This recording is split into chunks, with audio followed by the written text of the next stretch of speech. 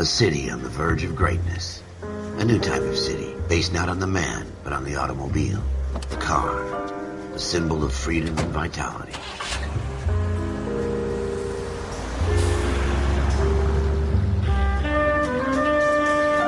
Where every man can own his own home, and have room to breathe, and not be overlooked by his neighbors.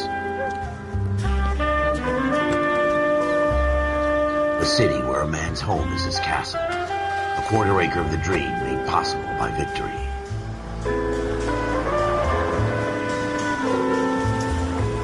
A city of opportunists.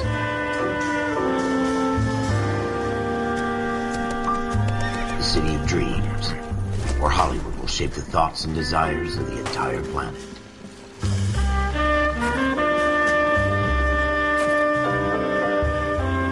A city of pioneers.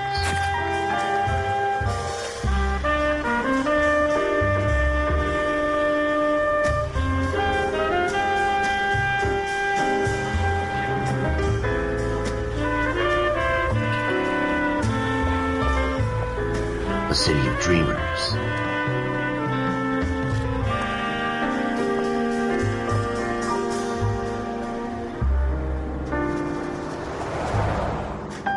A city of undercurrents, where not everything is as it seems.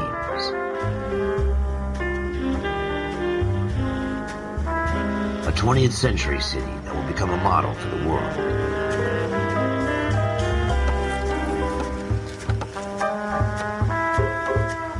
A city that has no boundaries, that will stretch as far as the eye can see.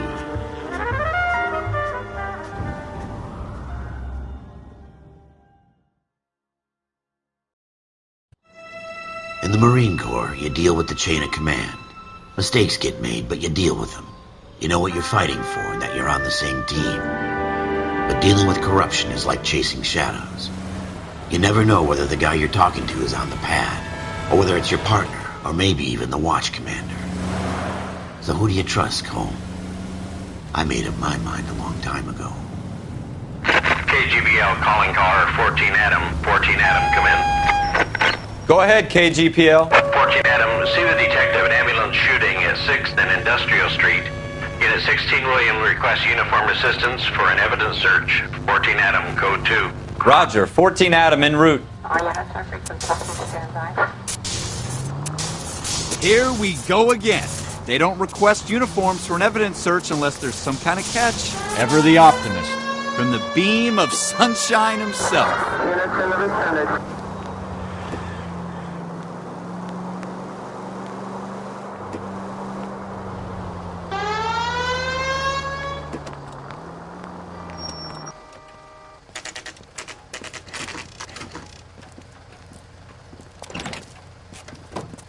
Floyd Rose, homicide. You might back up?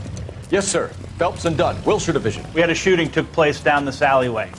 We have the Vic, Scooter Payton, a Negro male bagged up and on his way to Central Morgue. Witness says a tall white guy, our shooter, put 2 in the Vic's head and then threw his piece. I need you guys to try and recover the gat. You want us to look anywhere in particular? Give it your best shot, guys. The dead guy's a lowlife. I'm not expecting any miracles here. And if we recover the weapon? Bag it and return it to technical services. You hurry it up, Floyd. We got I'm outta places here. to be. Happy hunting.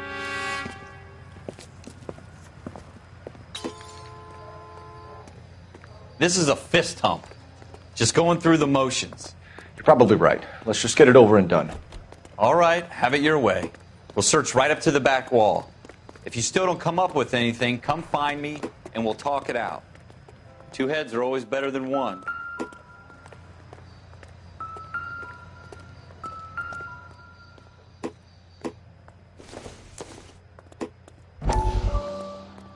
Look at this junk.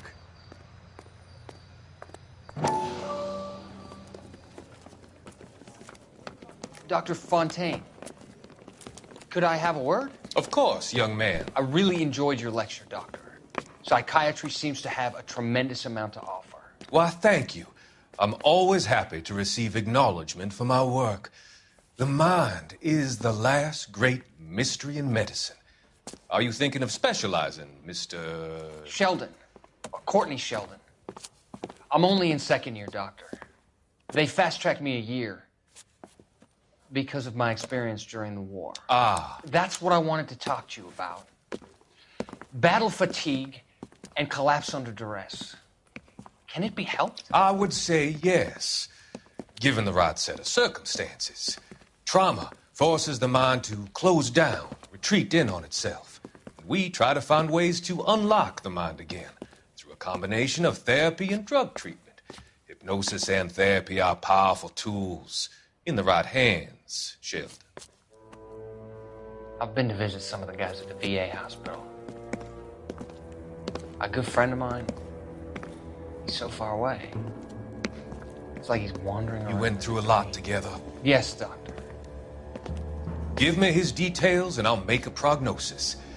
I have a number of clinics in Los Angeles, Courtney Sheldon, and your penance, for your friend's help, is to come and work at one of them in your spare time, with what little spare time a medical student has. Is that a deal? Is it ever? I can't thank you enough. I'm not promising a cure, Courtney. I want you to remember that. Every physician has patients that he cannot hope to cure, for whom he can only smooth the path to death.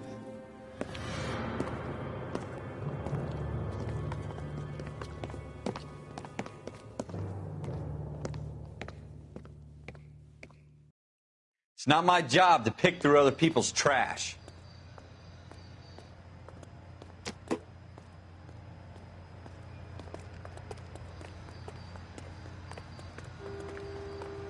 What have you got, Phelps? Anything?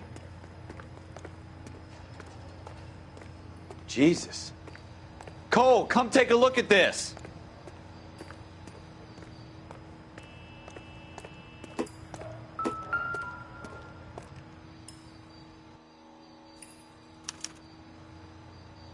Shooter put him up against the wall and blew his brains out.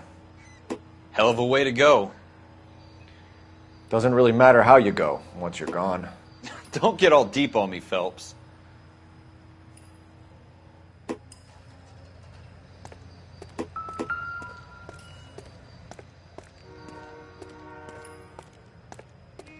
I tell you, I'm jinxed. I always get landed with this crap.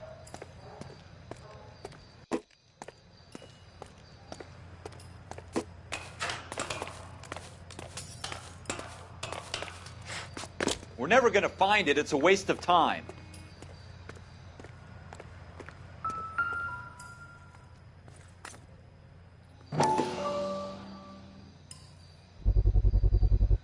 Smith & Wesson, serial S71893.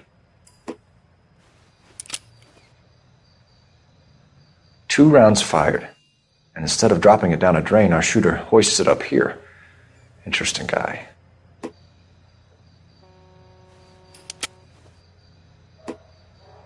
We should follow up on this now, before the perp tries to leave town.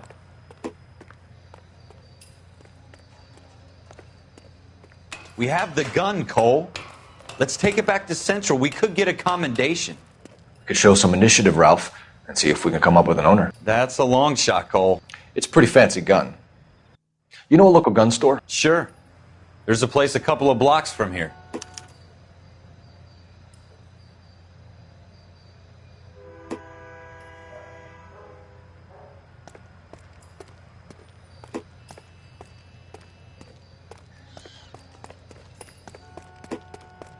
Are you sure about this? It's not really our gig.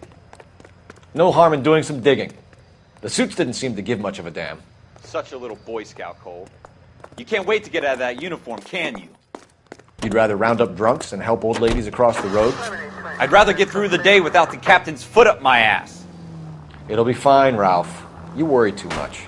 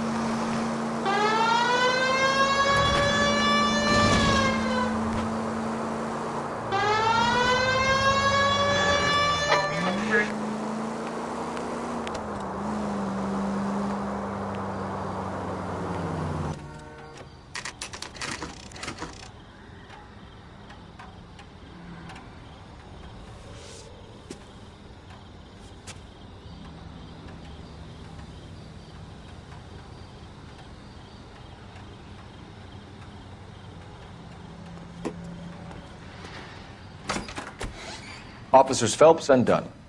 Can you tell us anything about this gun? Smith & Wesson, Model 27, registered Magnum. Chambered for .357, nickel-plated with pearl grips. Same gun used by General Patton. You're not suggesting he's the owner? No, I'm not. You seem to know a lot about the weapon. I ought to. I sold it. You know, this piece will stop a rhino. These babies are only available special order. Here's my Smith & Wesson order book. You mind if I take a look? Be my guest. This is about something bad, right? Model 27 with pearl grips, Cole. You see it on there?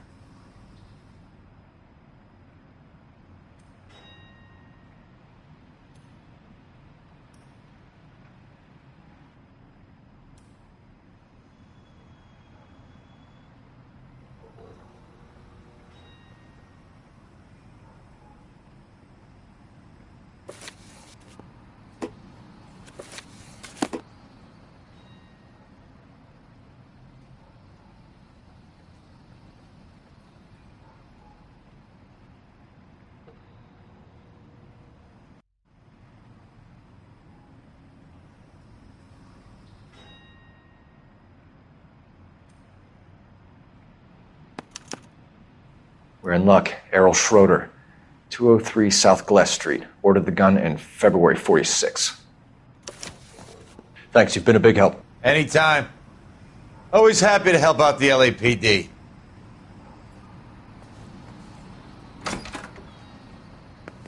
Do we call it in? Let's see if he's at home. Owning the gun doesn't prove he pulled the trigger. Okay. In for a penny, in for a pound. Lead the way, Gunga Din.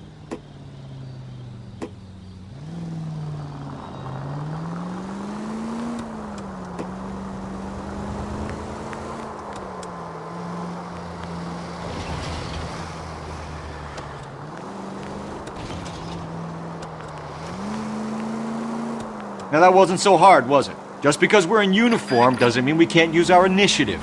I guess so. Seems a little too good to be true. One-of-a-kind murder weapon bought locally using a real name? If Schroeder's our shooter, he's no criminal mastermind. Most of them aren't. That's why they get caught. And 2 out of every 3 crimes are done on impulse. Another fact from the Phelps Encyclopedia of Thin Air. You really are full of it.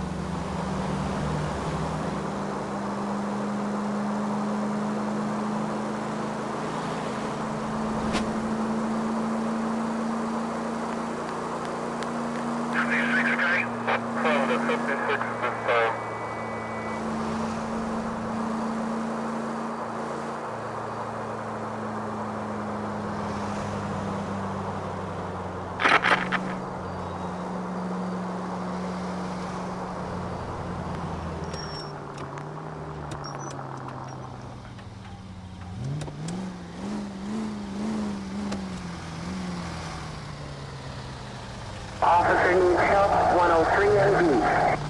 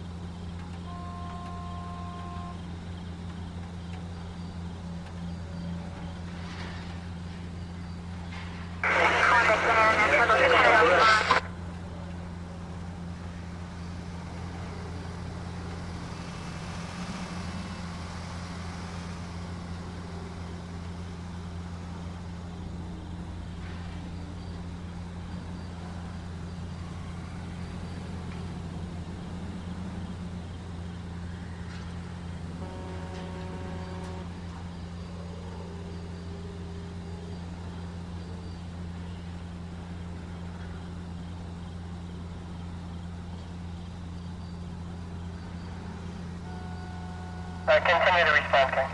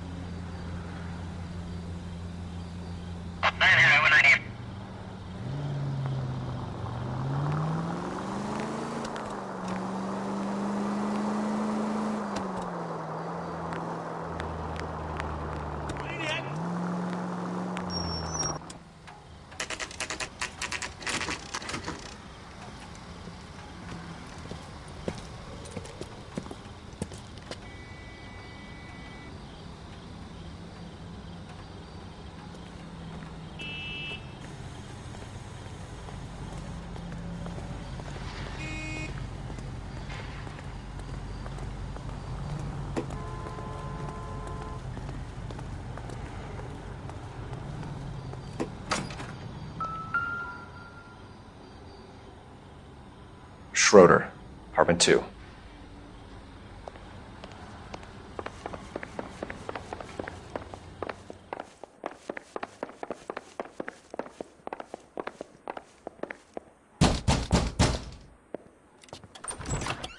What do you guys want? I'm Officer Cole Phelps. This is Officer Dunn, Wilshire Division. You're the owner of a Smith & Wesson Model 27, nickel-plated with pearl grips? I might be. What of it? Then you'll be surprised to know that Scooter Payton was murdered tonight with your gun. You're out of your mind. Scooter? He works for me. I have that gun here in my drawer. What the fuck is going on here? You're under arrest, Schroeder. Cuff him, Ralph. No way. You're not taking me down for this. You ready, tough? That was a very bad...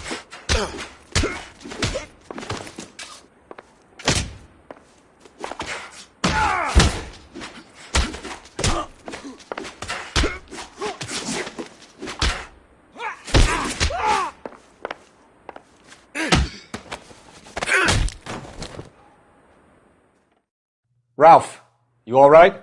I'm fine. I hardly felt it. He's lucky he caught me off guard. Keep an eye on him, Ralph. I'm going to take a look around.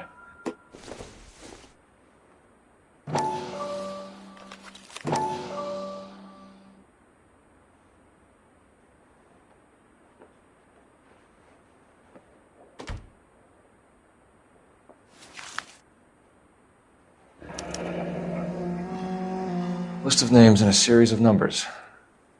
Floyd Rose's name is in this book.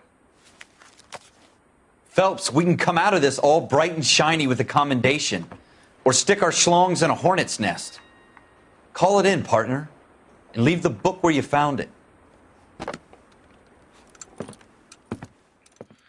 Officer Phelps, badge 1247, requesting.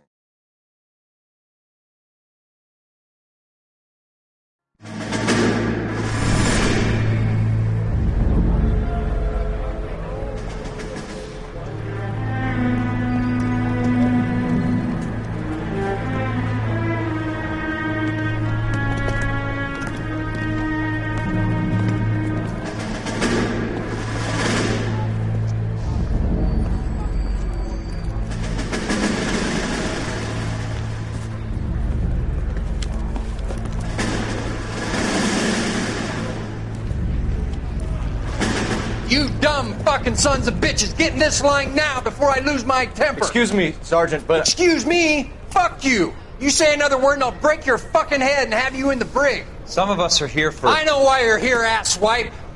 I'm having a bad day, Private. Some people don't seem to want to get on this bus. I didn't ask for your help. He didn't ask for your help. Can you believe this guy? Who are you two? Abbott and Costello? We're here for OCS, Sergeant. So it's the three fucking stooges and you're here for OCS. God help this fucking country and the USMC. The Japanese will do the world a favor and kill you quickly. All three of you are on report. What are your fucking names? Phelps. Kelso. Merrill. Any other gentlemen for OCS? OCS is at Elliott. You take the Camp Elliott bus over there. This bus is for MCRD. This bus is for men who want to fight.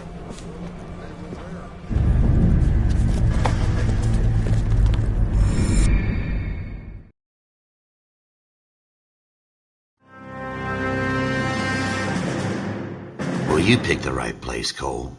A city that needed an honest cop like a thirsty man needed water. You'd heard the stories, but you weren't interested. You were here to fight the good fight, solve cases, right wrongs. But the force is like politics. There's no sitting on the fence. You have to choose sides. A brown paper envelope or a Greyhound ticket to Palookaville. It could only ever end one way. All units to 211 in progress and shots fired at Westlake Savings and Loan, 1415 West 3rd Street. Unit to handle identified, code 3. We'll take that. It's only a couple blocks from 14 here. Adam calling KGPL. We'll handle the 211. Roger that, 14 Adam. Be advised, suspects are armed and dangerous. Roger, KGPL. 14 Adam en route.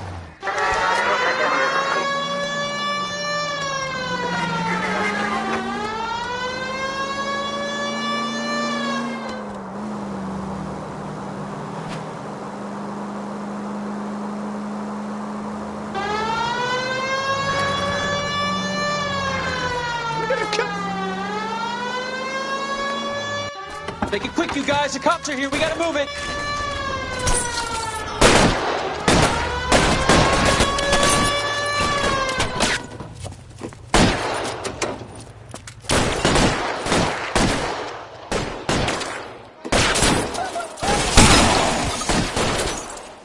Try for the front door. Keep your goddamn head down. Use the cover, Phelps.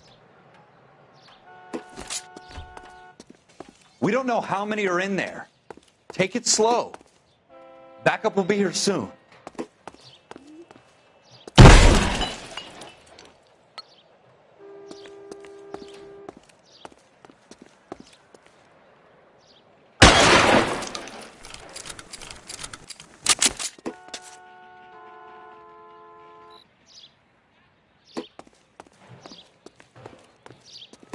LAPD, put down your weapons.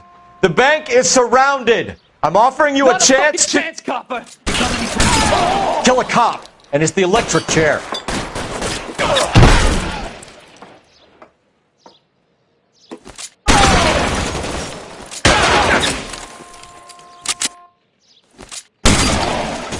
Stay down.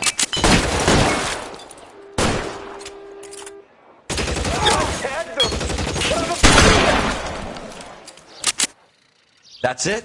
We got them all? I think we got them, Cole. Should be all clear. Lieutenant Hopkins says anytime you reach for the shotguns, you're either going to end up dead or wearing a citation. So I guess... It's okay, Ralph. You did well in there. I'm glad you had my back. Man couldn't ask for a better partner.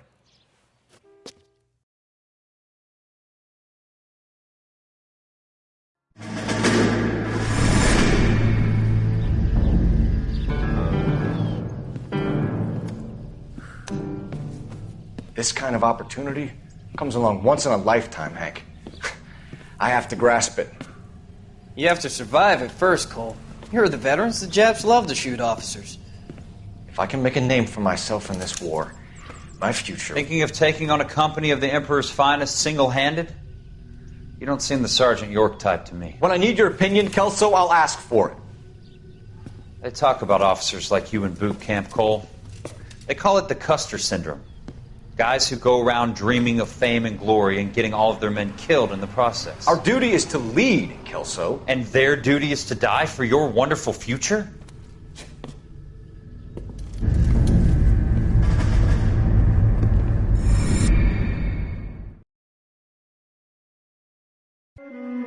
Cole Phelps and Jack Kelso. With some people, it's as simple as chemistry. Two guys who should have been friends, but their personalities got in the way. Phelps, a good guy, wound way too tight. And Kelso, a quiet man who could never walk away from a fight. Well, it's a shame you don't like to talk about it, Cole. Ralph, friends who want to stay friends don't discuss religion or politics. And in my case, you can add the war to that. I know that bum. Wendell Bowers. I put him away before. He jumped parole. Get after him, Phelps. I'll head him off in the car. Wendell Bowers! Stop! LAPD! You can go screw yourselves. Why, you... He's hiding in the alley!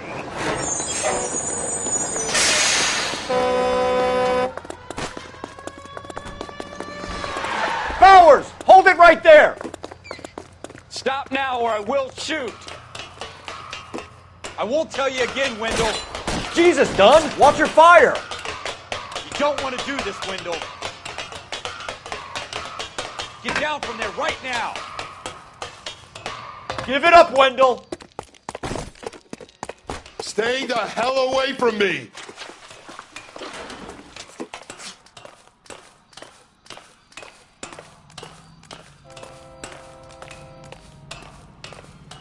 There's no way I'm going back inside. I've done my time.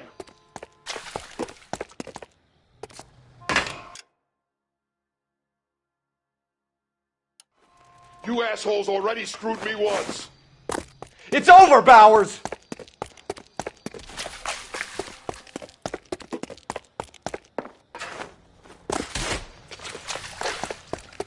Give it up, Bowers! There's nowhere left to go!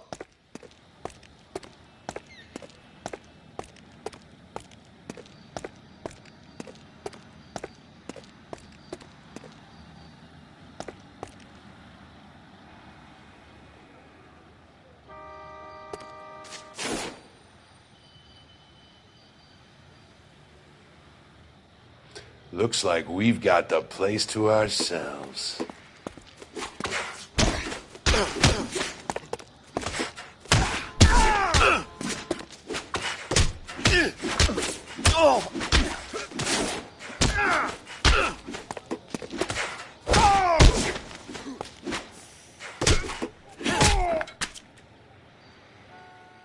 How you doing, Wendell? Your parole officer's feeling lonely. He's got a hole in his life for an asshole like you. You can make it up to him in 10 years' time. Watch your head. This hump will be back in the Iron Hotel by tomorrow night. Nice work, Cole. You run track in high school?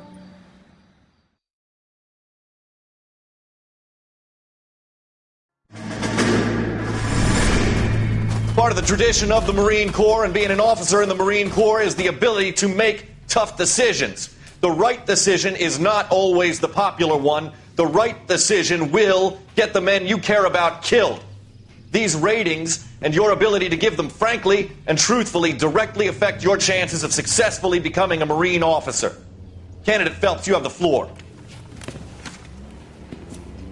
Esprit de Corps, Merrill, 10. Franklin, 8. Weiss, 8. Donahoe, 6. Kowalski, 6. Hudson, 5. Kelso, 2.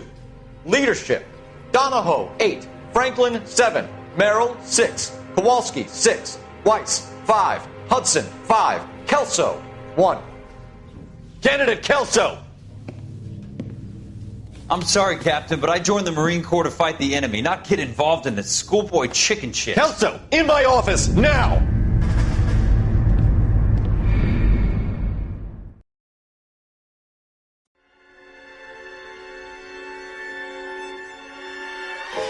For every cop, there's the case that makes you. Gives you that leg up. Gets you recognized as the shining new star in the squad. The case that you solve that shows that you have the gumption, the gung-ho, the get up and go to make you stand out from your average rank-and-file patrolman. This could be the one, Cole.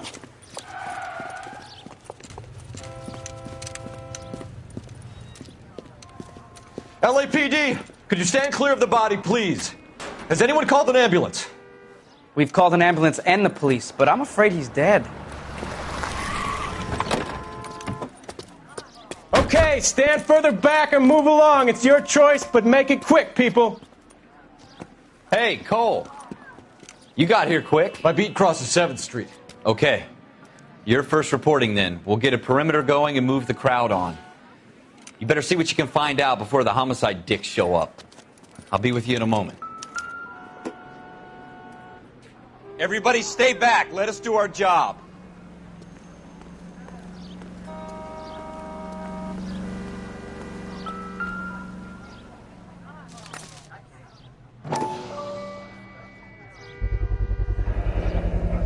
FN Browning. Serial number 01138. Might need to run it by a gun store. Eagleson's gun store's a couple blocks from here.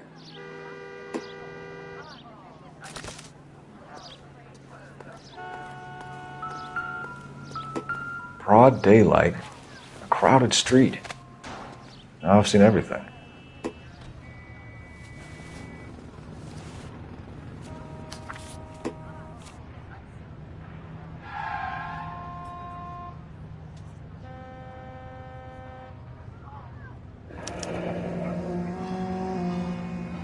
C. Galetta. Layaway receipt. Pearl earrings. Made out to Bank of Arcadia.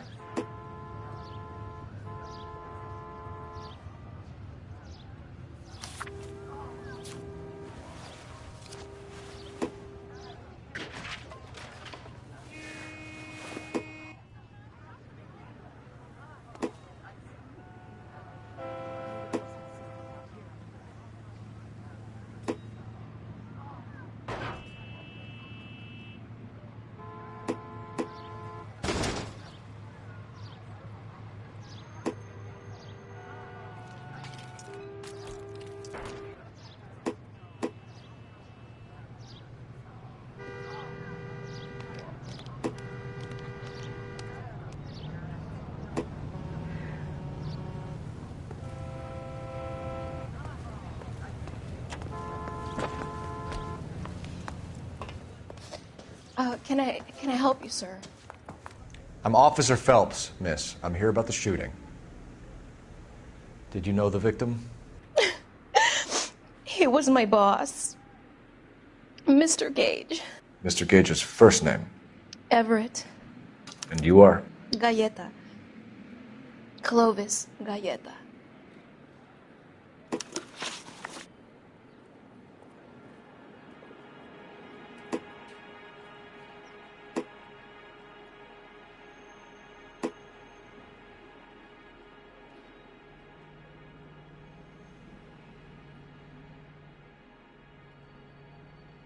Why are you just staring at me like that? I've done nothing wrong.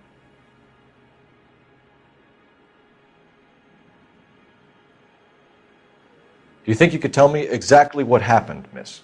I look around the shops at lunch.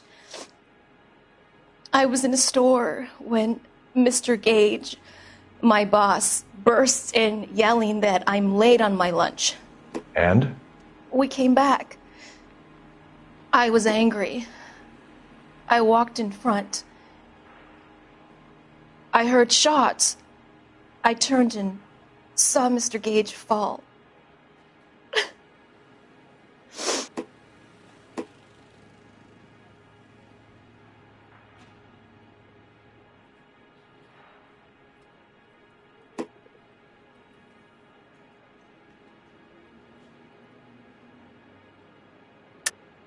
You're lying, Miss Galetta. You know what happened and why. You're going to tell me. There's nothing to tell. I've done nothing wrong. How can you prove different?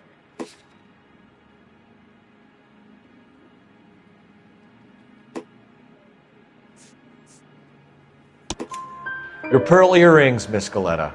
You've been paying for them for a whole year. Stop lying and tell me what happened at the jewelry store. Oh, God! I won't lose the earrings, will I? You could lose your freedom, you little fool, if you don't stop obstructing a murder investigation. Mr. Kalu. Edgar Kalu. He runs the jewelry store. He's showing me a lovely watch. Mr. Gage bursts in. Mr. Kalu gets very angry with Mr. Gage, and they start yelling at each other. Mr. Gage tells me that all of the things in the store are junk, nickel-plated, made in Japan, and yells at me to get back to work. Then what happened? We get back here, and I hear a loud bang. Mr. Gage clutches at his back.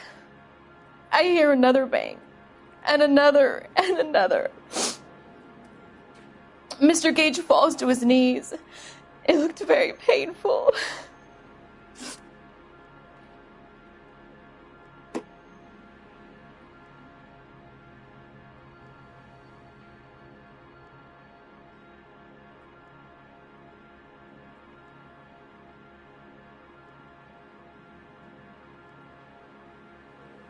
Why are you just staring at me like that?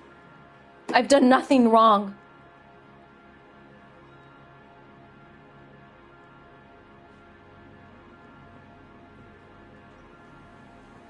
Which jewelry store? Hartfield's. Broadway, between 5th and 6th. Did you see the person who shot Mr. Gage? Of course I did. Mr. Kalu looked very angry. He kept firing the gun. He kept pulling the trigger. He threw the gun in a bin and turned and walked away.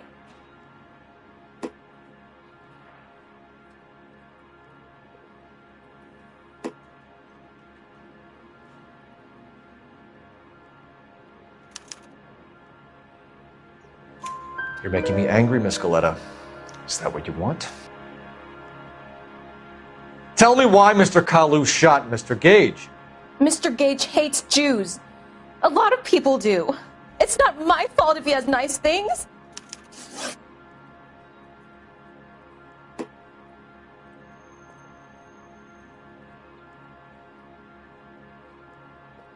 How many shots did you hear, Miss Galetta? It's difficult to remember. It sounded like there were so many, and they were so loud.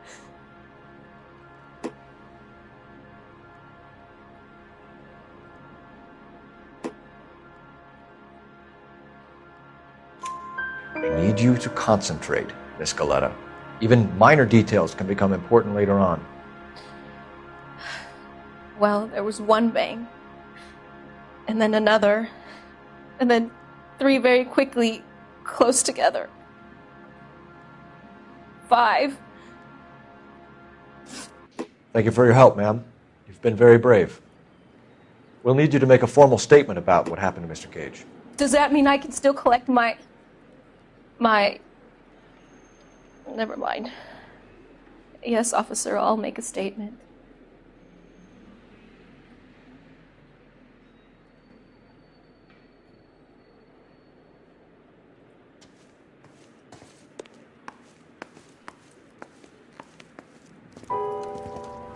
We have the murder weapon.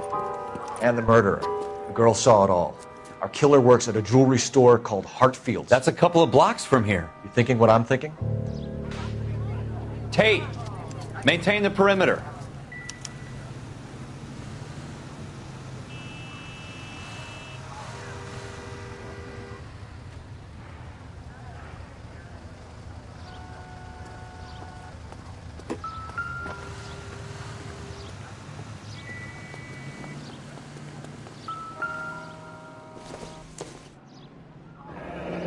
Shell casings. These look like 32s.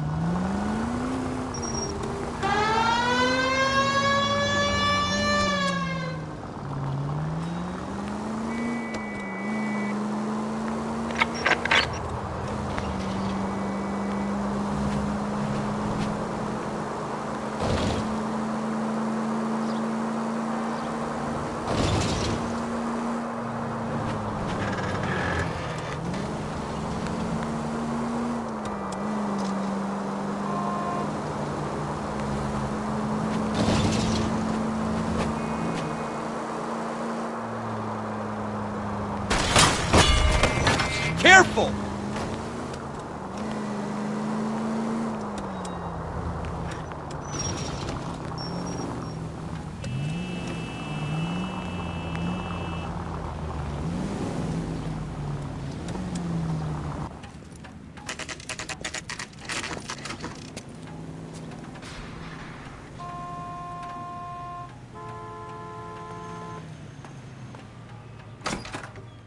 Officers, what can I do you for? Officers Phelps and Dunn, sir, Wilshire Division. We need you to trace a serial number. Sure. What's the make and model? FN Browning, model 1922. The serial number is 01138. You don't say. Well, I didn't sell it. Europeans love them, but it's pretty rare you find one over here. Although I did have one in here a couple of weeks back. Remember the owner? Yeah. Kalu. Edgar Kalu was his name. Thing looked like he'd never been fired, but he brought it in here for cleaning anyway. Then he bought a box of cartridges and he left. Do you know where we can find Mr. Kalu? Told me he was on his lunch break. Said he worked at Hartfield's jewelry store just up on Broadway. Thanks for your help.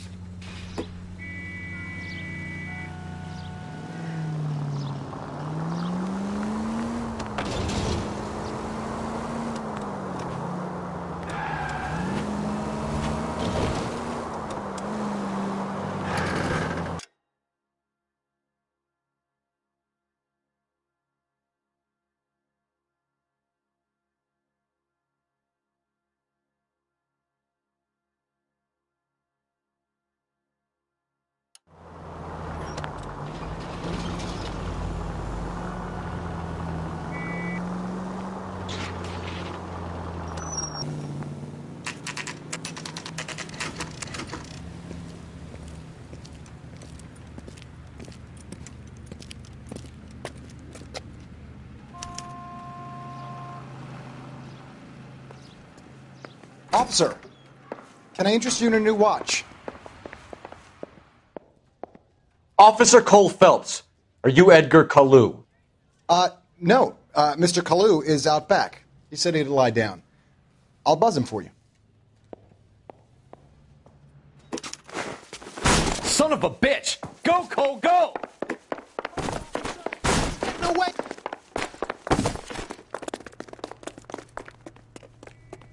Kalu, get back here! Root beers all around, doll.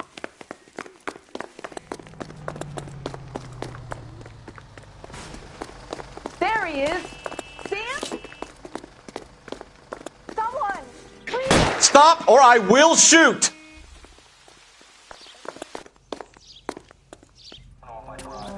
Edgar Kalu, you're under arrest for the murder of Everett Gage.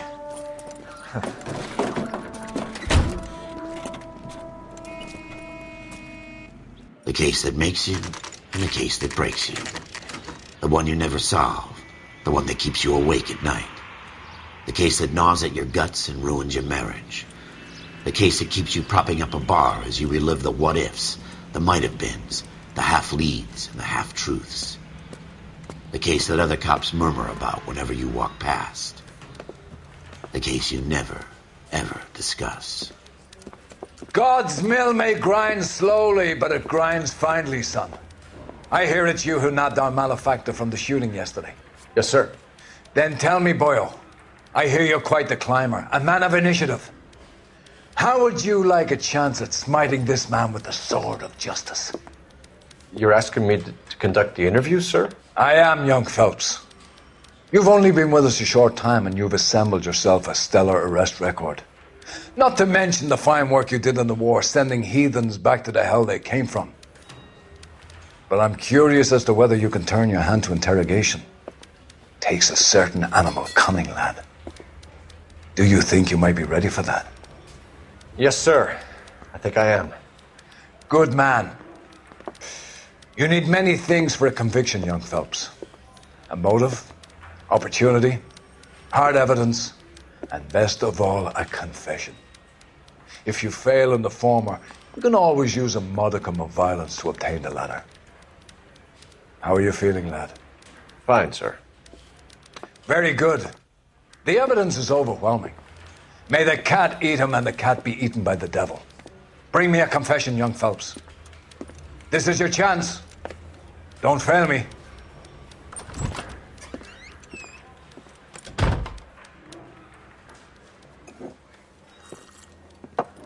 Has my lawyer arrived yet? I want to see my lawyer. A lawyer can't help you, Mr. Kalu. You shot a man dead in cold blood. You're going to have to pay for that.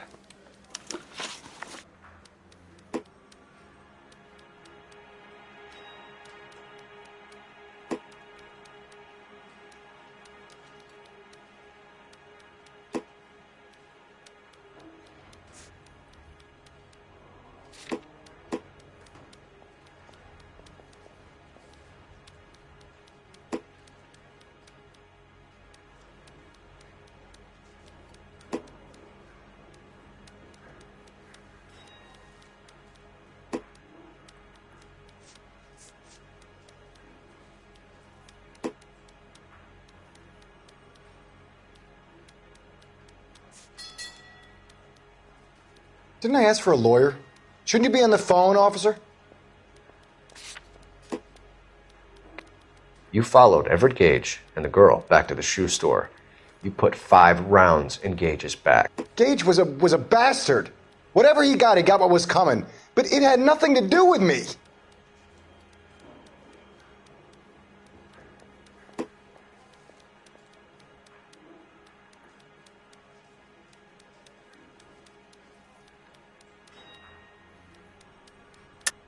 You shot Gage, and we know why.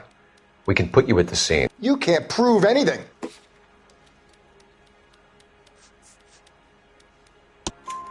We know all about the argument. Miss Galetta made a statement. You're counting on the girl? You think her testimony's gonna stand up in court? You're going to the gas chamber, Edgar. That Jew-hating fuck couldn't leave me alone. I had a sale. That girl was ready to buy.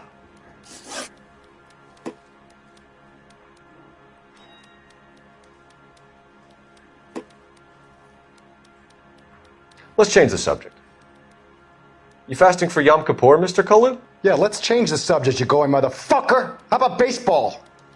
You're not denying you're a Jew, Mr. Kalu. This is America. It's not Germany. It's not a crime. Some people don't like Jews, Mr. Kalu. Yeah, and I guess you're one of them. Gage hated Jews, didn't he, Mr. Kalu? I don't know what you're talking about.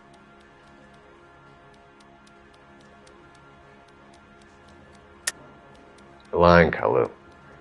I think you lent Gage money, and he owed you payment. I don't know what you're talking about.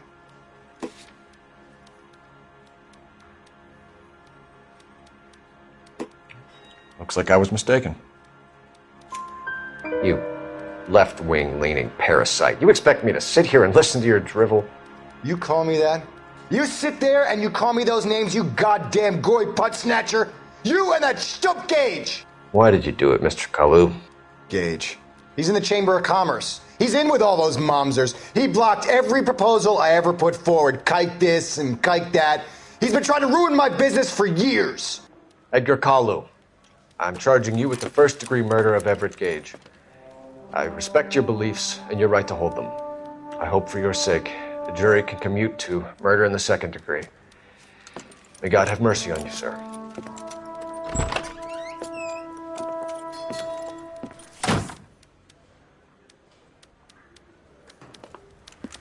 Masterfully done, Officer Phelps. It is just, Officer Phelps. Isn't it, lad? Yes, sir. Then let me have a word with the Chief of Police, young Phelps. The department needs heroes. A shining, honest face the public can admire. I applaud a man with your talent for unwavering justice. Back to your duties for now, boyo. But here's a piece of advice. Get yourself 2 suits, get them pressed.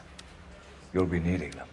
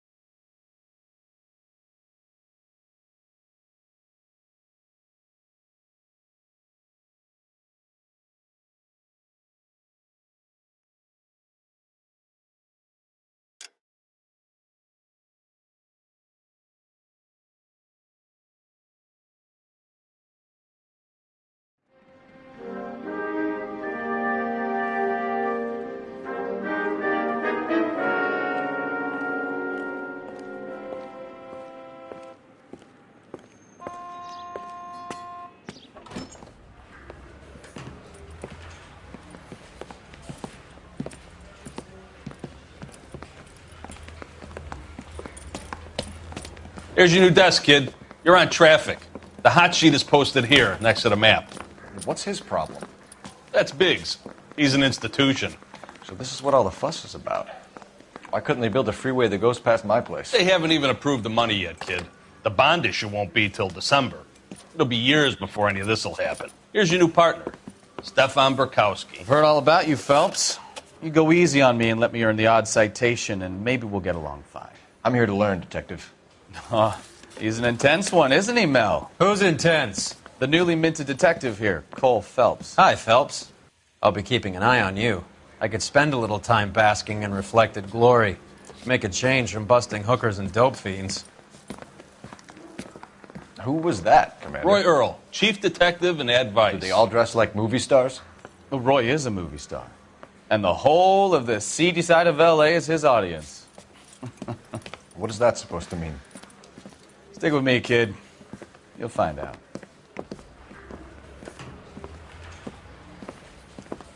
And now some housekeeping. Warm Central Division welcome for Detective Cole Phelps. Some of you guys may know Phelps. He's the cop who broke the jewelry store murder. Stand up and take a bow, Phelps. If it's all right with you, That's sir. That's an order, Phelps. Shh, quiet, everybody. Phelps is one of only 2 serving LAPD officers who received the Silver Star during the war. Really gave it those lousy Japanese, eh, Phelps? I did my best, Captain. Why are you war heroes always so modest? I've partnered Phelps with everybody's favorite Pole, Stefan Burkowski. Hope you like work, kid. Bukowski sure as hell doesn't. Well, that's why we have partners, right? Okay, can it, guys. Stick with Bukowski. He's a good cop. He knows traffic inside and out. I'm going to start you out with 1 case. You do okay, I'll give you a couple more. You screw up, you'll be rousting vagrants and running license plates. Now get down to the PE Freight Depot, 6th and Alameda. A patrolman called in a suspicious vehicle. Signs of foul play. See what you can find out. Come on, Phelps.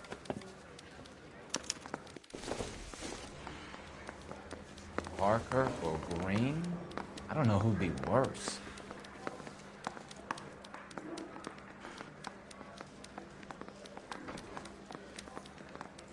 You're wasting time. Get out of here.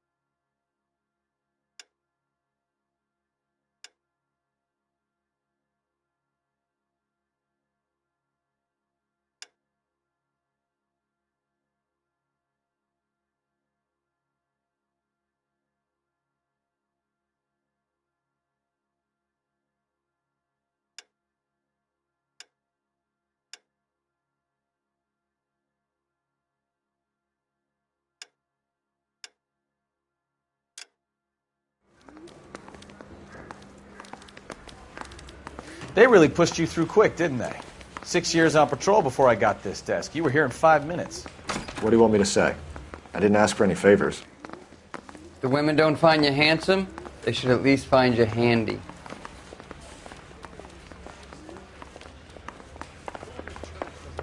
Christian, any more than staying in the garage makes you a cop. You know this That's place? the guy. I heard he's an honest cop. Sure. Near the Well, old that's an gasworks and oxymoron signal for you. depot in the warehouse district. 105 North Avenue. I'll direct. So, tell me a little about yourself, Phelps. Are we friends now, Bukowski? We have to work together. Don't be so touchy. I grew up in San Francisco. My father was in shipping. I went to college at Stanford, did 2 years ROTC before Marine OCS at Camp Elliott.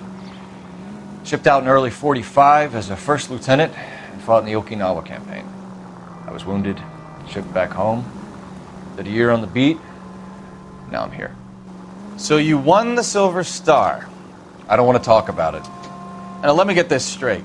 You single-handedly killed 40 Japs on this hill in Okinawa. No.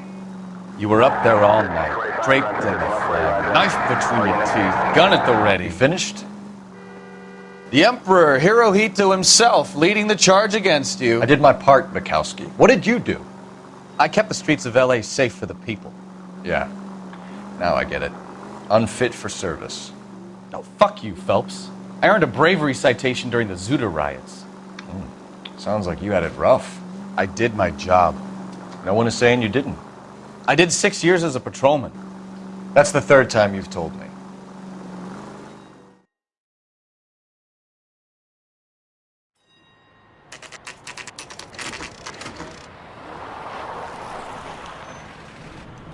That you, Bukowski? Go on through. Parking lot straight ahead.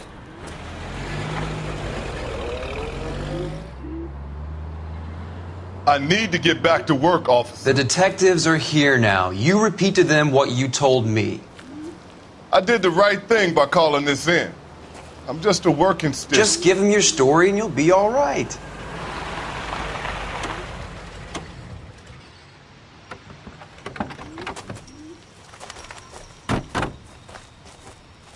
This is your first case, Phelps. It's okay to admit it if you're stumped. You don't know what to do next, just come talk to me and we'll see what we can figure out. Thanks, Stefan. You're okay.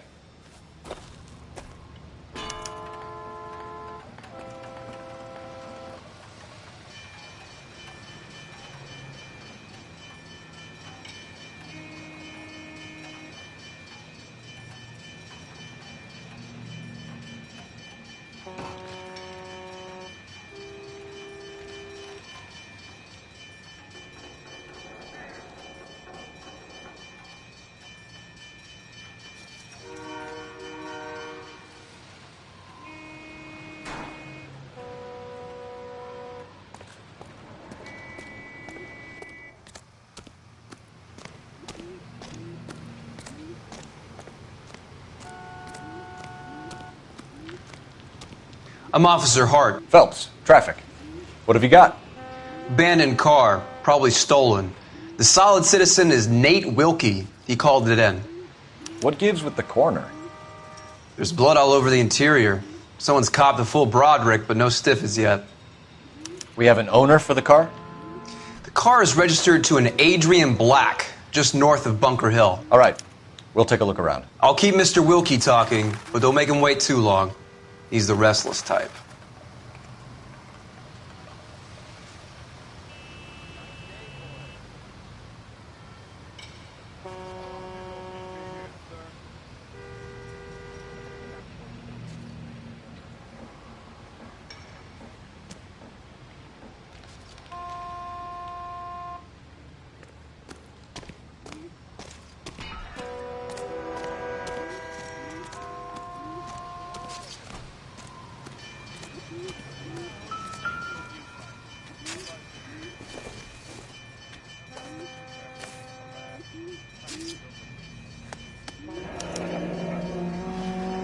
$32 old, married. Sounds like an average guy. What was he doing out here?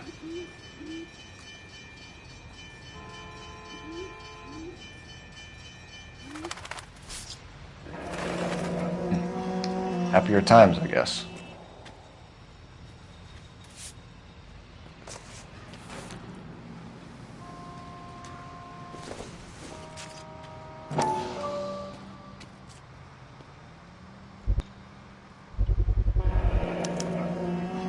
Stenzel glasses. Home repaired by the look of it.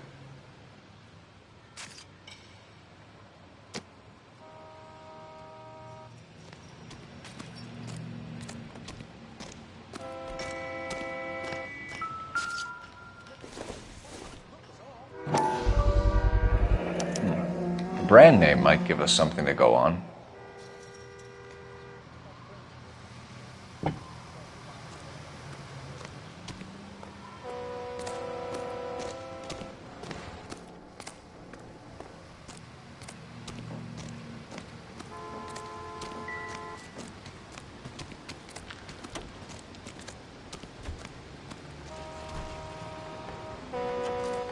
Doc? Detective Phelps. What have we got? A lot of blood for a blunt force injury. Victim must be in a very bad way. Any sign of the guy? Not unless he's in the trunk of the car.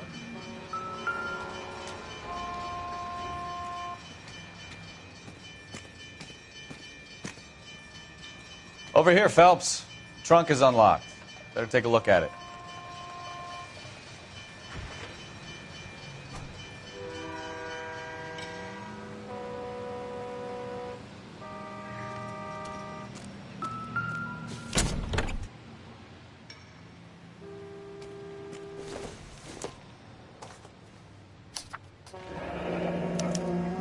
Mr. F. Morgan picked up a live pig yesterday?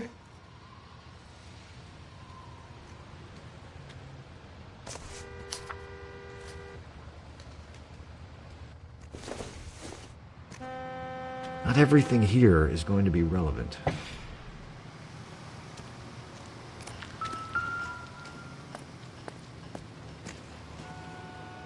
Victim looks to have lost a lot of blood.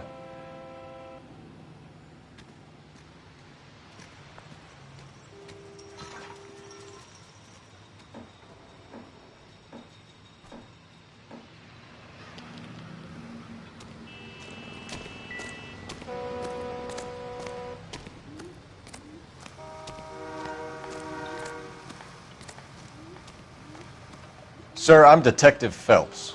Name's Nate Wilkie. You found the vehicle? Sure. Saw it just sitting there. Strange place to be parking your car. Figured I'd better take a look. And then I saw all the blood. So I called the police.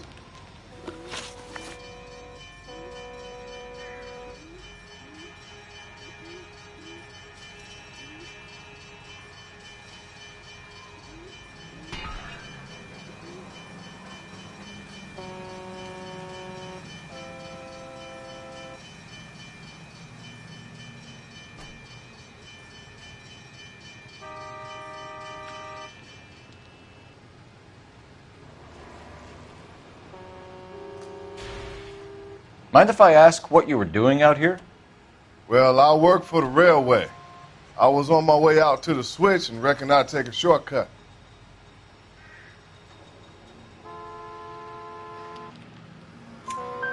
Did you see anybody else in the yard? Maybe somebody hanging around the car? Nope. I hadn't seen a soul all day till you boys turned up.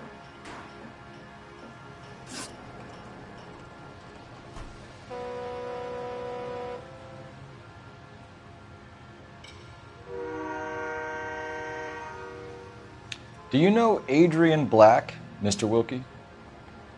No, sir. That ain't a name I'm familiar with.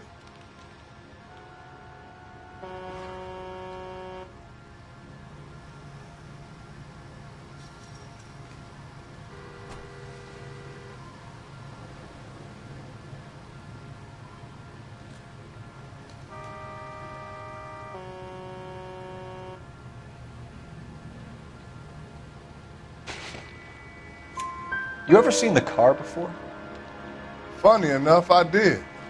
A couple of nights ago, it was over there in the parking lot. I know most of the cars are parked here regular, so it kind of stood out.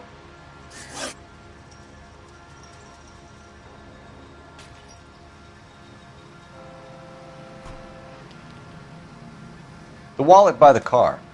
Was there anything in it when you arrived? You accusing me of something, mister? Do you want the patrolman to hold you down while we turn out your pockets, Mr. Wilkie?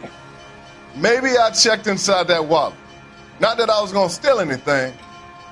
Maybe I took a look. But there weren't no money in there. Not even change. We found a steel pipe with blood on it near the car. Do you know anything about it, Mr. Wilkie? No, sir. I went straight for the law when I saw the car was full of blood.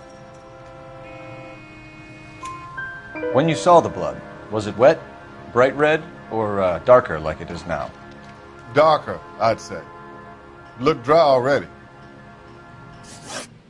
Thank you for your help, Mr. Wilkie. We'll contact your employer if we need anything more from you.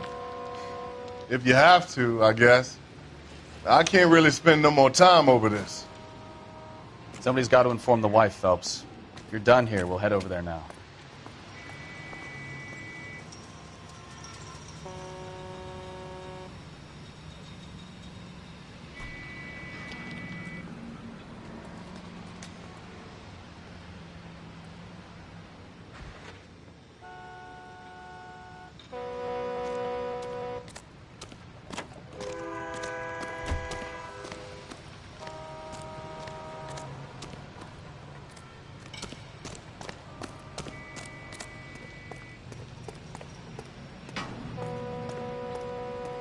Can you drive to this one?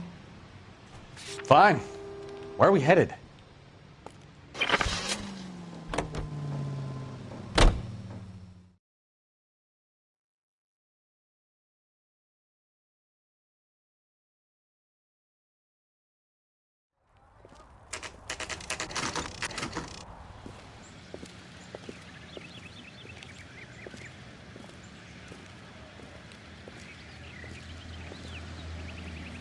Let's go introduce ourselves. You talk to her, Phelps. I'm no good at this shoulder to cry on stuff.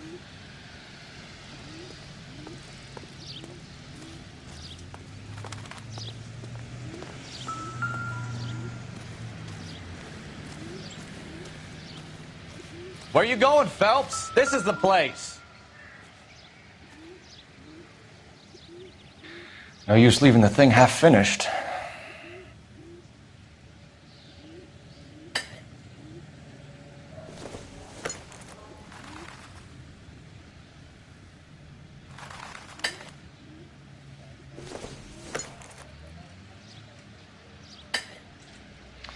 That can't be right.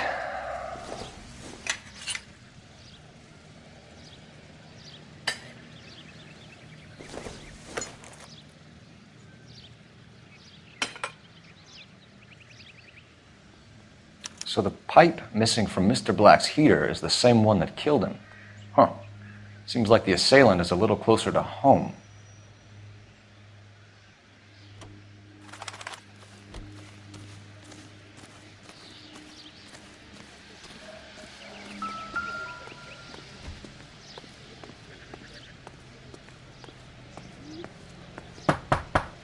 Just a minute.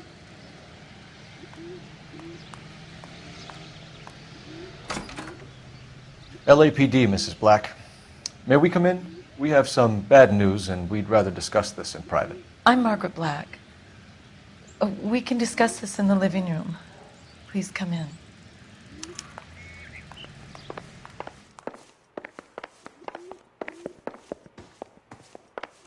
We're going to have a look around, then we'll talk.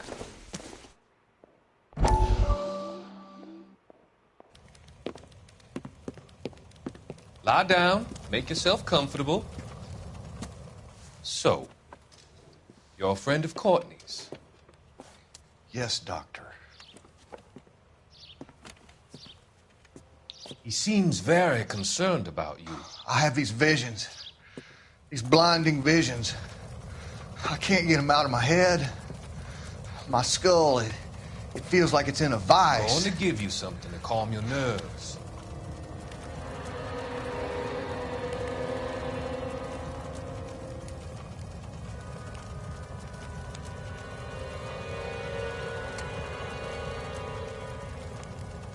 I want to take you on a journey back. I want you to remember the good things about your past, occasions that made you laugh, times that made you smile.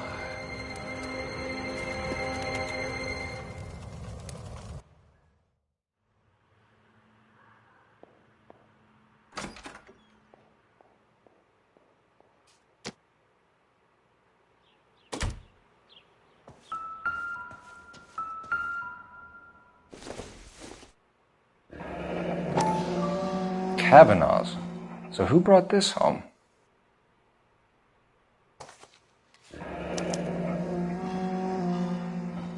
Maybe Adrian was a patron. R&I should have an address.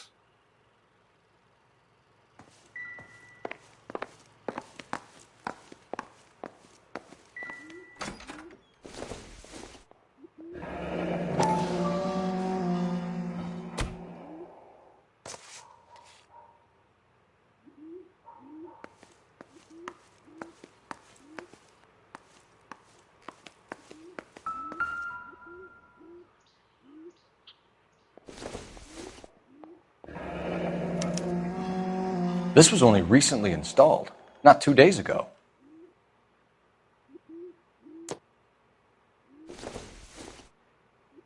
I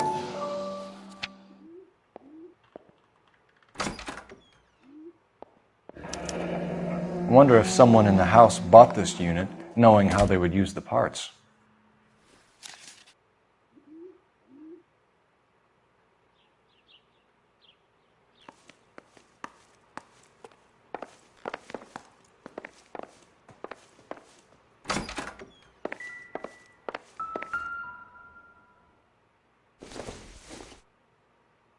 This must be Adrian's. Stenzel. So the glasses are a match.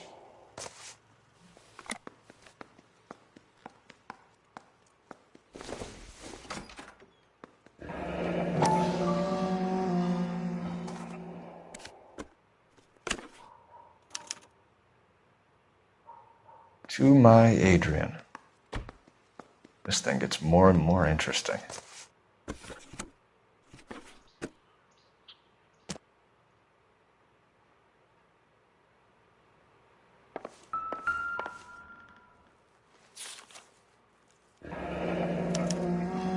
A used ticket to Seattle and a suitcase gone missing. Someone couldn't wait to get out of this house.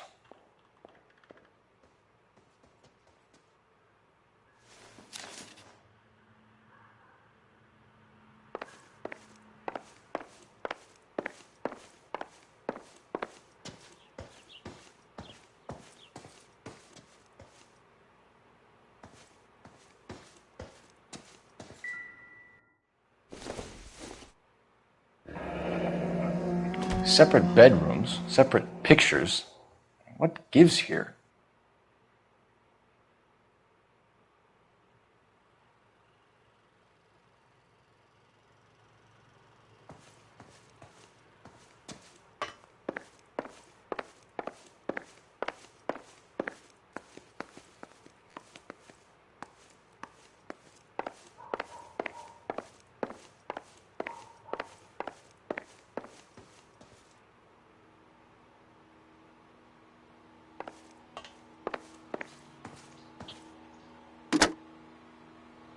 Operator, message for KGPL. Putting you through now. Phelps, badge 1247. How could I help, Detective? I need an address on a Kavanaugh's bar. Certainly, Detective. One moment. Kavanaugh's Bar, corner of Aliso and Hewitt, south side of Union Station. Thanks.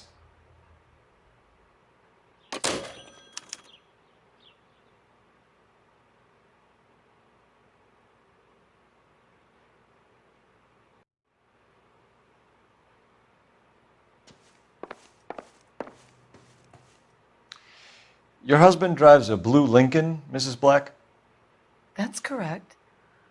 The car has been found abandoned, and I'm afraid there are signs of foul play. I knew something was wrong when he didn't come home. We believe your husband may be injured.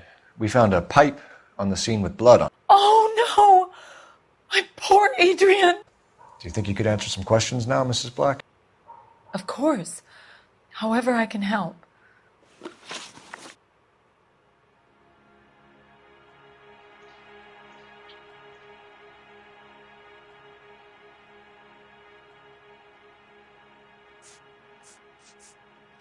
Was your husband wearing his glasses when he left here yesterday? Yes, he just bought a new pair.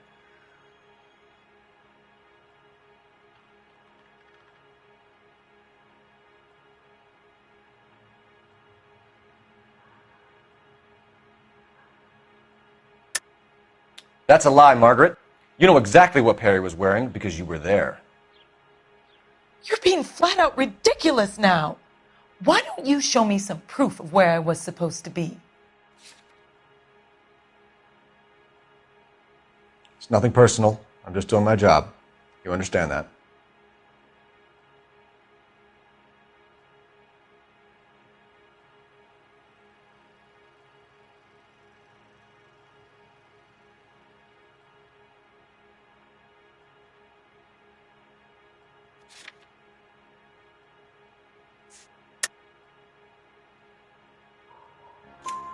Go on. I kept telling him to throw those old ones away. He tried to repair them with tape. They looked terrible.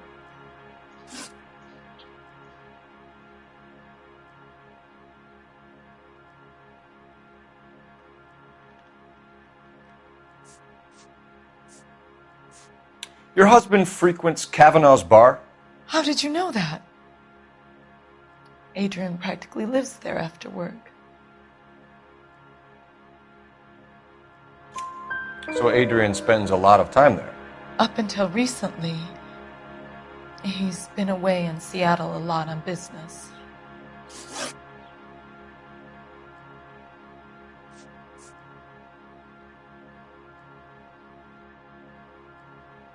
Did your husband tell you where he was going last night? All he said was he was going to meet Frank for a drink.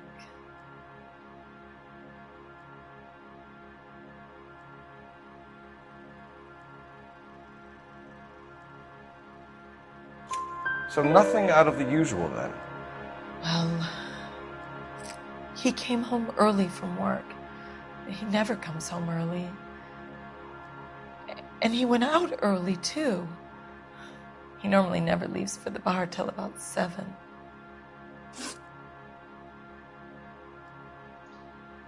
We found a receipt in the trunk of your husband's car for a live pig.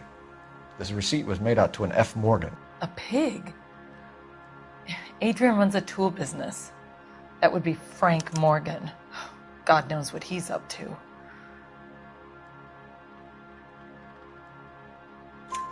What makes you say that about Morgan, ma'am? He's the foreman at my husband's plant.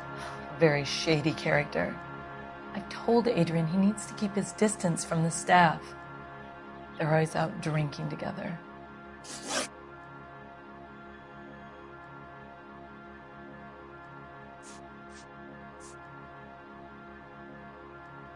Tell us about the photo of Adrian in the bedroom. What is there to tell? It's from his most recent business trip to Seattle. There's plenty to tell. You just won't tell it. You're lying about the photograph, Mrs. Black. You're incredibly rude and insensitive. But I guess you know that. I've told you what I know about the picture.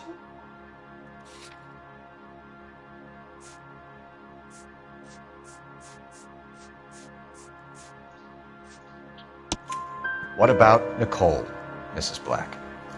Was your husband going to leave you for her? I've seen the photo frame. He thinks I'm stupid. But women sense these things. I don't know if he intended to leave me or if it was just a fling. God only knows. I only want to know that he's safe. I think you should come clean with us, Mrs. Black. Your husband is missing, and after our search, I'm willing to call the circumstances suspicious. Can you account for your movements last night? You're not accusing me, are you? What an awful thing to say. I was here all night, of course, waiting for Adrian to come home.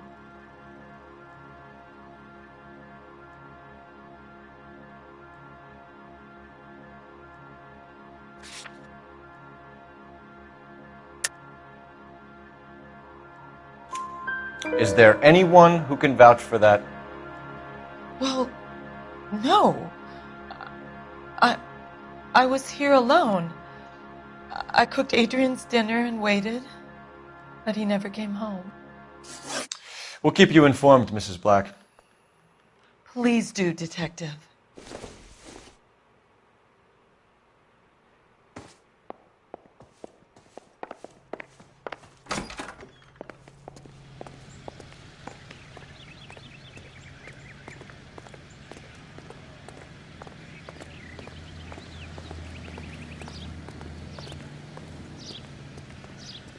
You can drive. And where exactly are we going?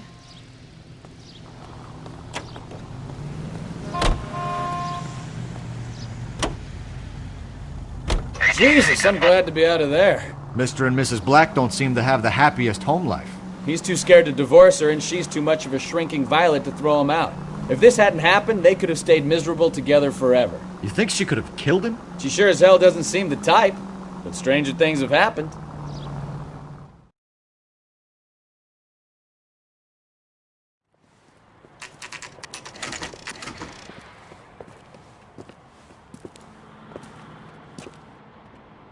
Hey, I know you. No, you don't. We were at school together. How about you buy me a drink for old time's sake?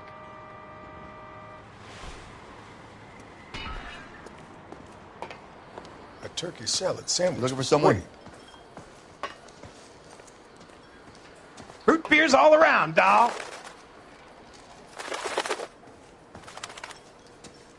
Something funny about the clam chowder. Boy, that steak has seen better days. Frank Morgan? Who's asking? Cole Phelps, LAPD. I understand you're a friend of Adrian Black. Yeah, I know him. Are you aware that he's missing? No, I hadn't heard that. Tough break.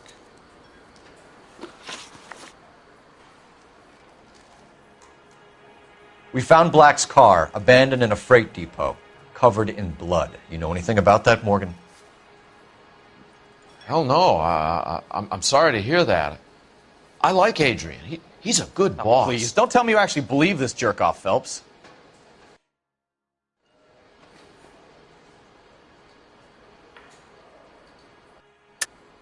You're lying, Morgan. You were there. And you're talking out your ass, detective. How about you prove I was out at that rail yard?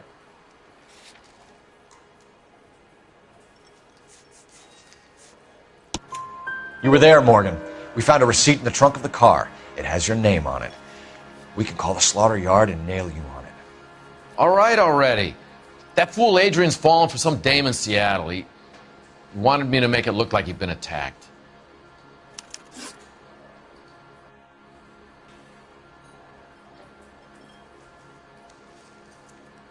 Where exactly is Black holed up? No idea. I think he took off for Seattle. I'm tired of your shtick, Morgan. Spill it! Or we take you out in the alley and we knock it out of you. He's holed up at my place. He's waiting for some money to come through before he blows town. An address? It's an apartment house at the corner of Temple and Figueroa. Apartment number 2. I think that's all. Thanks for your help, Morgan. We appreciate it. Hey, I'm just glad I could help. I love cops. Cuff him, let him go. It's up to you, Phelps. There's no way I'm writing this idiot up.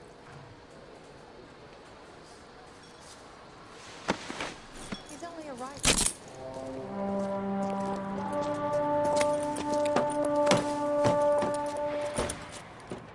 You got Morgan's address?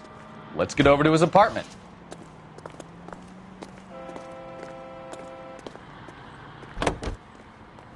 You know the way. You can drive. Where are we going? KGPL calling car 11K. 11K, come in. 11K, go ahead. Message from Technical Services. Blood found in the abandoned Lincoln at the PE Freight Depot is not human. Repeat, not human. Compositional analysis reveals swine as the most likely match. Roger, KGPL. Time to reel this guy in, Phelps.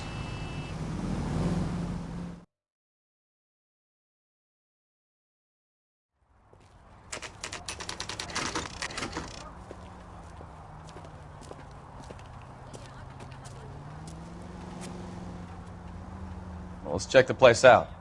Come on.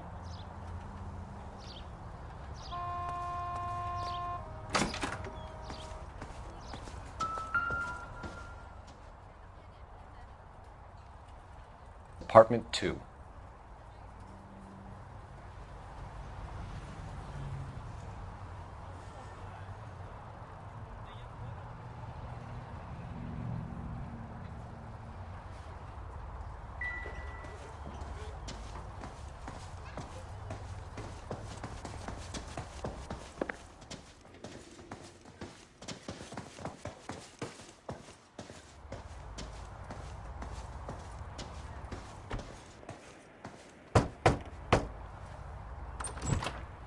Help you, gentlemen? LAPD detectives, Mr. Black. You're under arrest. Look, I'm really sorry about this. I never tried to hurt anyone. I just needed to get away from L.A. I won't put up a struggle. Just let me get my things. I knew it! Phelps, go after him. I'll try and head him off in the car. Remember, the gun is the last resort. There's no point running, Adrian.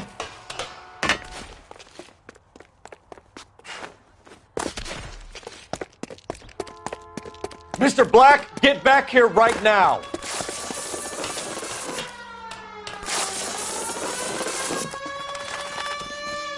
It's over, Adrian. Stop right there, Adrian. Why not just come clean with her, Black? Why the melodrama? I thought it would be easier. No, it just got a whole lot harder.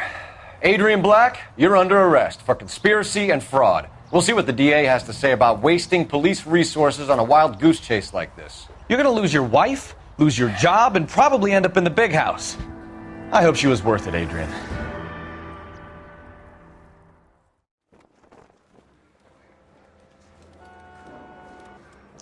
That turned out to be quite some case, huh? Adrian, what an idiot. You got an arrest and a clearance in your first case, and in fine style, too. Well done, detective. Efficient investigation technique, good public presence. You keep that up and you learn from Bukowski here, and you could go a long way in this department.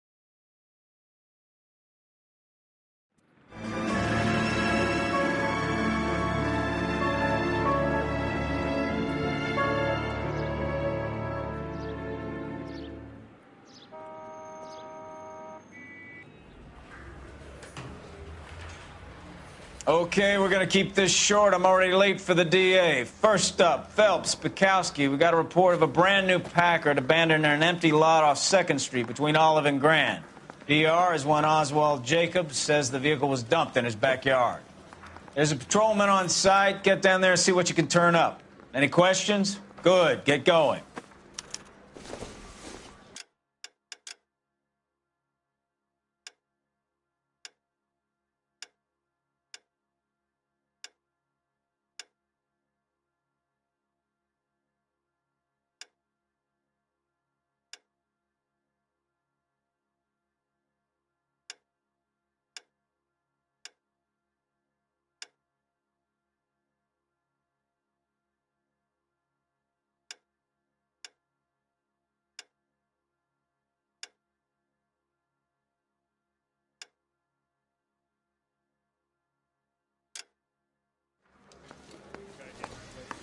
Better go earn our pathetic wages. Rimsky, O'Halloran. Intelligence has information on a stolen car racket. An abandoned vehicle. We catch all the good ones, huh, Phelps? Sounds like there's more to it than that. Nobody dumps a shiny new Packard unless they borrowed it without asking. You don't say. You're on fire today, Einstein. Very funny. Come on, my intense protege. Let's go save the world.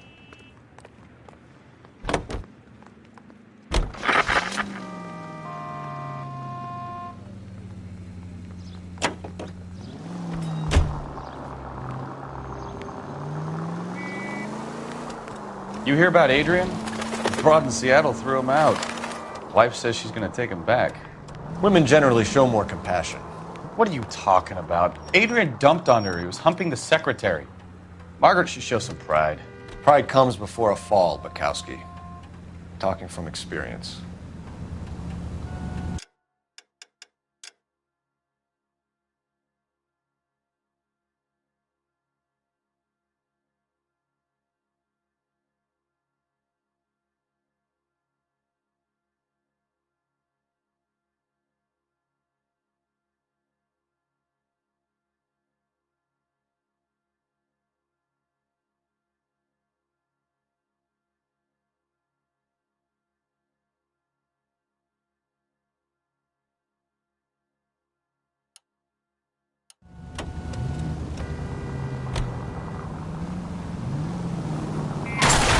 Can we try to get there in one piece?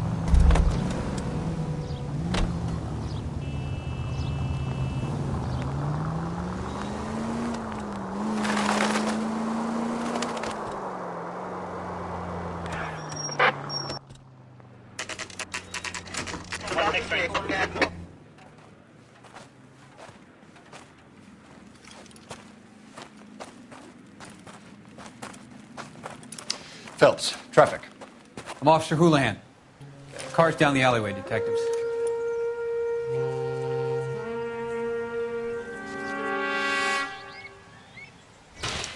We got a call about an abandoned vehicle. Yes, sir. The car has flags.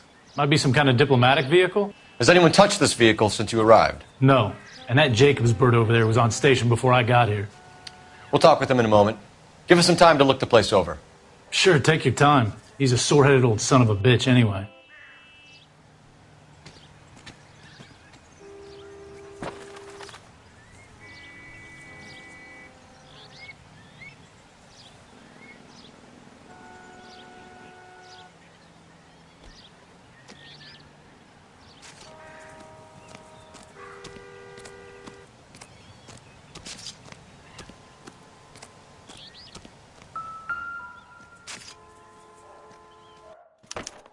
We'll have to use the registration to trace the owner.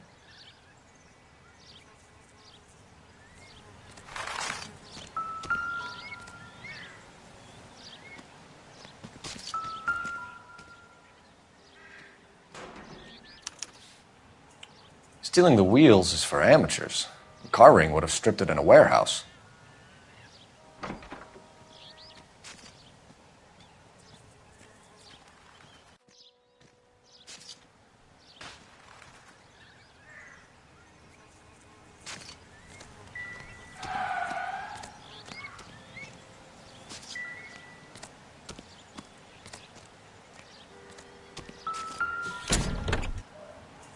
Empty.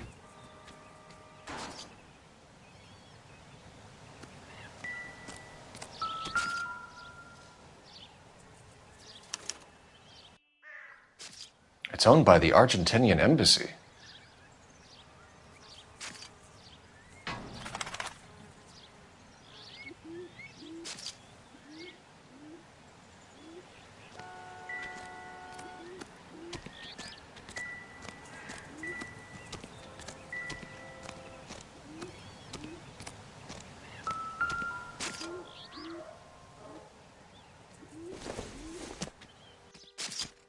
I don't think so.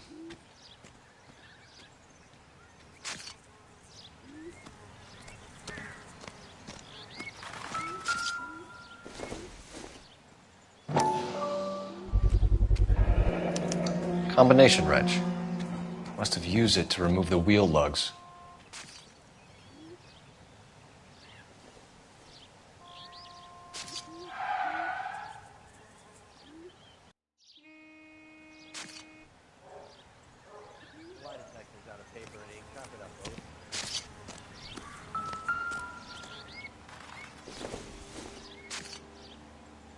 I don't think this is going to help us.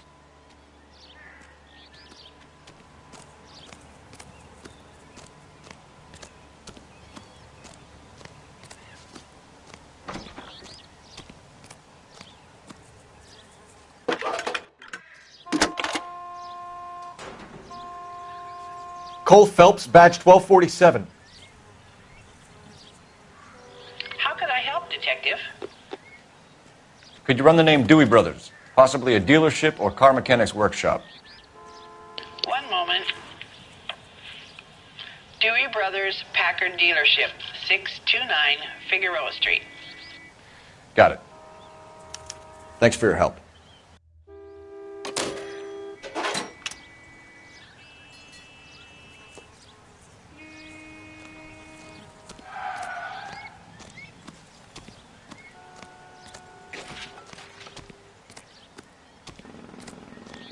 Oswald Jacobs? That's right. What exactly happened here, Mr. Jacobs? Last night, I was looking out of my window. I like to keep an eye on what's going on. I can understand that. You see this empty lot? Damn kids play stickball here. Always breaking my windows. Always asking for their ball back. Can we get back to the car, Mr. Jacobs? Don't be impatient, Sonny. Anyways, last night I see this brand spanking new Packard up on bricks.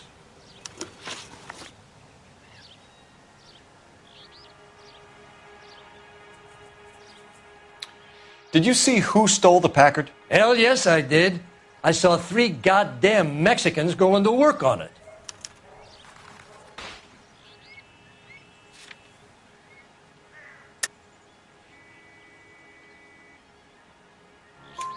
Can you tell us what they were doing? Using the headlights of an old Ford so they could strip the thing. I yelled out to them, "I'll call the cops."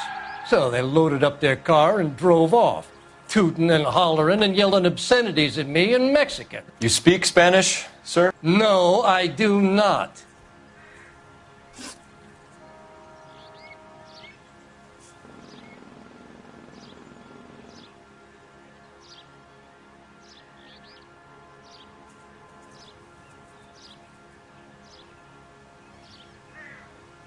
Los Angeles finest, huh? God help us all. Tell me about the car they were driving. It was an old Ford. I didn't catch the license number.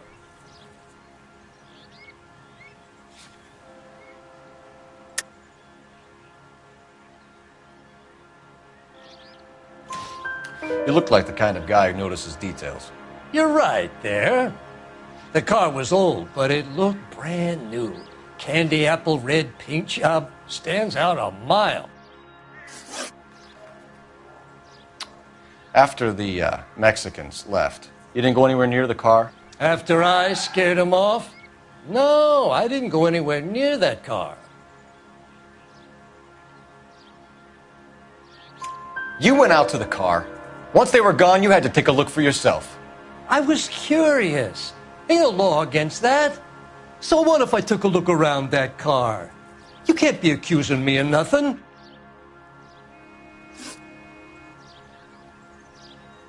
What exactly did you see them take? They was working on the tires. That's all that was took.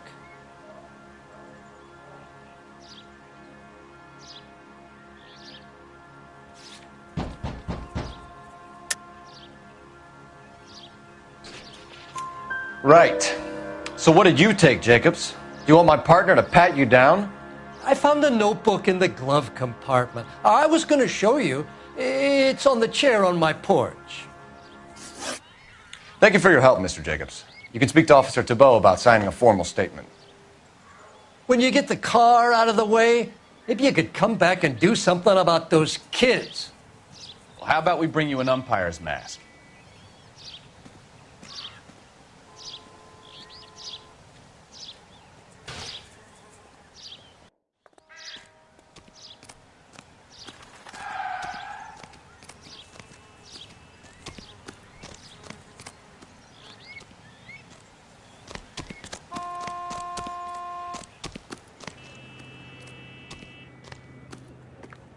Come on, I got friends who work at the exam. You drive. I need to go over the case notes. All right. Where to?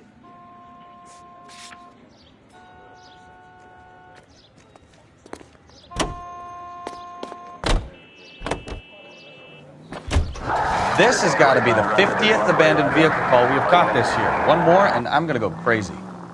Not your favorite cases? You kidding me? This is barely even police work. Of all the bad guys in this city, we get lumped with the ones who can't even be bothered to keep what they steal.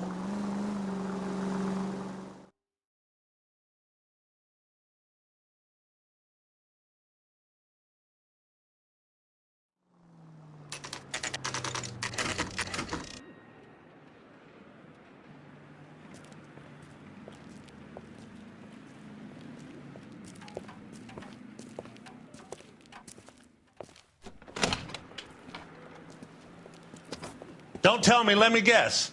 You were making your way past the lot, caught sight of the new model 4-door, and couldn't help yourself. You could see yourself in that car and just had to take a closer look. Well, I can't say as I blame you. LAPD, Mac. We'd like to speak with the owner.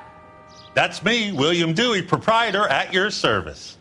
We're investigating the theft of a Packard belonging to the Argentine embassy. Are you missing a combination wrench? I don't know, Detective, but I know how we can find out. Follow me.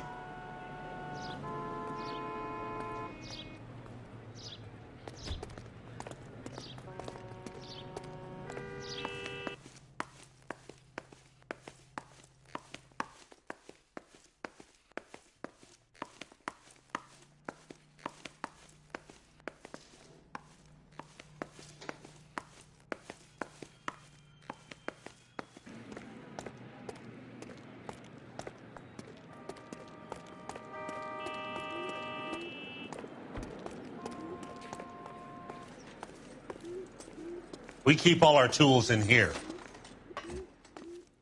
Mind if we look around? Be my guest.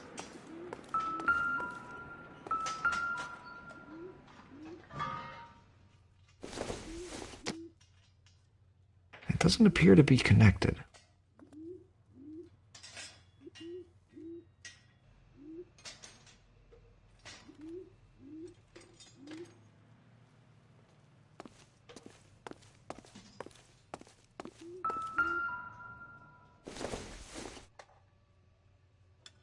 I doubt it.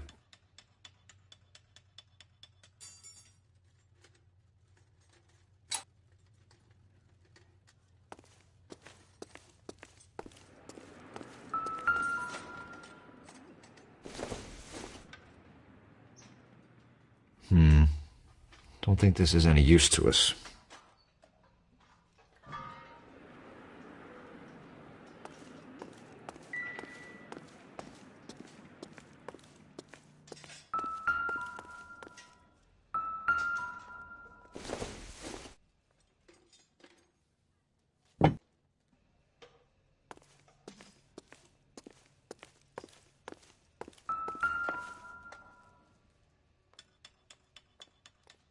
No good. We need diplomatic plates.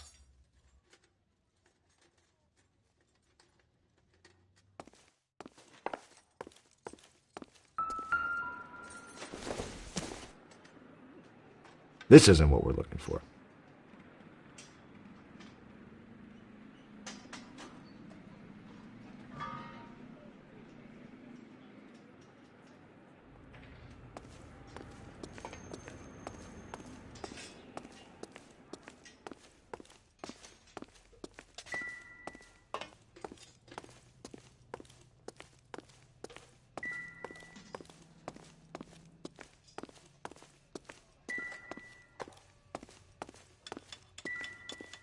I bet a broad's been driving this auto. The clutch is a mess.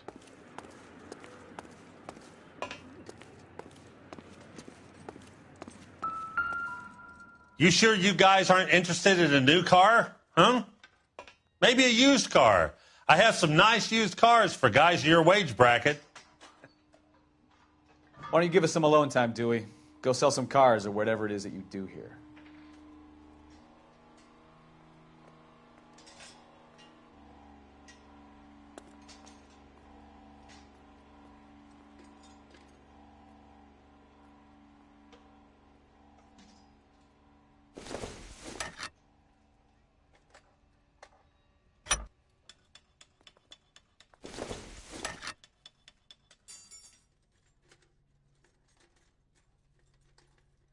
That's not right.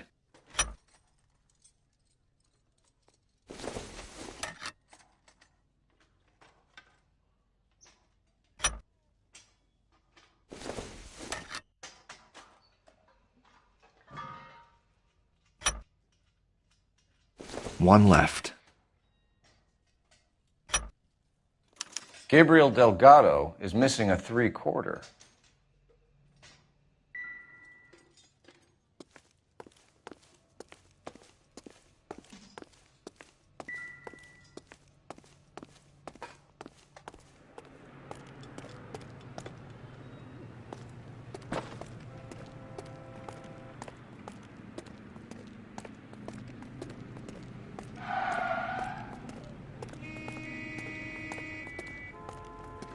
If you don't mind, we have a few questions.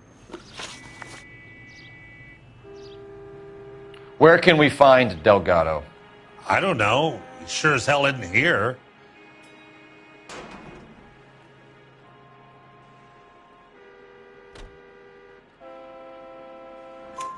Address, Dewey, or my partner shoves her head in a car door. Okay, all right. Apartment 3, 103 Hill Street. And tell him from me, if he ever shows his face around here again, I'm going to kick his butt from here to Kingdom Come. A wrench from this dealership was used to strip the wheels from a Packard last night, Mr. Dewey. A couple of Hispanics were seen taking parts. We've had a spate of thefts ourselves. Comes with the location. Thieving bastards to steal anything the minute your back is turned.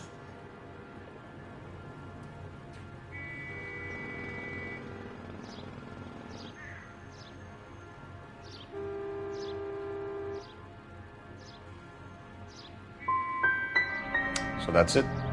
Like I said, the workshop's too close to the street. It's difficult to keep an eye on it. We'll be keeping an eye on you, Dewey, and spreading the word that you don't like to cooperate with the LAPD. We really ought to take more time over the Packard, Phelps. Let's head back to the empty lot.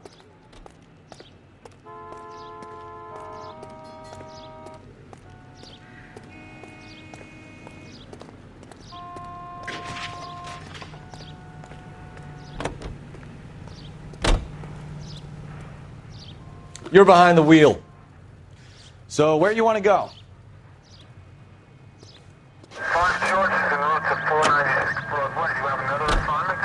You read this story in the Examiner about the Navy developing three-dimensional movies? What's a dimension? You know, like a graph. Vertical axis is Y and horizontal is X. Well, that's clear as mud. Third dimension would be Z. So, things would be popping out of the screen. That's ridiculous. Scare people out of the theater. In God's name would want that.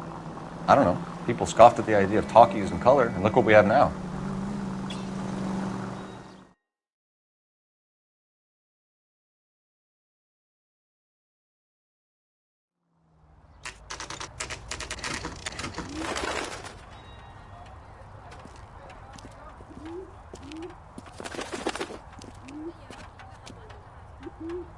Okay, let's see what Gabriel has to say for himself. I just hope our Archangel hasn't already flown.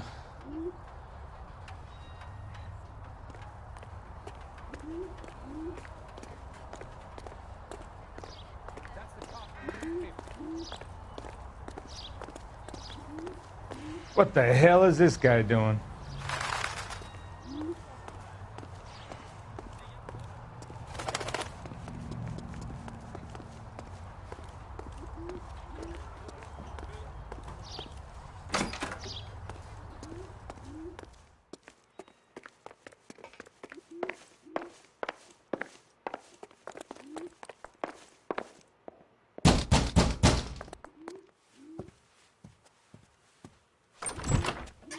Yet. LAPD, ma'am. We're looking for Gabriel Delgado. Gabriel? We're from the police.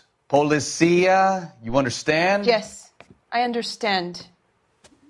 Could you come inside? What is your name? Ana Rodriguez. Is Gabriel Delgado here, Ms. Rodriguez? No. What do you want with Gabriel? Is he in trouble? Stay where you are, Ms. Rodriguez. We need to take a look around. But he is not here. I have told you. Check out the surrounds. I'll stay with the broad.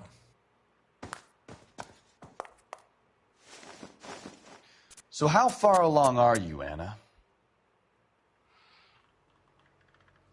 Nearly 20 weeks. Right. So how's it going to be when you go into labor and he's not around? You are wrong about Gabriel. He will be a good father. Already he works hard to provide for us. Unless you help us here, Anna, your little one won't be seeing Papa for a very long time.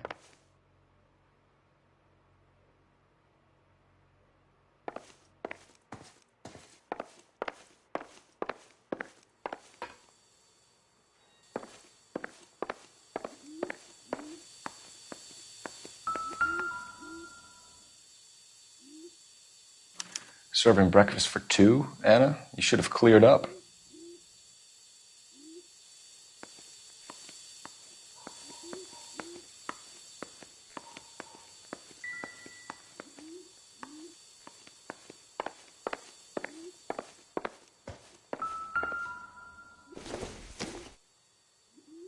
Don't think this is anything.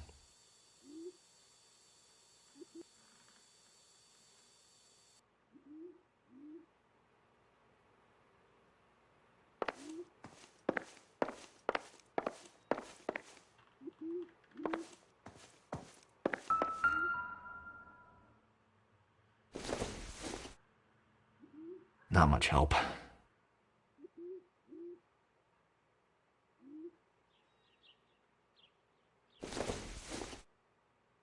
Circumstantial.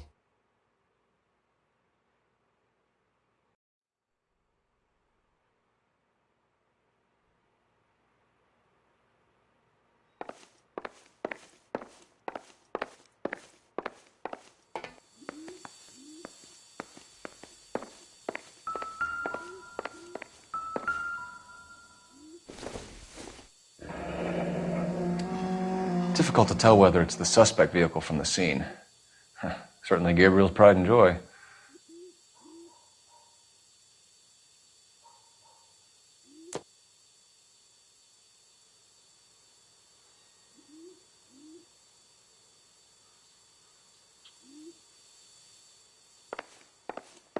We really ought to take more time over the Packard, Phelps. Let's head back to the empty lot.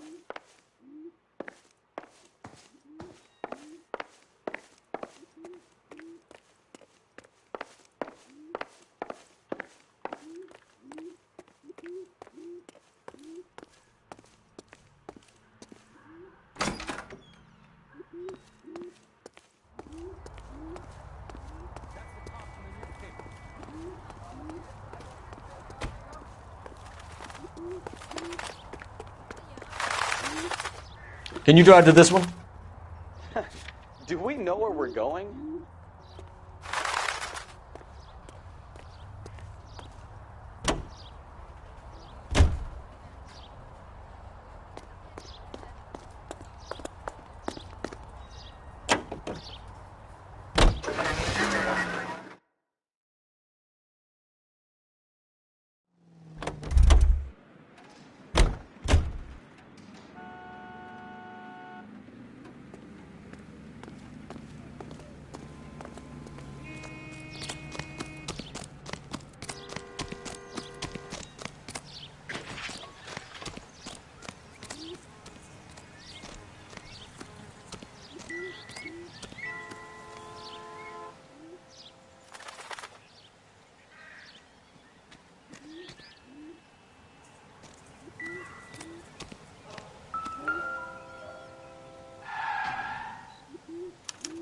I must have taken the flag as a souvenir. Can't have any street value.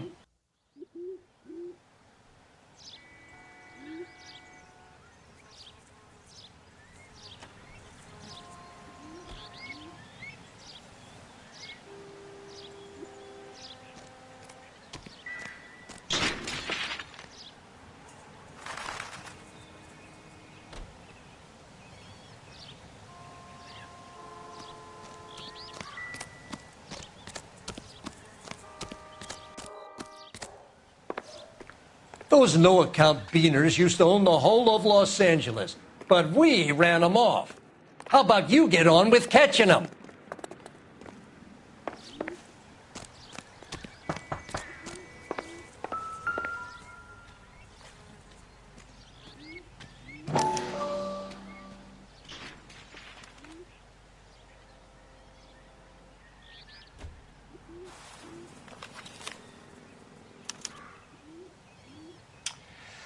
Okay, so we have the owner of the vehicle, a degenerate. I'll run John Madsen by R&I.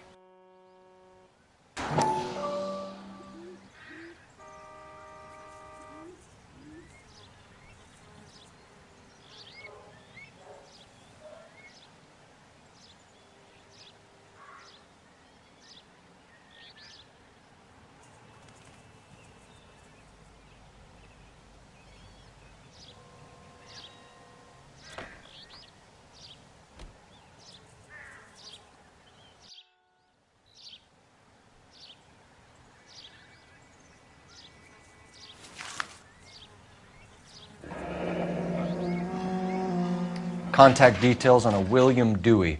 This looks like business rather than pleasure.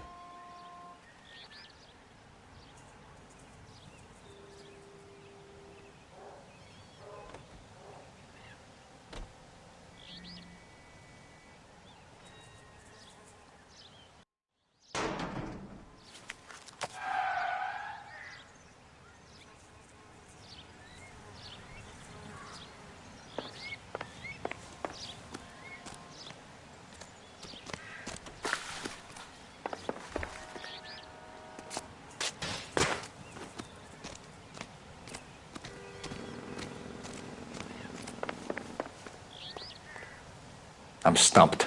Ideas? There's no way we're finished at Delgado's apartment, Phelps. Let's go back and tear the place up.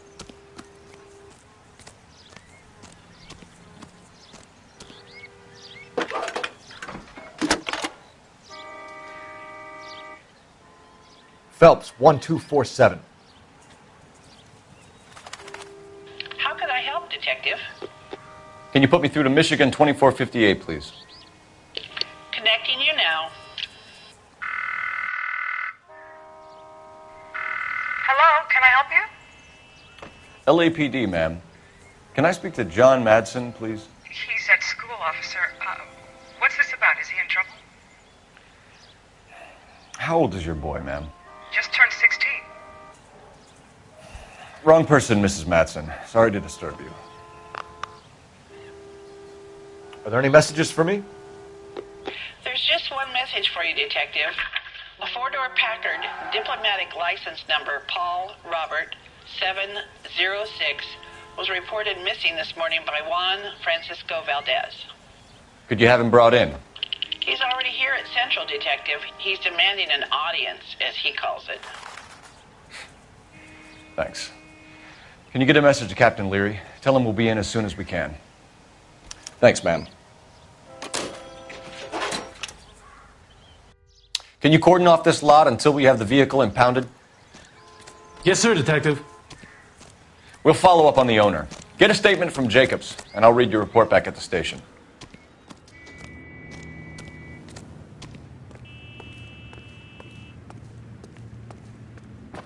You know the way. You can drive. And where exactly are we going?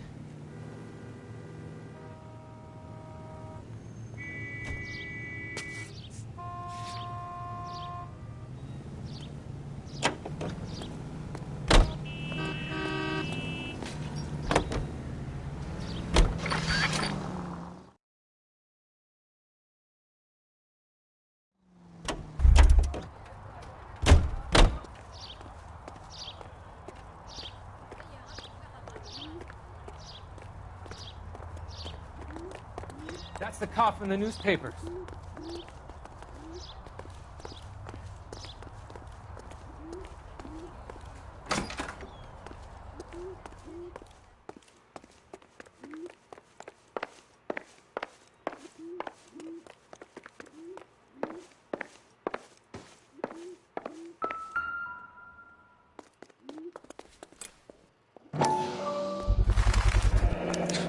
Souvenirs are a dumb move.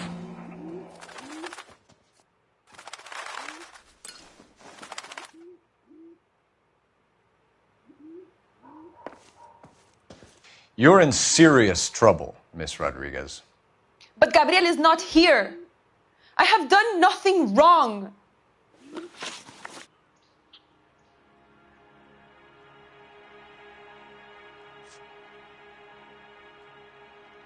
Tell us the truth, Anna. Has Gabriel been here?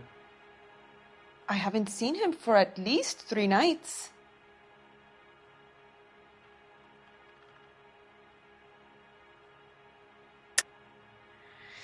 You keep lying to me, and I'll send you and your baby to jail. He lives here, but he hasn't come home. I swear it.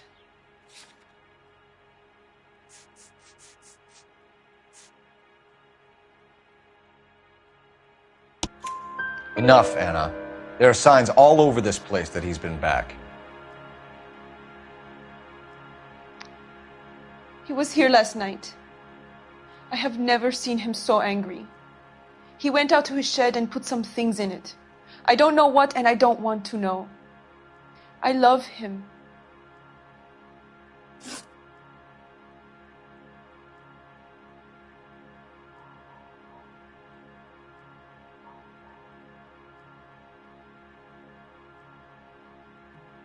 Why did he steal the car, Anna? The customer insulted him. He has his honor, no?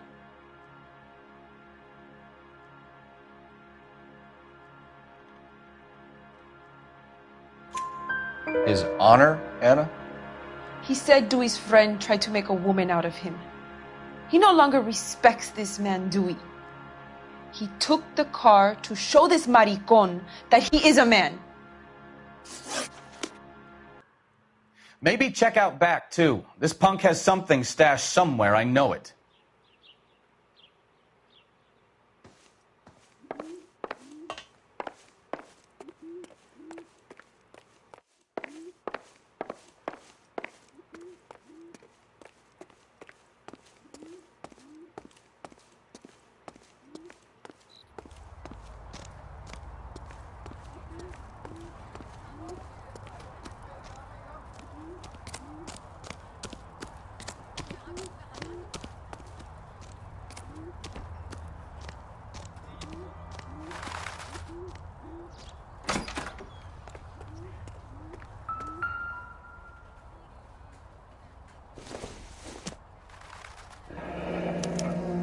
Diplomatic license plates.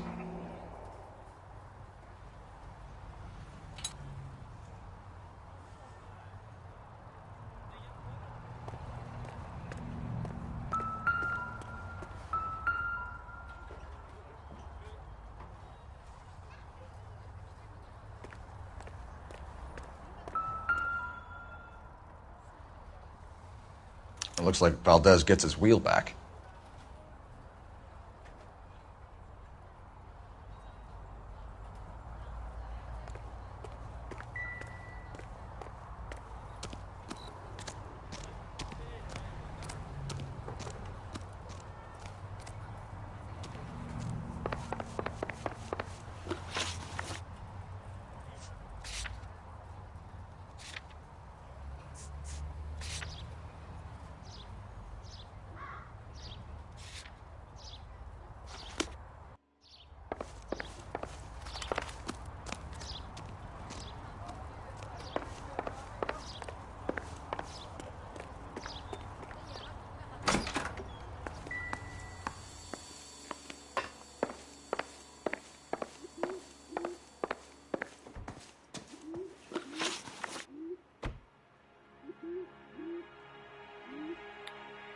We found a license plate matching our stolen vehicle in the shed. Add in the assortment of parts, and we can make Gabriel for a dozen other thefts. It's time to get serious, Anna. You must ask these questions of Gabriel. I know nothing of these car parts.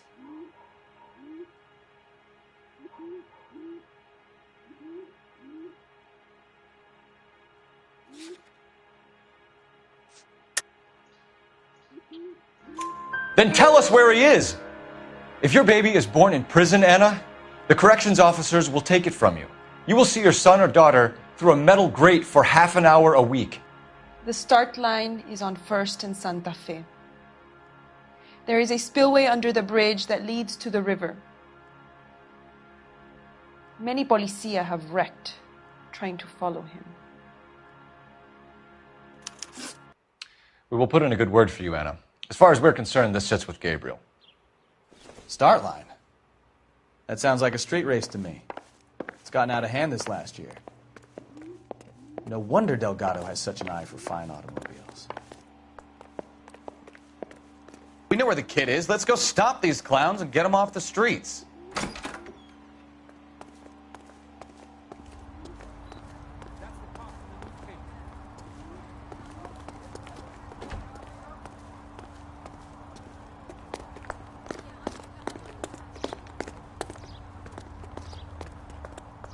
You can drive.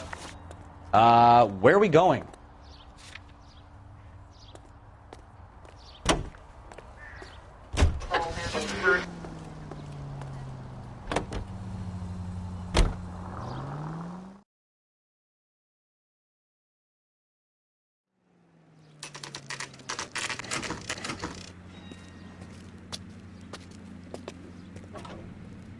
Do we have a Juan Francisco Valdez in for questioning?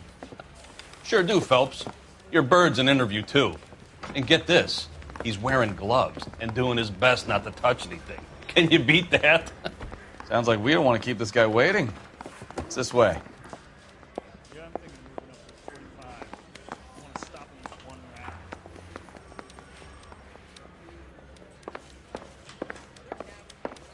think the vice boys get in there on this side?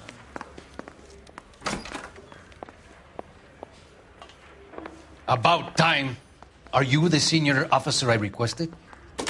I'm Detective Phelps, and this is Detective Bukowski. Have you any idea how long I've been waiting to speak with you?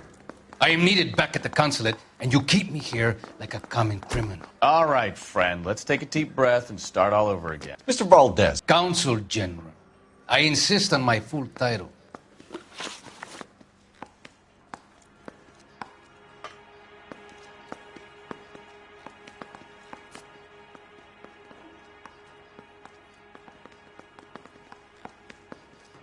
You, senor, remind me of my cousin Jose, who was kicked in the head by a polo pony. We shot the pony, but we probably should have shot poor Jose instead. Atención!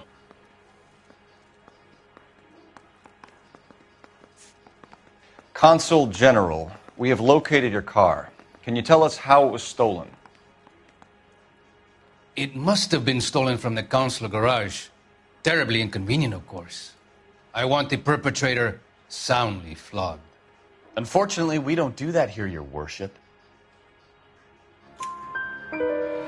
You have a pretty good idea who stole the car, don't you, Consul General? Are you going to tell me, or do I shake it out of you? There's no call for violence. I suspect a disgruntled boy from the car dealership. You have a name for this kid? Gabriel, like the archangel. I have no surname.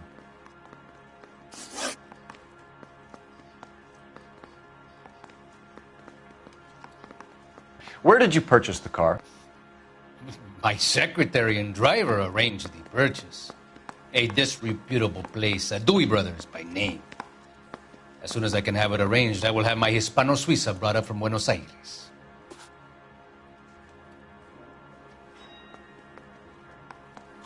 Bought a Packard, Valdez? A snob like you doesn't drive an American car. I want answers, or I'll smack you around the teeth. William Dewey offered me a substantial bribe to make a purchase at his establishment. It is not unusual to make this kind of transaction in the civil service. Tell that to the Argentine taxpayers. So tell us about this kid, Gabriel. You had a run-in with him? Mecánico. A presumptuous young man who did not know his place. He presumed to ask me questions. We do a lot of presuming here in the United States, Consul General. It comes with the turf. You fuck young boys, Valdez. Are you a madman? This will cause an international incident.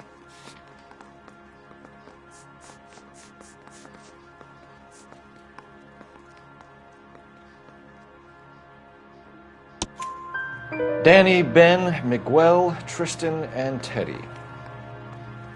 Full lips. Ring any bells? I'm sure we can come to some arrangement. Gabriel, spill it. A beautiful but impertinent boy. I mentioned rendezvous and the young man went quite insane. I thought he was going to kill me. I was prepared to pay. We'll be in touch, Consul General. You're a real asshole. You know that?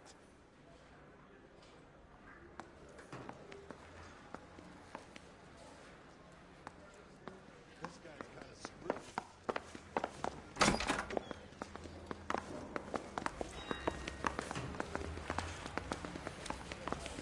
Finished with Valdez. Thank God. I'll get rid of him in a couple of hours. I want to make promises. I know you may. Yes.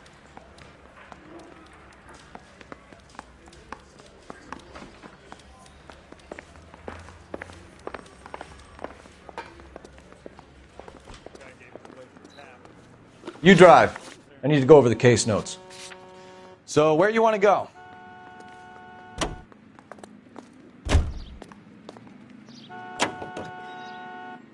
What kind of man leaves his pregnant girlfriend at home while he goes off to play cars? Pregnant girlfriends aren't always a barrel of laughs.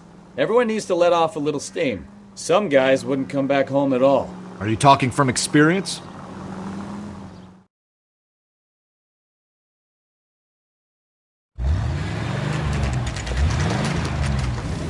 There's the red Ford. That's Delgado right there.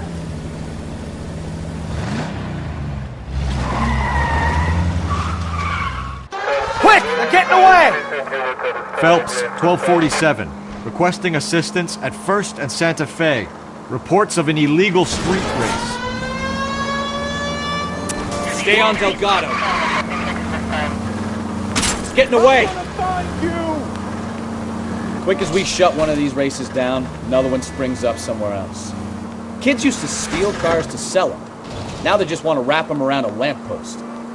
The next 16-year-old I have to peel off the sidewalk, you're calling the mother. I've had enough of those to last me a lifetime.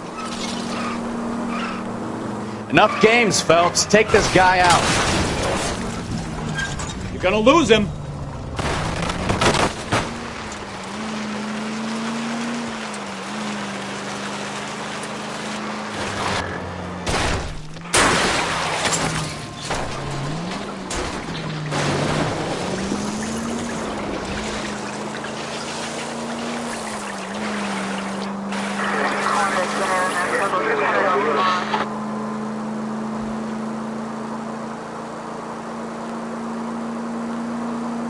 Step on it, Phelps. Take him out. You're gonna die, Galacho!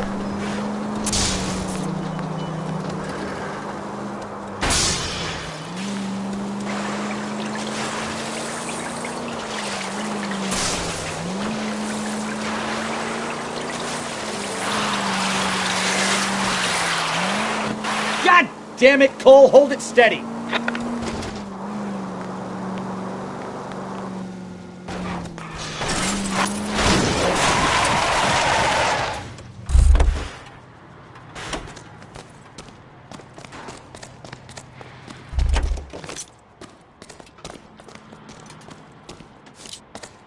Gabriel Delgado, you're under arrest for grand theft auto. Fuck you, puto! You should speak to the maricón!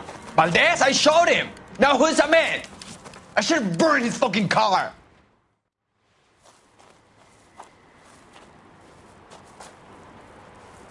You got a foreign dignitary outed as a fruit and a kitty raper, a car dealer we're gonna let slide for the kickbacks, and a street punk car thief who sure as hell won't be taking liberties with other people's autos again anytime soon. That, Detective Phelps, is not a bad haul. You keep your chin low and your hands high, and you keep bringing me clearances just like that one. That's textbook policing, and we need more of it in this department.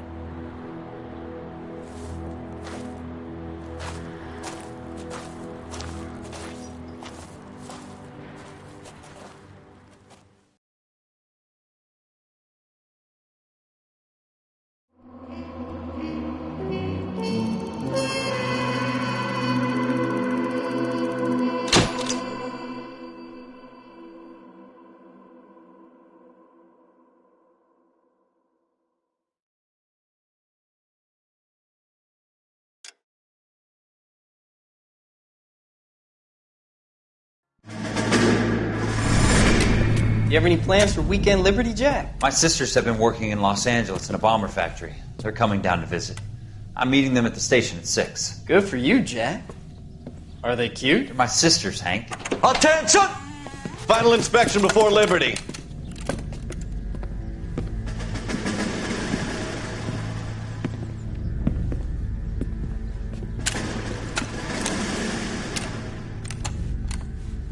Good job, Kelso.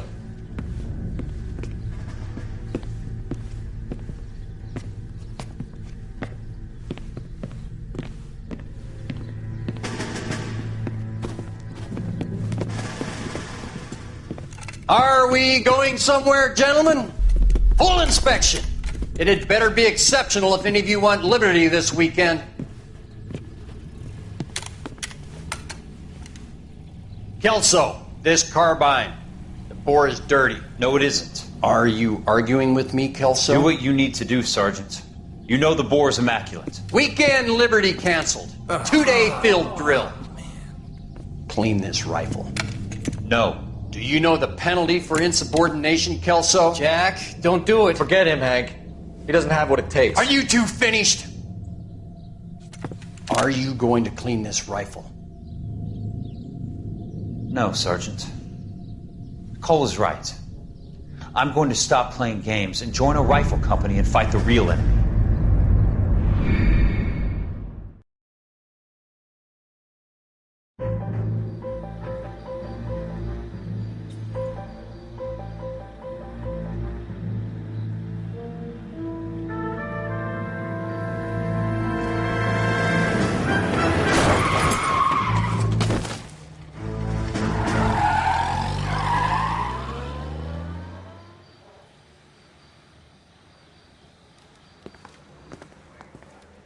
All right, gentlemen, I just got this handed to me. A hit-and-run felony at Ray's Cafe, 208 North Los Angeles. Got a patrolman on site. The coroner's on his way. Get down there, see if you can find any witnesses who can put a make on the car. I want to make homicide. I mean, you know you've made it if you got that desk. I've been in this job 20 years. I never fired a gun. That bum took a swipe and put him down in my sap.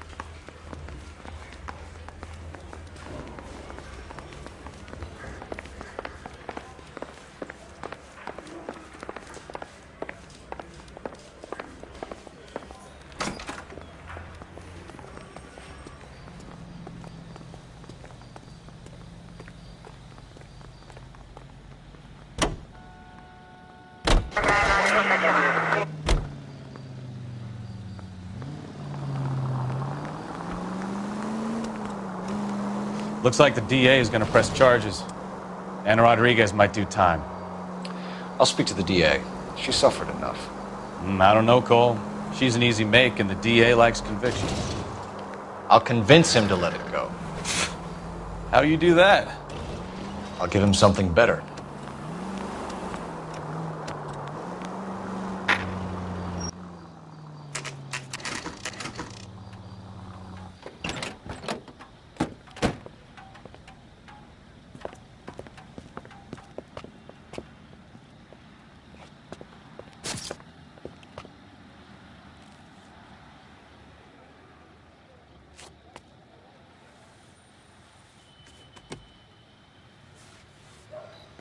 Detectives, over here.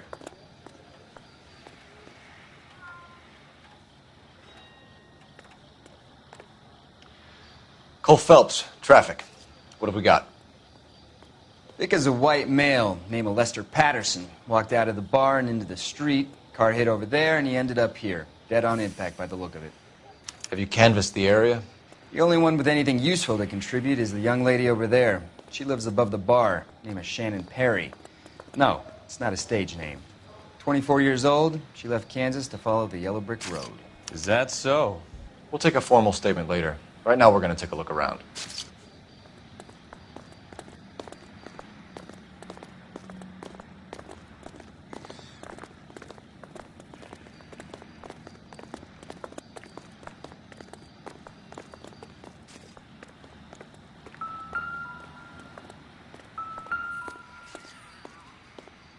So the driver managed to brake before the impact.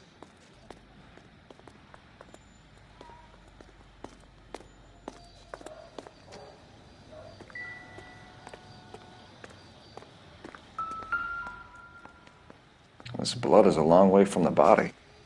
Car must have been going like a bat out of hell.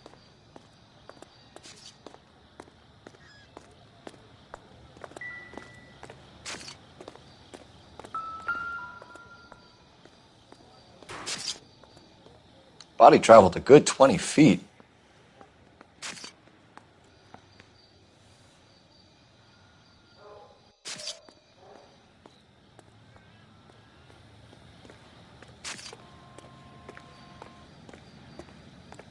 Phelps, you should take a look at the body. I landed on his face and ended up here. Car must have struck him from behind.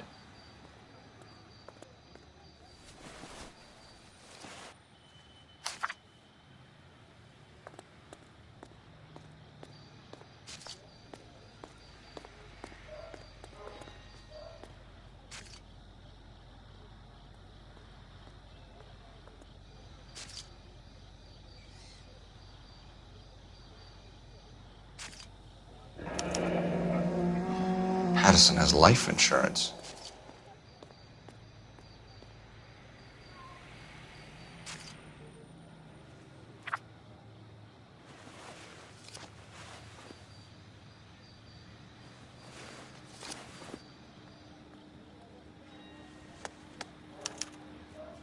We can notify next of kin.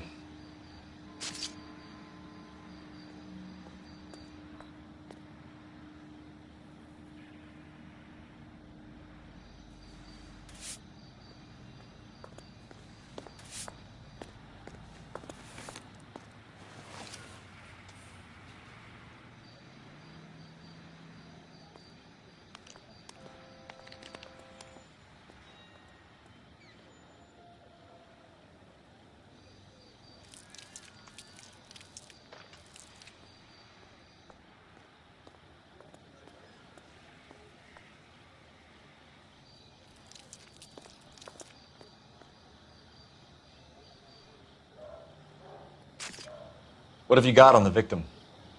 From all reports, he was intoxicated at the time of the accident. I'll know how intoxicated once I've done the autopsy. Looking him over now, I'd say he died on impact. What about the chest wound? Isn't that inconsistent? Very common in auto injuries. Look for a car with a prominent hood ornament. Those things are killers.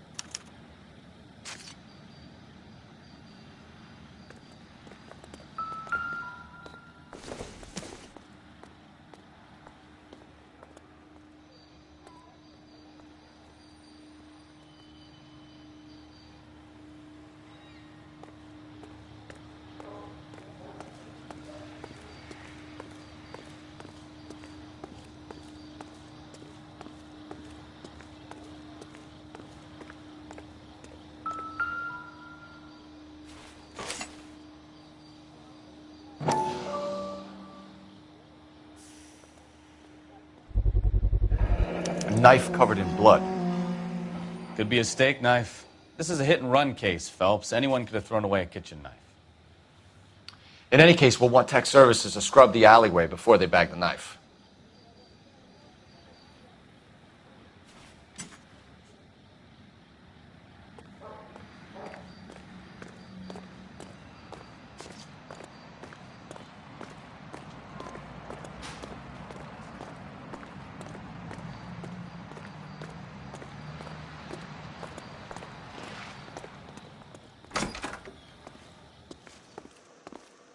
I'll take the bartender. You work the rest of the room.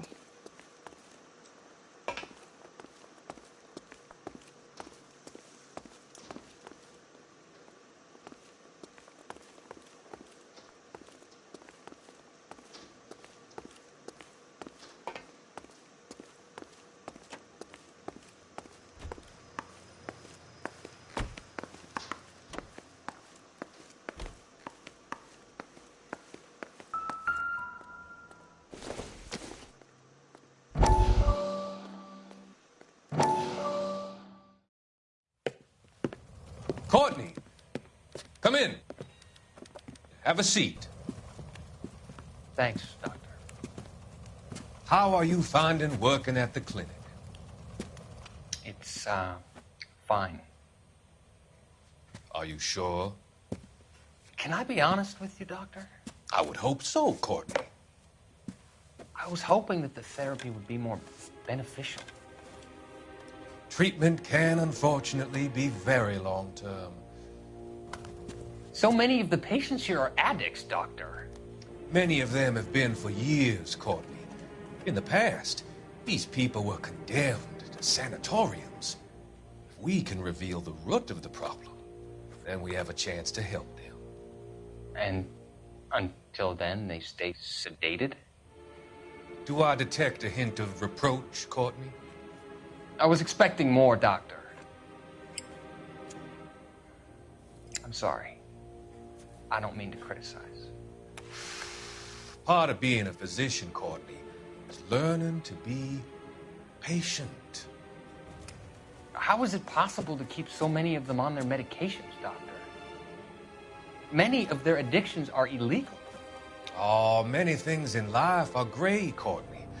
What may on the surface appear to be illegal is actually of benefit to society at large.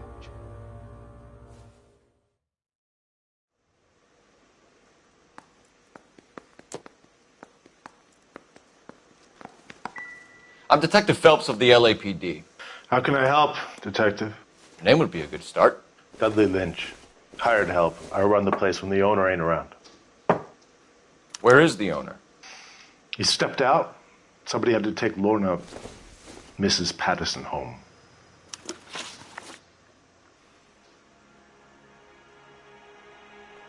What can you tell me about the accident? Not a lot. It was busy in here, and all I heard was the impact. So what was he doing outside? It's against licensing regulations to drink on the sidewalk. Lester and Lorna were having a fight.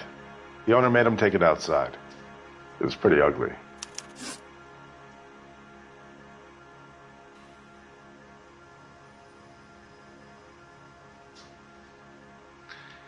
No offense, fellas, but having cops hanging around ain't exactly good for business. Do you know the victim? Yeah. Lester Patterson. He's a regular here, or he was. Not one of your favorite customers? Lester was special, but not my kind of special. Was Lester drinking alone? No. He came here with his wife. She didn't seem too interested in the booze, though.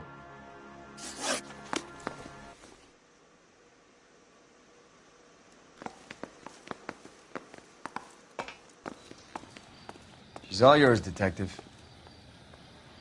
Miss Perry? Yes? I'm Detective Phelps. This is my partner, Detective Bukowski.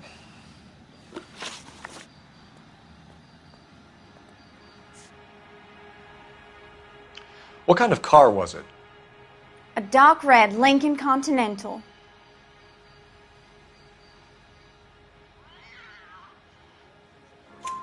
Did you see the license plate? Only the first 3 letters, I'm afraid. 3C8.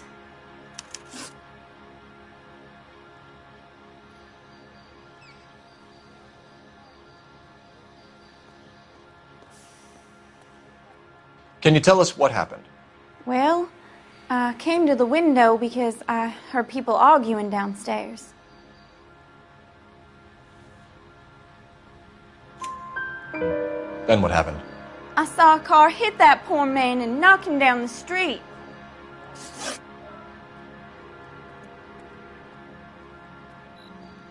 Tell me more about the argument you heard. Well, there were 2 voices. A man and a woman, that's all.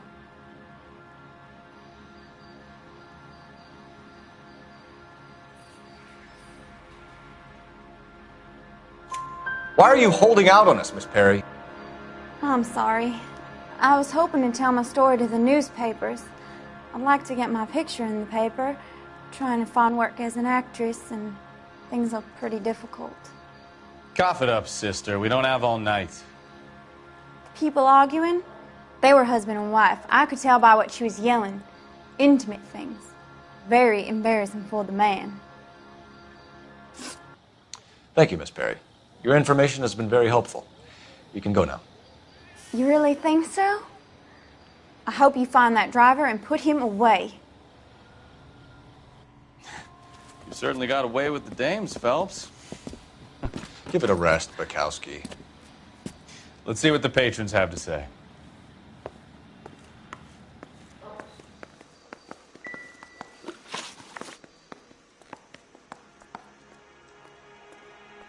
A witness overheard an argument.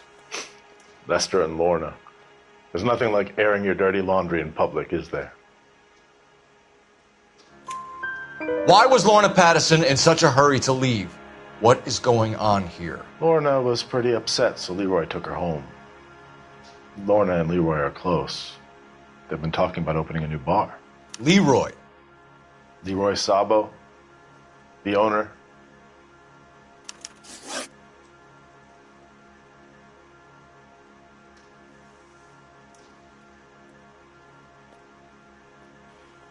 How long have Lorna and Leroy been talking about this new bar? Who knows? I just served the drinks.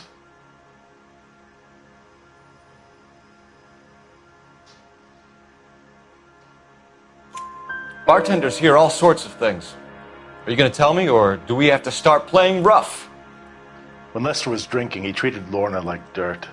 He gambled away all their money. Lorna pitched Leroy about the bar. I don't know how interested he is. Is Leroy doing well? Hell no. The only thing keeping this place afloat are the poker games. Thanks for your help, Lynch. I'm going to need you to sign a statement with the patrolman. Sure, no problem. You get anything out of the regulars?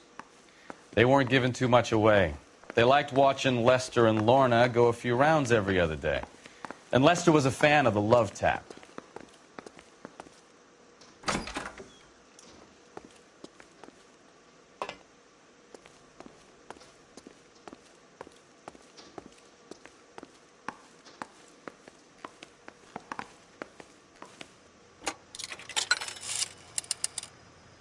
Operator, give me dispatch.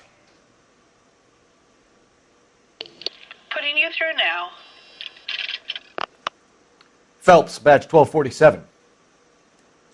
How could I help, Detective? I need to run a partial license plate, 3 Charles 8. Cross-check possible Lincoln owners. Suspect vehicle is a red Lincoln Continental. Just a moment, Detective. Only one possible make on that license. Registered to a William Shelton, 738 West Temple Street. Thank you. Looks like we caught a break on this one.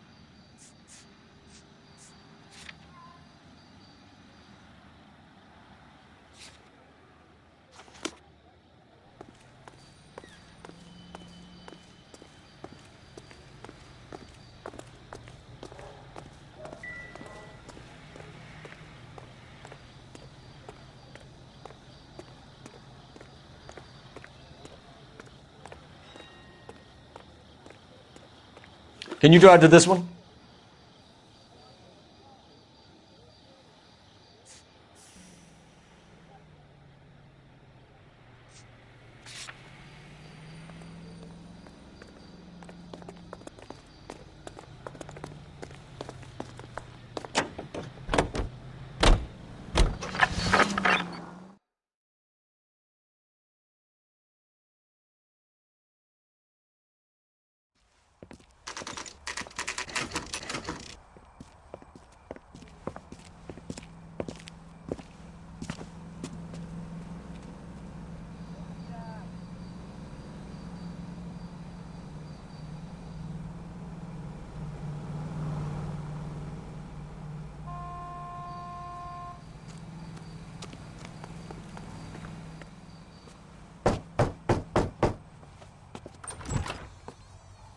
Yes? Hello? Mrs. Patterson. Is this about my husband? We're investigating the incident, ma'am. I see. Come in, won't you?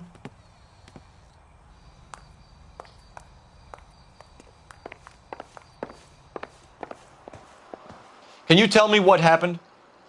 What's to tell? He got hit by a car and now he's dead. You don't appear to be too upset about the fact. Lester and I met on a furlough in '44. We got married that weekend. People don't understand it now, but that happened a lot back then. I see. So you probably did well to stick it out this long. What's that supposed to mean, mister? I think it's about time you left. I have someone here, I and beg your pardon? You're gonna have to run that one by us again, sister. It's okay, Lorna. I'm Leroy Sabo. Well, well. Nice to see you're comforting the grieving widow, Mr. Sabo. All right, wise guy. Do you have any intelligent questions you would like me to answer? You can confirm Mrs. Patterson's story. Lester lost at cards. He was kind of hard to control when he lost his temper. He turned without looking and walked right out in front of the car. It wasn't good. What's your relationship with Mrs. Patterson, Mr. Sabo? We're friends. Good friends. You expect me to believe that? Look, I was filing for divorce. Mental cruelty. Lester could be a mean son of a bitch. And Lester knew about that? No, I hadn't told him. Well, hasn't this worked out well for the two of you? I feel almost bad for busting in on this little rendezvous.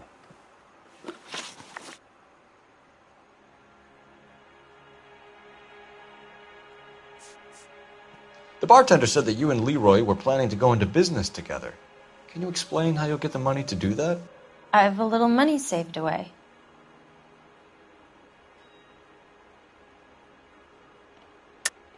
You're being economical with the truth, Lorna. You want to back that up, little man?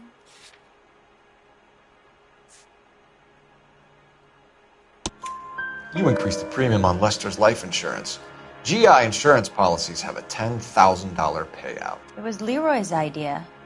Lester lived on the edge. He was always getting into fights, crack games, pinochle, you name it. Turns out it was good advice. It speaks to motive and premeditation, Lorna.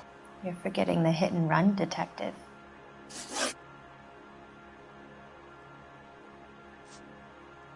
You were arguing in the bar and on the sidewalk? We were always arguing. So what? Admit it, you were baiting him, pushing his buttons. We can easily get the full story from the regulars in the bar. All right. Lester was playing cards out back. He lost, of course, and wanted back in. He suggested I earn the money on my back to get a mistake. That was the proposition he was putting to his so-called buddies. So maybe I was a little angrier than usual. Let's just say I took exception to his idea.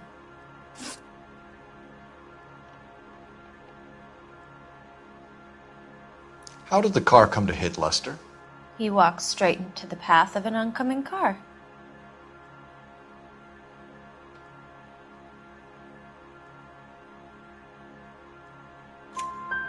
You expect me to believe that, Lorna?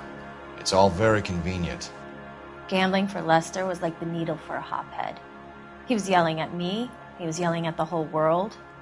I kind of felt sorry for the driver. Poor guy had no chance.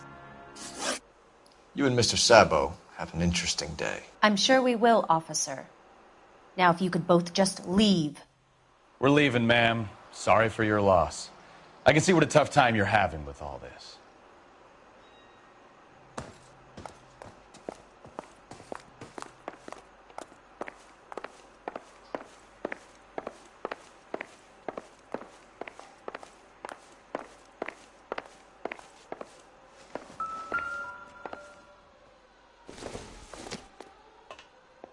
Nope.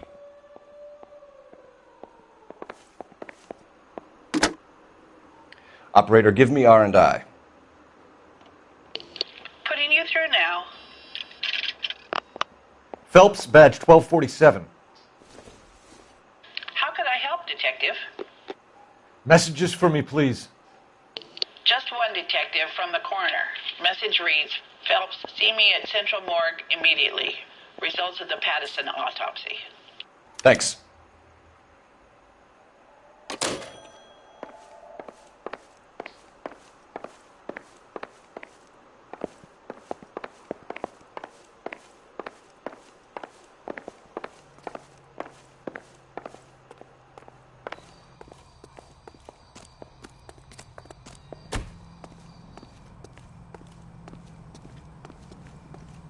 You know the way. You can drive.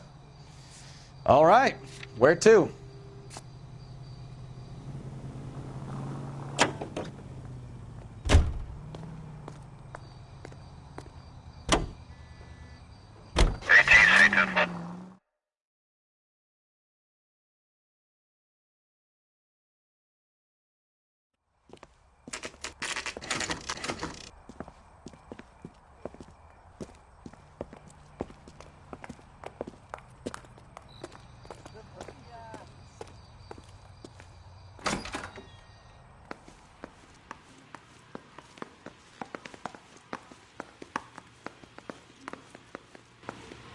We can put the driver in front of a judge in less than a week. You'd be making a big mistake. Run that by me again? The victim was dead before the car hit him. 2 puncture wounds to the right side of the thorax. Second puncture reached his heart. You're kidding me. Been doing this job 23 years, son. No one's ever laughed at one of my jokes. He was stabbed to death? Long, sharp knife. Length of a bayonet. We found a knife in the alleyway. Where is it now? Was it bagged? By Patrolman Kaplan. Perfect. I'll get you a definite match. Jesus, we got him. Murder 1. We were right there and they tried to stare us down. Now they'll both get the gas chamber. We have the knife, we have the coroner's report, and I bet we could roll Sabo as a witness. Let's bring her in.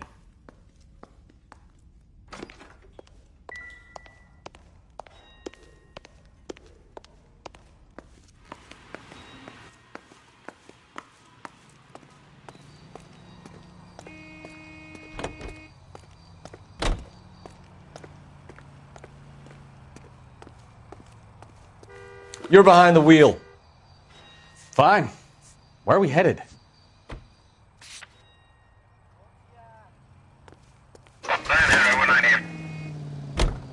It's a lucky break getting a partial ID. These cases are usually dead in the water after 24 hours if no one comes forward. Why don't they just stop? You heard about fight or flight during the war? Sure. Never back your enemy into a corner. That kind of stuff? Right. Well, in a hit and run, the perp is already in flight. It's easier to keep going. It takes a degree of moral courage to stop and accept responsibility. You're not as dumb as you make yourself out to be, are you, Stefan? I didn't know I was making myself out to be dumb.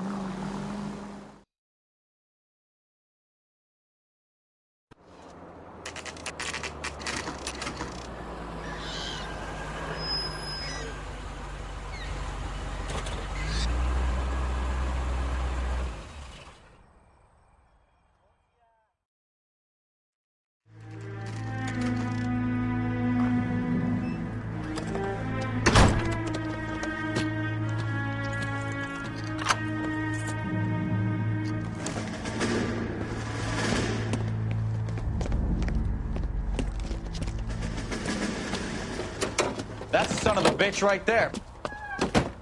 William Shelton? Yes? It doesn't look good, Shelton. You packing your bags and making a run for it? You know why we're here. Yes. The accident.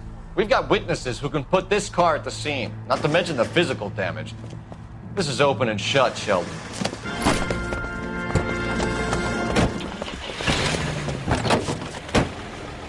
That coward thinks he can run from everything.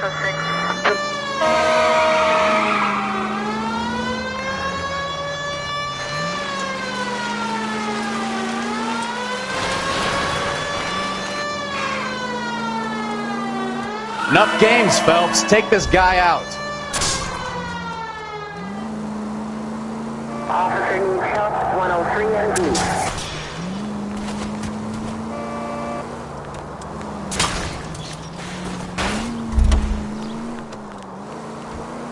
Lay into his wheel arches. Come on.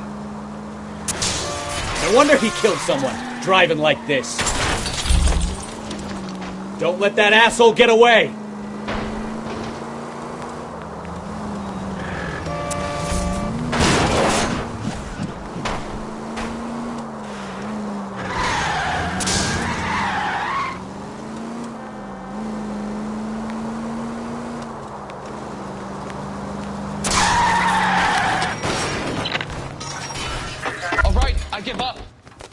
That's it. Cuff him and we're done. Put your hands in the air! We find the car. How does a vehicular manslaughter rap sound, Shelton? I hit him. I admit it. I just panicked, but it wasn't my fault. What do you mean? The guy jumped right out in front of me. He came out of nowhere. There's nothing I could do about it. Why didn't you stop? I've had accidents before. That's it. We're done here. The DA is gonna love you. They weren't all my fault. I'm a surveyor. I need my license for my job. There were people around. A woman and a man were standing right next to him. I thought they could get him to a hospital. I'm telling you, it's not my fault. The guy is dead, Shelton. You can't be serious. William Shelton, you're coming downtown. We need to talk about a manslaughter charge. So, initial report came back with an ID on our victim, Lester D. Pattison of 182 North Hope Street. Captain wants us there double quick. You can drive. Where are we going?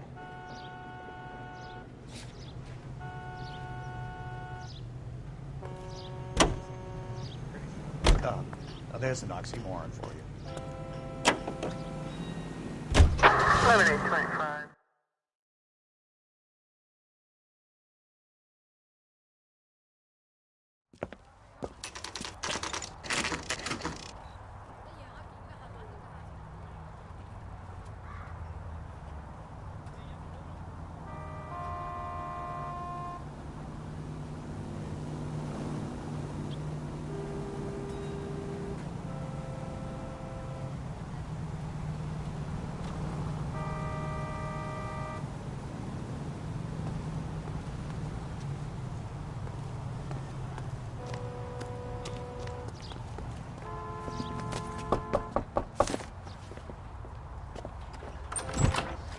spoken to the coroner, Mrs. Patterson. He confirmed your husband's cause of death. We'd like you to come downtown and answer some questions. It wasn't me. It was Leroy's idea. Leroy stabbed him. I had nothing to do with it. Where is Leroy now? He's in the bedroom. You're very good, Lorna. Put the gun down, Leroy. If you do something stupid now, you don't stand a chance in front of the grand Nice jury. of you to give me up, sweetheart. All that whispering in my ear, telling me how we had to get rid of him, how good it could be, all the money we could claim, all that planning, how to get him into the street, how to make it look like an accident. For God's sake, you had Leroy, all shut the up! bases covered, baby. I had nothing to do You with it. think I'm gonna fry for you, He's Lorna? a crazy man. Shoot him. Shoot him, for God's sake! It's too late, Sabo.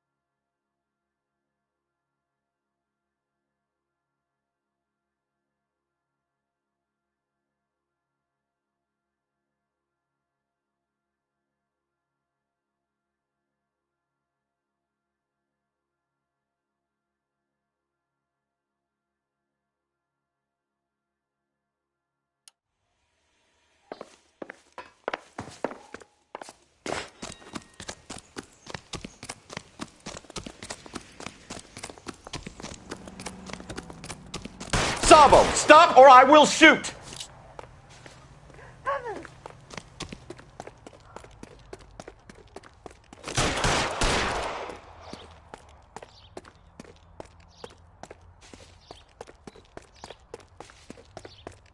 Last chance to surrender, Sabo.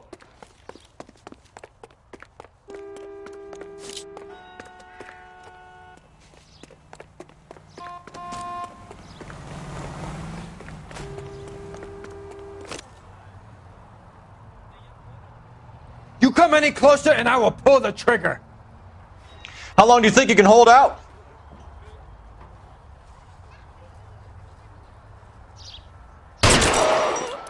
Help me!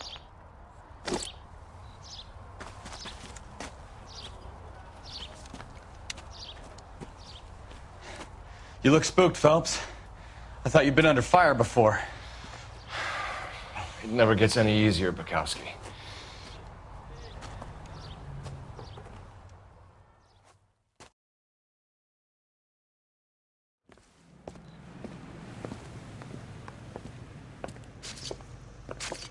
So, I give you a hit and run. You bring me back fraud, conspiracy, and first-degree murder. This is how a good detective operates, Phelps.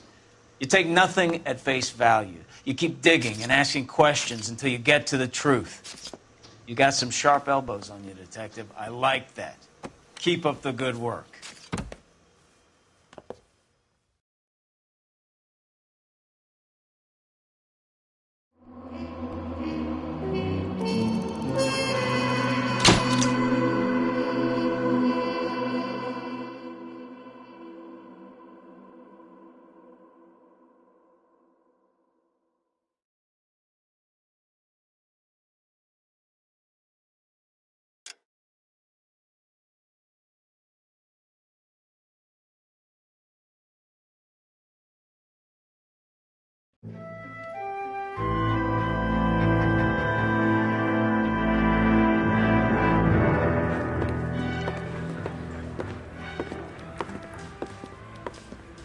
Phelps, Bukowski. Beat cop says he located a green Kaiser Fraser from the hot sheet. Address is 6 West 2nd Street. Get over there and see what you can find out. Go on. Sorry to inconvenience you. We're on it, Captain.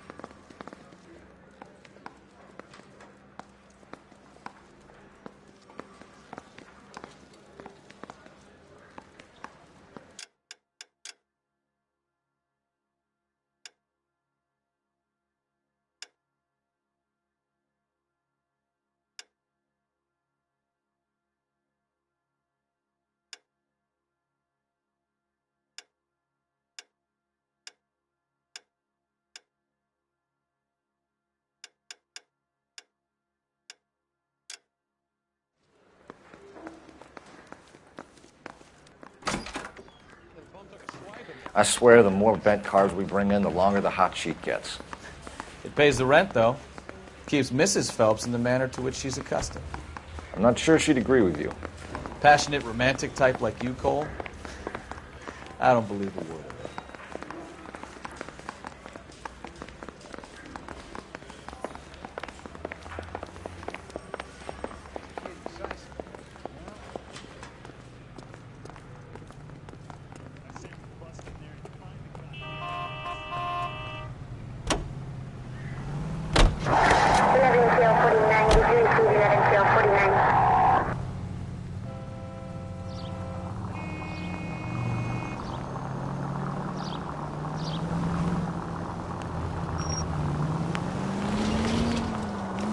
They're calling her the Dahlia now. Wonder what Veronica Lake makes of that one. What a case. You hear whether they're making any progress? Well, Captain Donnelly seems to think they have it all wrapped up. Brown and Green are sweating this Manley character. I heard it'll be in front of a grand jury by next week. Of course, terrible enough being murdered like that without any death. Strewn all over the front pages.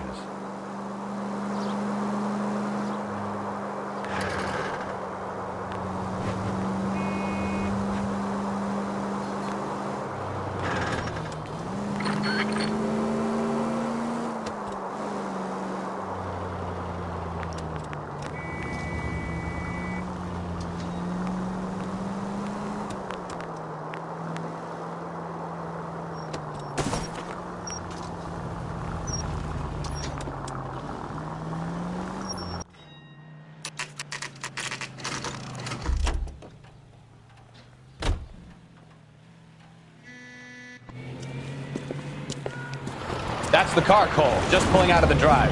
Get it. Remember, we need him healthy enough to answer questions. 1247, Detective Phelps, requesting immediate backup in pursuit of a stolen green Kaiser Frazer from 6 West 2nd Street.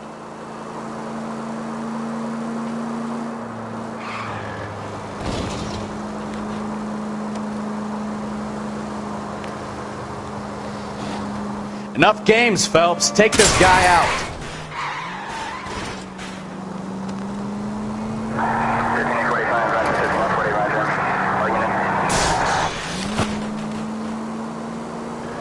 Lay into his wheel arches. Come on.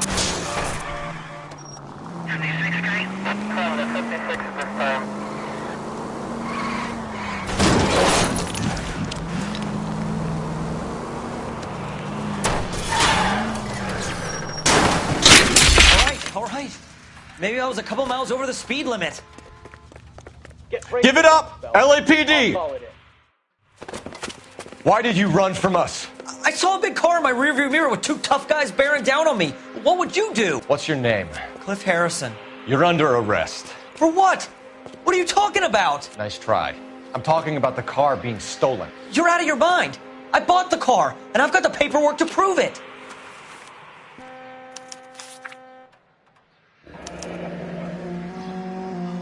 Looks like we'll have some questions for the people at Coombs Automotive.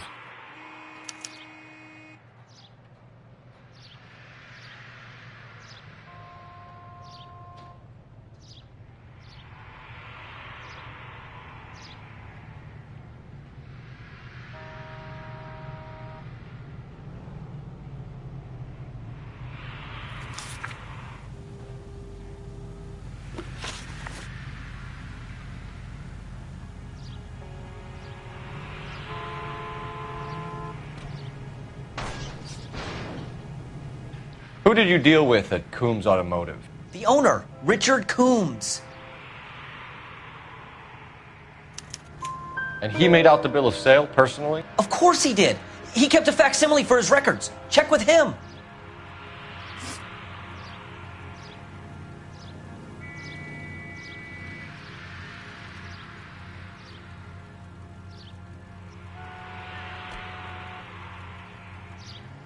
You purchased this car from Coombs Automotive Company? Yeah, that's right.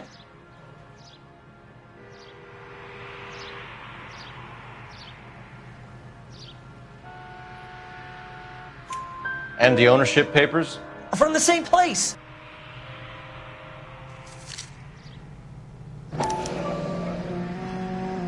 If this is a forgery, it's top-notch. This will need to be traced.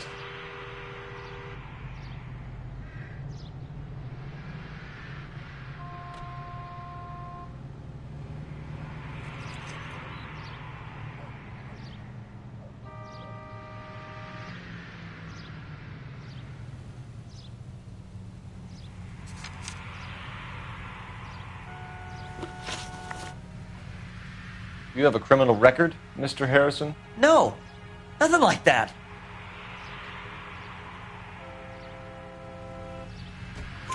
You better give us something, Cliff, or we're gonna make this hard on you. I didn't steal the car. I ran because I've got some wacky backy in the glove compartment. How much, Cliff? 1 reefer. We'll let it slide. You're in enough trouble. We're going to get to the bottom of this, Harrison. Until we do, you're going downtown. You gotta be kidding me! I'm getting arrested for buying a goddamn car? If everything is legit, Harrison, you'll be out soon. Until then, if I were you, I'd keep my mouth shut. Bag his possessions as evidence and have him arraigned for Grand Theft Auto. Right, Detective. Do you know who my father is? We need to get to Coombs Auto and check out Harrison's story.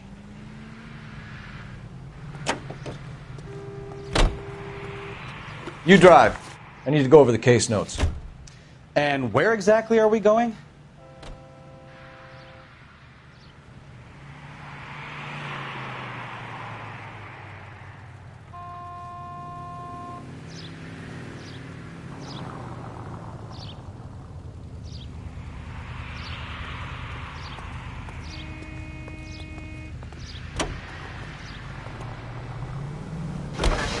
What?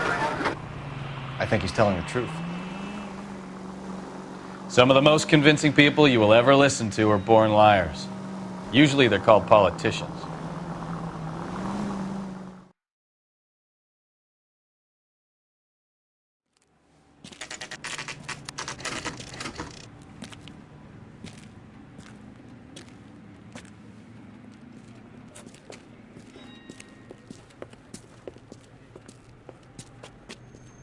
Not another step. I have got a Buick Century sedan that would be absolutely perfect for you.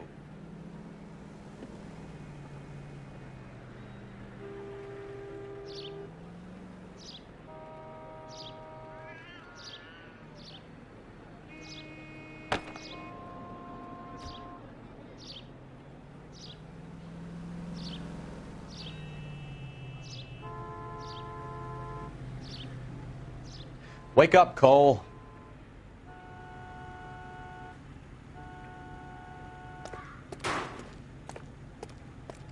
Detective Phelps, LAPD, are you the owner? That's right.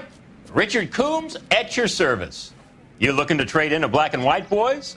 Mr. Coombs, we're investigating an auto theft. A man by the name of Cliff Harrison claims he bought the car here. Well, some people would say that my cars are a steal. That's a joke, son. Very amusing, Mr. Coombs. I remember Harrison. It was a green two-tone Kaiser Frazer, if I remember rightly. Do you have the bill of sale? It's in my office. Walk this way.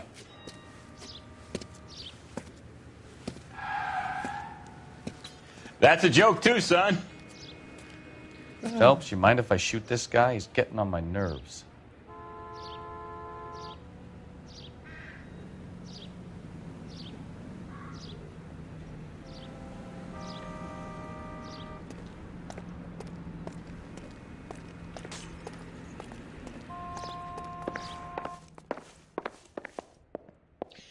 I look for the ideal customer, son, and you ain't halfway dumb enough. Here it is. Got the original pink slip there, too.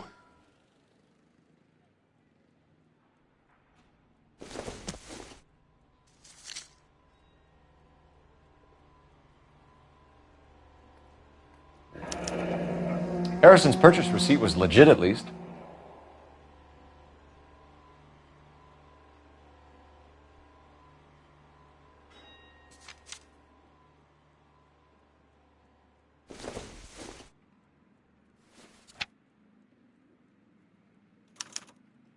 Gene Archer, 146 North Fremont Avenue.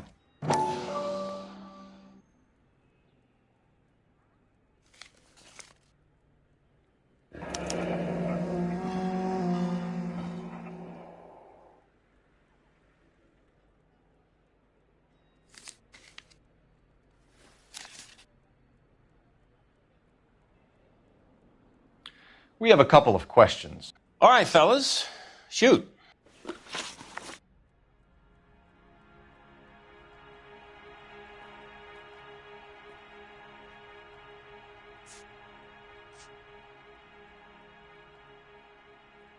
you know anything about the company that prints these pink slips? Nope. Should I? It isn't exactly my business.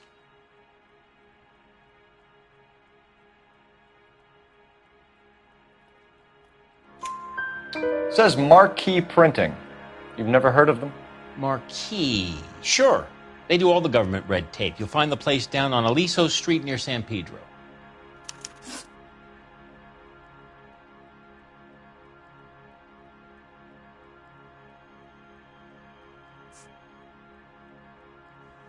Can you describe this Gene Archer? Brunette, maybe 25, 26. Little on the plump side, but not bone ugly. What was your impression of her? Kind of harried and harassed, in a hurry to go somewhere, but no place to go. You get to know the type.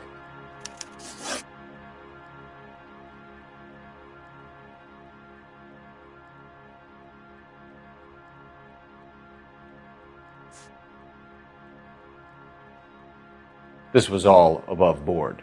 Yes, of course it was.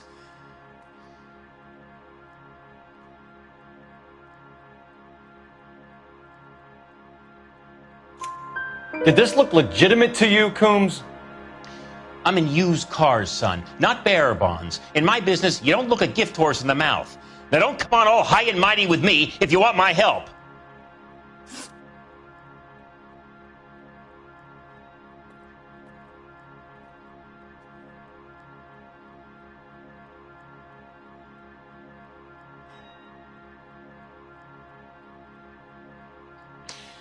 You're as thick as a whale sandwich, aren't you, son?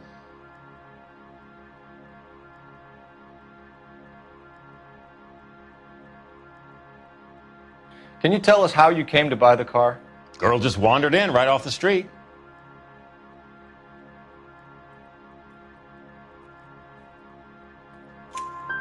Nothing unusual about the car. Not really my usual type of vehicle. The price was certainly right, though. Nice girl, but about as sharp as a bag of wet mice. Did you pay with check or cash? A check. She wanted it made out to cash, but I insisted. Man has to watch his cash flow. What name? I made it out to Gene Archer on the Bank of Arcadia.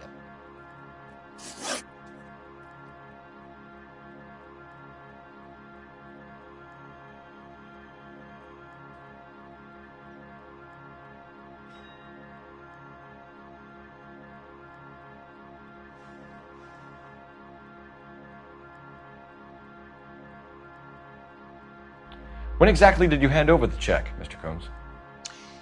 Close of play on Friday. Why didn't you pay her cash? You knew the car was dirty. I had an inkling. When people are in a hurry for money, always pay by check, son. Gives you a couple days to back out. Thanks for your help, Mr. Combs. We need to continue the investigation. Hope you sort out your problem with Mr. Harrison. Go easy on him, son. Boy's about as sharp as a bowling ball. He's built too low. The fastballs fly over his head. Let me shoot this guy, please. You have a pleasant day, Mr. Combs.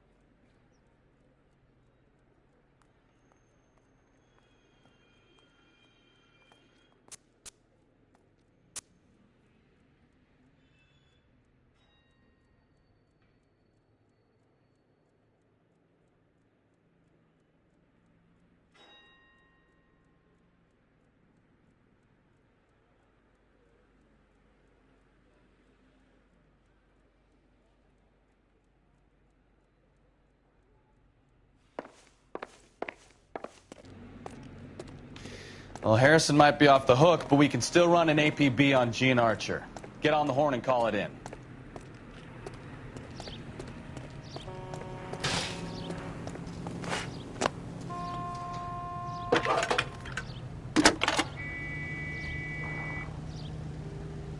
Phelps, badge 1247.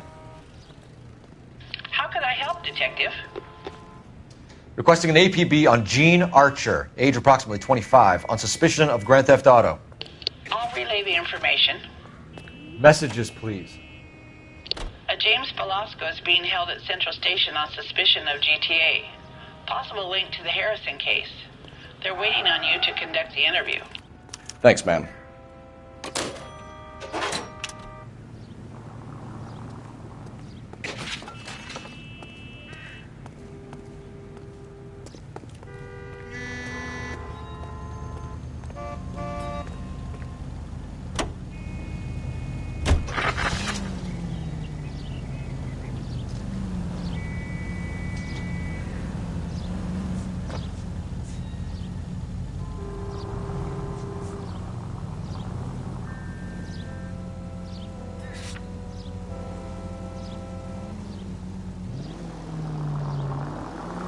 Here's a chicken and egg question for you.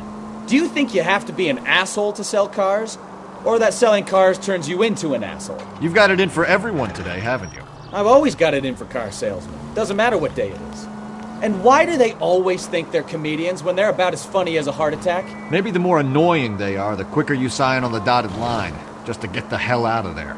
All units, officer needs help. 333 South Main Street.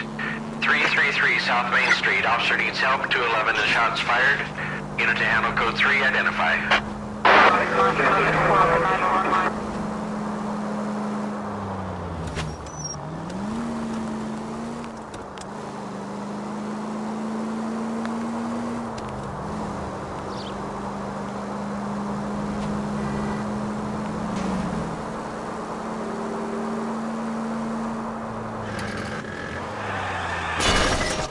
You're a goddamn menace!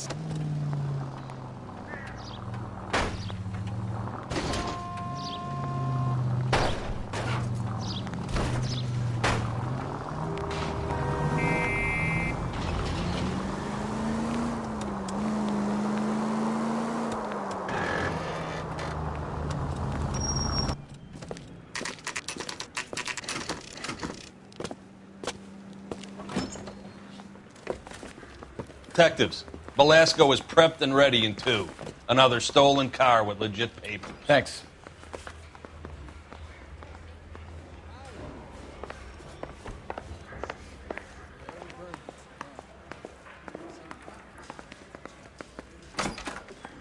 Crummy bastard. James Velasco? I want a lawyer. It's my car and I got the proof right here. Take a look for yourself.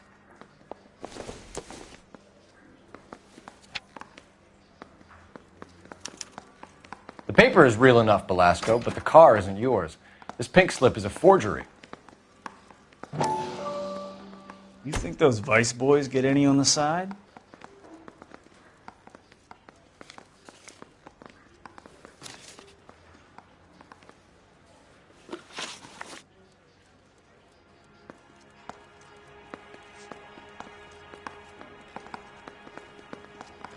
Does the name Gene Archer mean anything to you?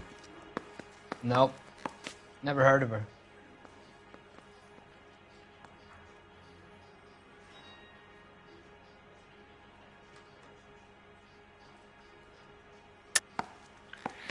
You're a liar, James. Say that again. I'm telling the truth. I don't know the broad.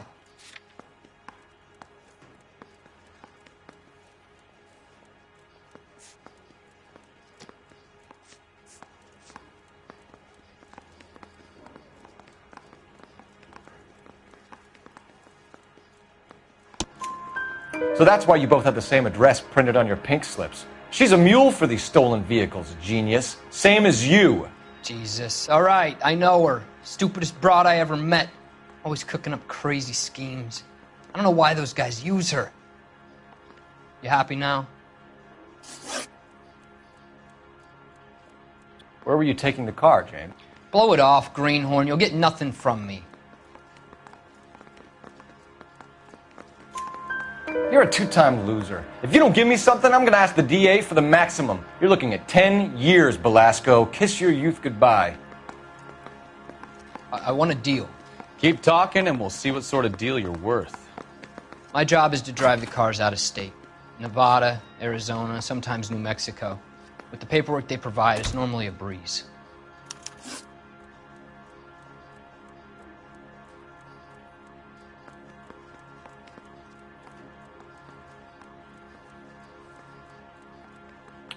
What happens to the cars once they cross over the state lines? I don't know. I just deliver them.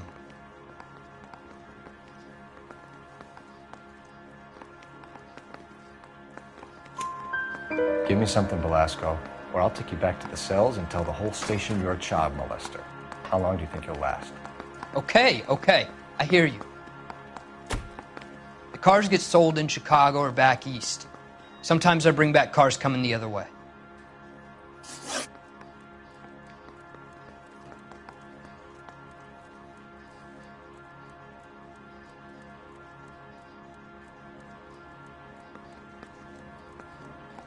Where do you pick up the cars, Belasco? Warehouses. Mainly in East downtown.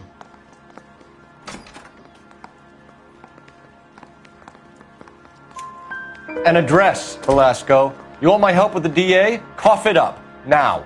A place on Industrial Street. I don't know the number. You're gonna help me out, right? Keep talking, kid, and we'll see what we can do. All right, James. We're going to check if this information is worth anything.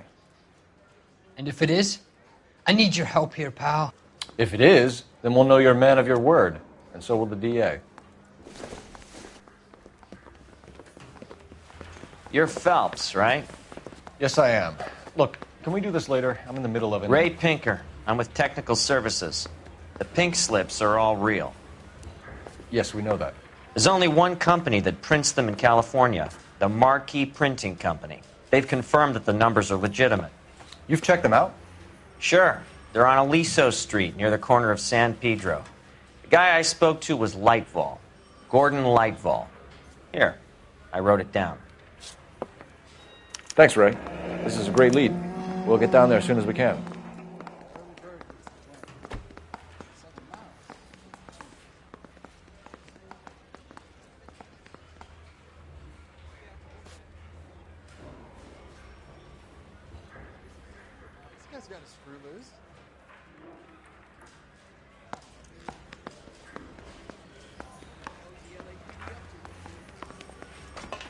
Phelps, your GTA suspect, Gene Archer, spotted by a patrolman.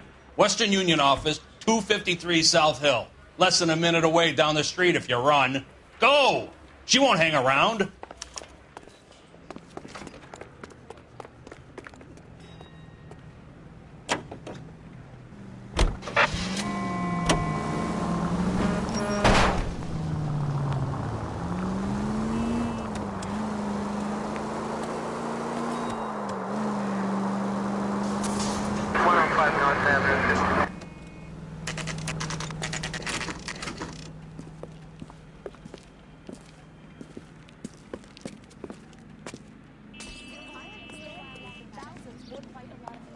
LAPD. We'll take it from here. God damn it. Everyone's against me. Look, just let me get my money and get out of here, okay? You look sweet. How about giving a girl a break? I could be very nice. I'm afraid I can't do that, Miss Archer. Stefan, call for black and white. Just my luck to get the only hair sure cop in the LAPD.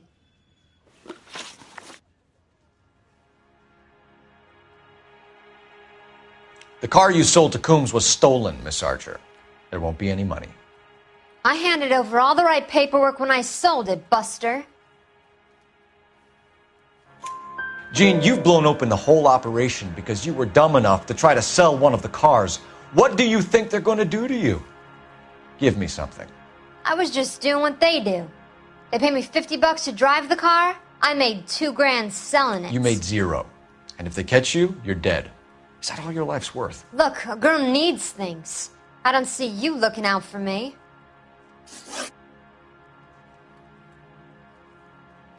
How long have you and Belasco been delivering cars? Who is James Belasco?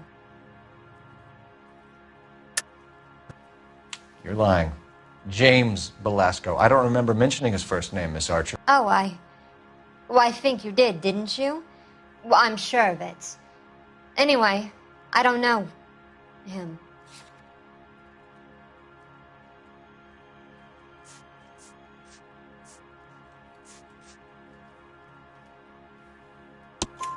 You aren't sharp enough to lie to me, Gene. You and James Belasco share the same address on your pink slips. We have him in a cell. Okay, so I know the creep. The pink slips are real. The home addresses are always vacant lots. Bigelow is always boasting that the paperwork is legit and that if we stick to our stories... And don't try and sell the car? Yeah, that too.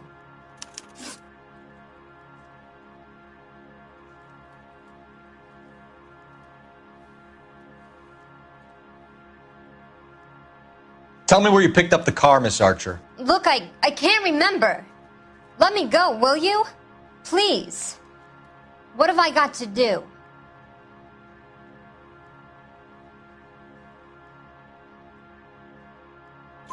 Trying my patience here, Gene. I'll have the reporters down here and have your picture in all the papers. You'll have nowhere to run. All right already. I get the message. I pick up the cars from a guy named Bigelow. 58 Industrial Street. Big warehouse full of goons. Now you've got what you want. Can I go? Please? No, you sure can. We've got a car waiting outside for you. Some career advice, Gene. Get out of crime. Marry someone boring who has money and will find you captivating. Is this guy for real? He takes a little getting used to, but yeah, he generally means what he says.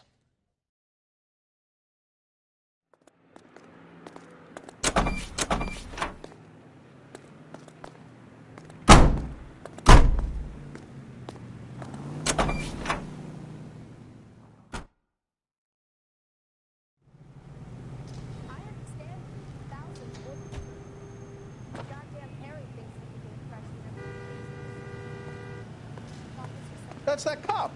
Seems like a decent guy.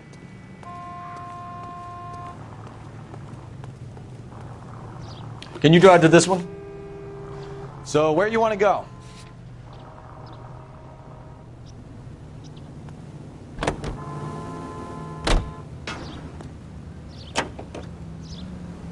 Funny girl. Used to getting her own way. Little did she know her feminine charms were useless against the impenetrable Cole Phelps. She's not my type.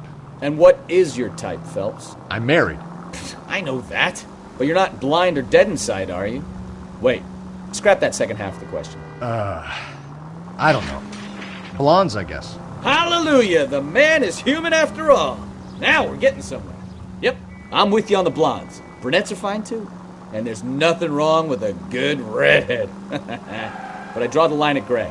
You know what? I might have to lift that embargo soon in the interest of maintaining a free market. A man with high standards. The standards are only as high as the last glass of whiskey.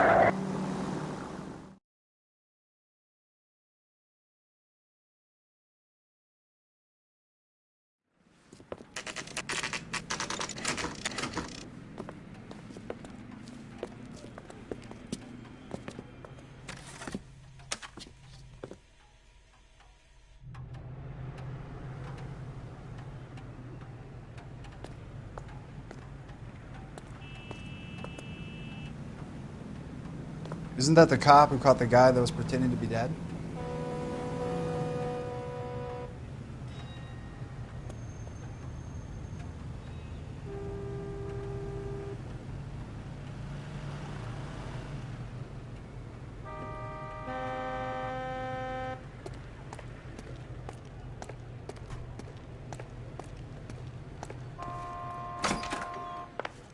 And what can I do for you, gentlemen? I'm a traffic detective from Central Division. Who's in charge here? I am, Gordon Lightfall. What's this about? We understand that your company prints California vehicle titles. Yes, I have the government contract to print pink slips. Have done for some years. Have you had any goods or equipment stolen recently? We're running up against stolen cars with seemingly legitimate paperwork. Not recently. Have you ruled out forgery? There's no shortage of talented artists in this town. We'll keep it in mind.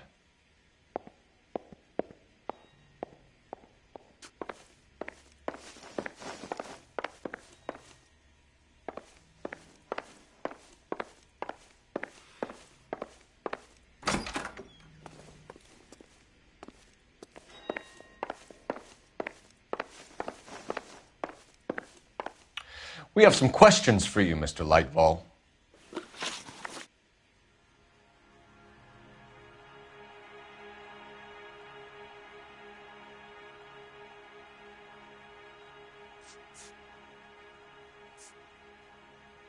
Do the names Cliff Harrison and James Belasco mean anything to you? No, they do not.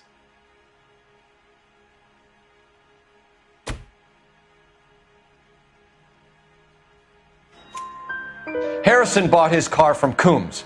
The pink slip looks good, and that points the finger here. Do you have any employee trouble? No, I don't. They've all been carefully screened. Look, now that I think about it, the name Coombs sounds familiar. I think they may have been involved in stolen documents in the past.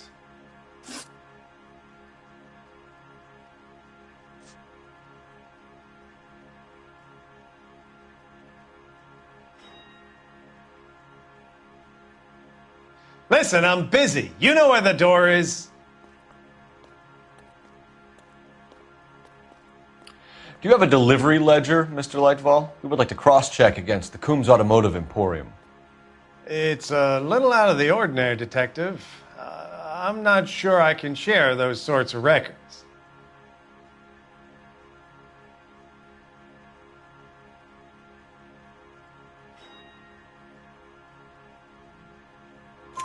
Hand it over, Lightball. You don't want us having bad thoughts about you, do you? Very well, but this really is irregular. Over here.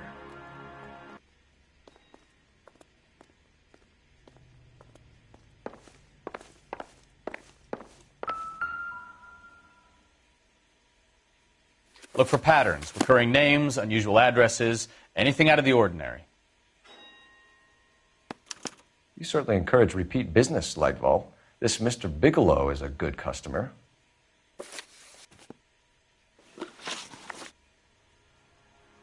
Mr. Lightball, we're currently working 2 auto theft cases. Do you know anything about a car theft ring? Certainly not.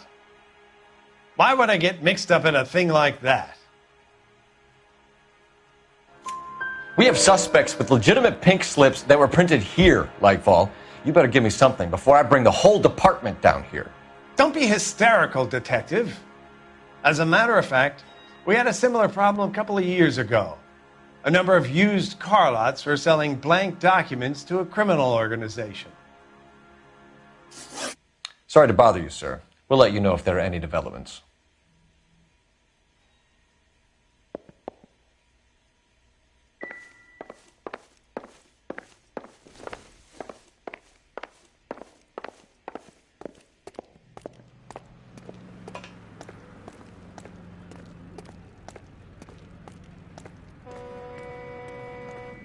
You know the way. You can drive. All right. Where to?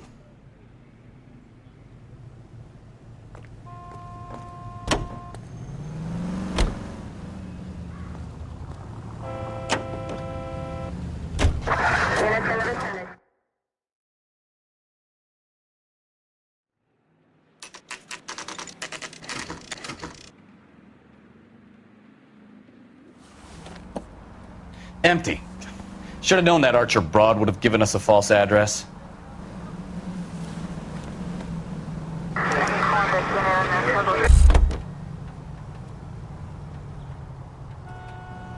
Can you drive to this one? Do we know where we're going? Continue to respond.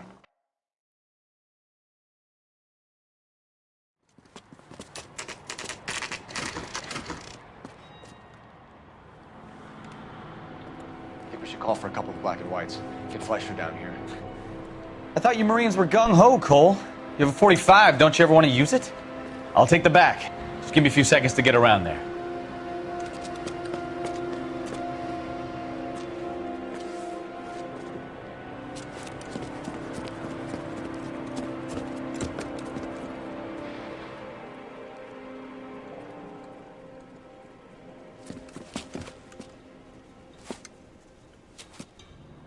Cole Phelps, LAPD. All of you are coming downtown with me. Think so, huh? Look at those cops! Throw out the guns.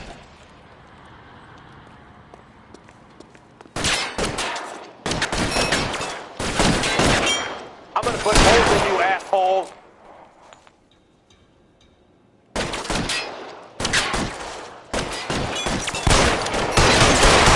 You're pretty brave for a dead man. Weapons on the ground, now! Pretty brave for a dead man.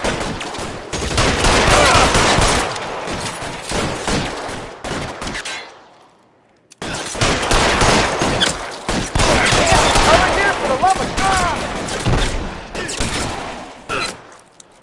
I'm gonna put holes in you, asshole!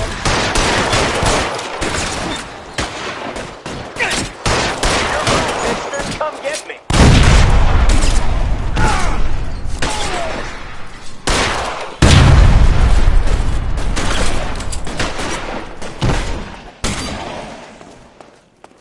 How long do you think you can hold out?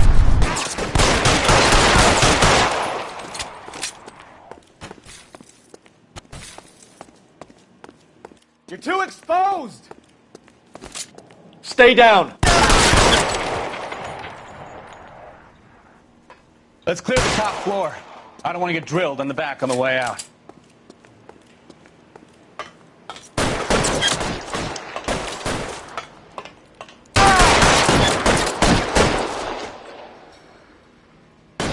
Stay in cover. Try the door at the end. I heard something.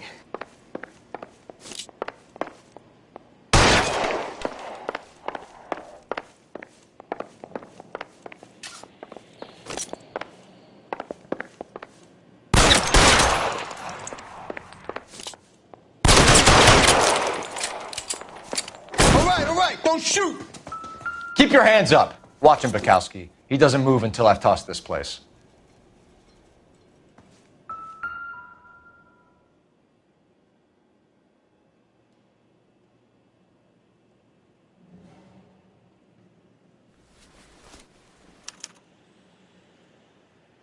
Marquee Printing Company.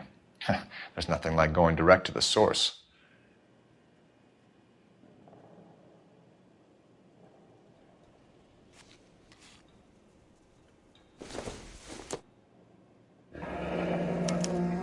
Betting slip. Looks like Mr. Lightfall has been on a losing streak.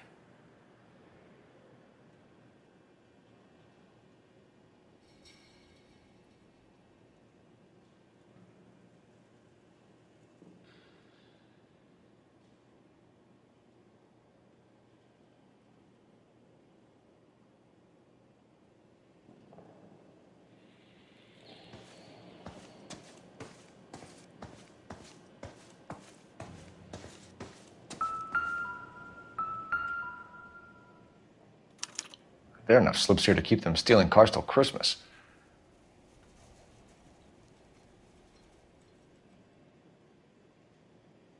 We've got a trail of pink slips and stolen cars that leads right to your door, Bigelow. You're in this up to your neck, but I don't think you're the man in charge. Make it easier on yourself. Give him up. I do work on cars for customers. You charge in here shooting up the place like it's the Ballad of Bulge. I can't give you anything.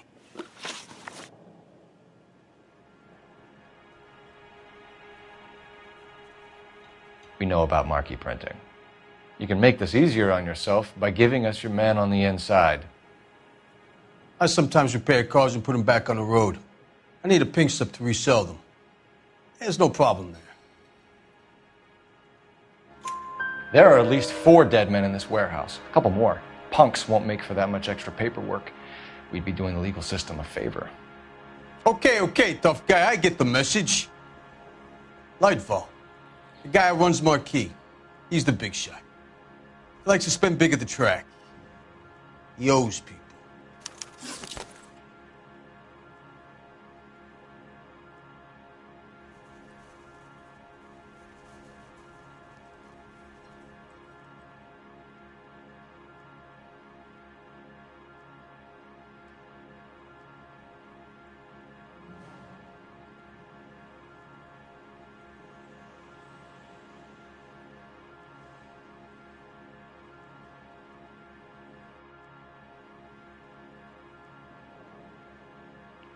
Lightfall, the guy with no luck at the track. Tell me about him. It's one of the guys lying over there. You're right. He has no luck.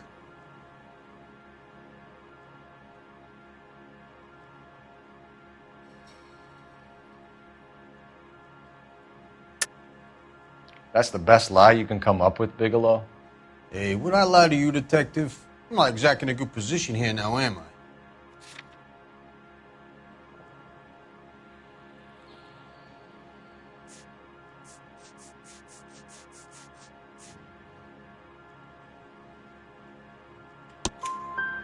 Gordon Lightball owns Marquee Printing, a government print shop. He's losing big at the track. He has these big government contracts. He's in hock over 20 grand. If the feds find out, contracts will be all over. Lightfall plays ball. All right, Bigelow. The heat is off you. Play your cards right and you'll be able to count your time in Quentin on one hand.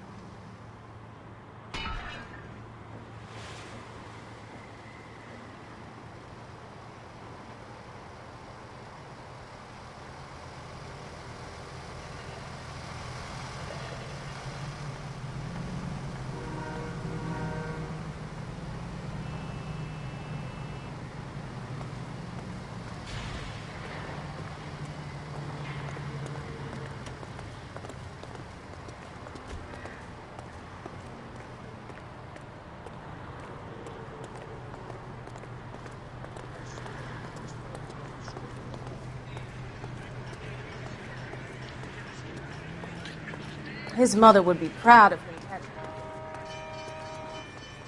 You're behind the wheel. So where you want to go?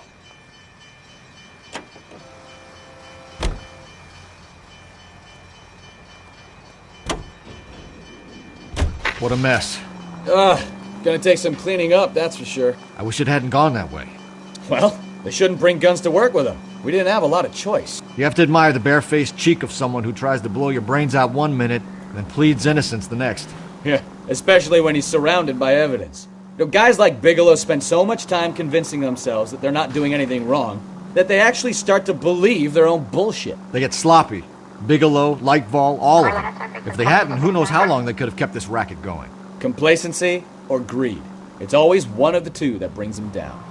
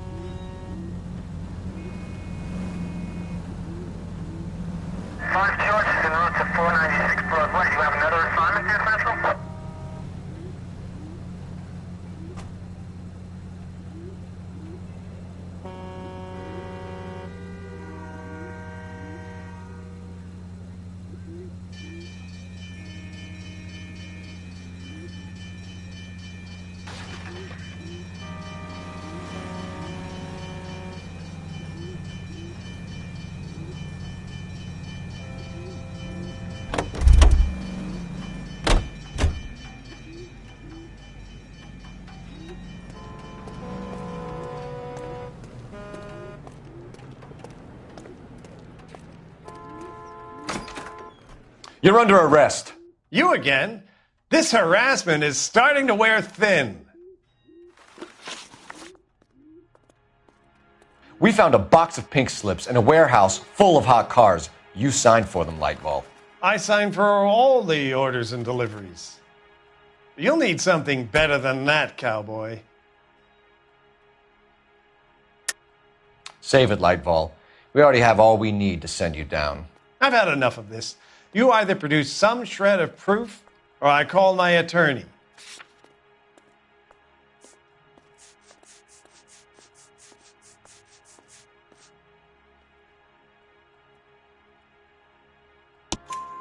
You're in the hole with the organization. We know about the debts, Lightball. I agree. I have a small problem. I'm prepared to help you in any way I can, Detective. I'll name names. I need you to keep this out of the paper. You need to shut up now, Lightball. Gordon Lightball, I'm charging you with conspiracy and fraud. Hands behind your back. The LAPD Central Traffic Division has today smashed a nationwide auto theft ring, writes crime correspondent, blah, blah, blah. Oh, here it is. Traffic squad detectives confronted a large group of armed thugs. After an exchange of gunfire, more than a dozen dead criminals were removed from the scene. The LAPD sustained no casualties. Damn fine work, Phelps. Now get out there and nail some more bad guys, will you? I want to finish reading this.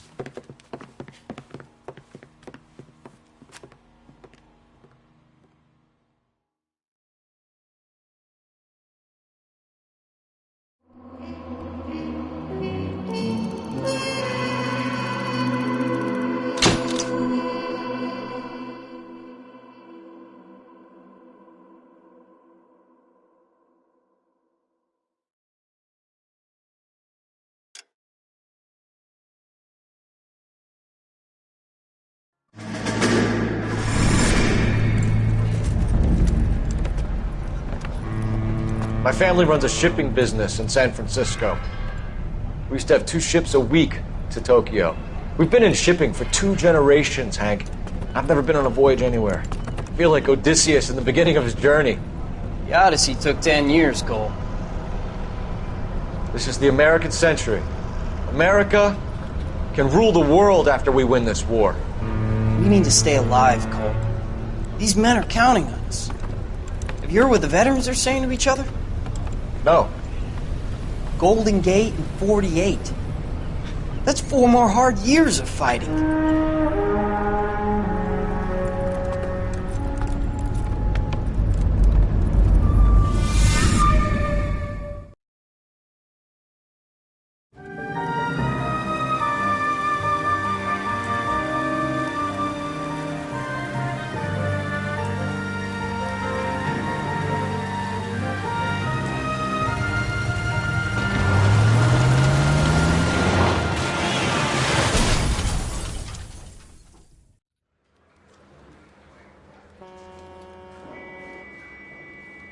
Phelps, Bukowski, you have a new case. 2 women, possible drink drive. How is that a case?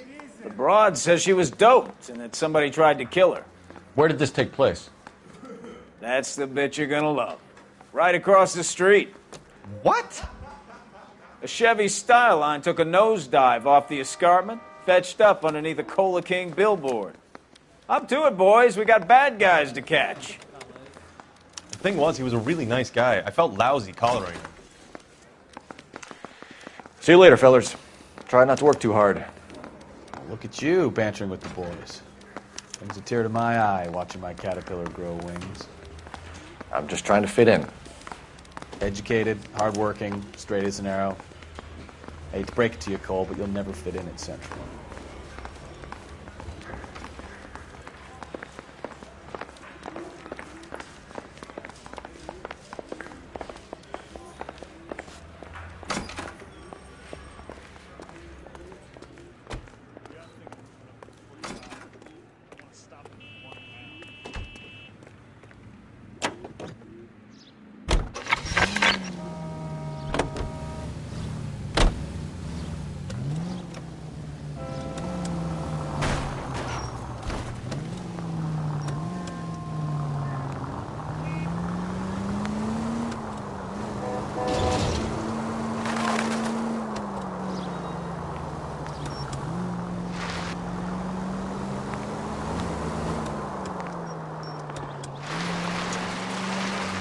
Stop just ahead.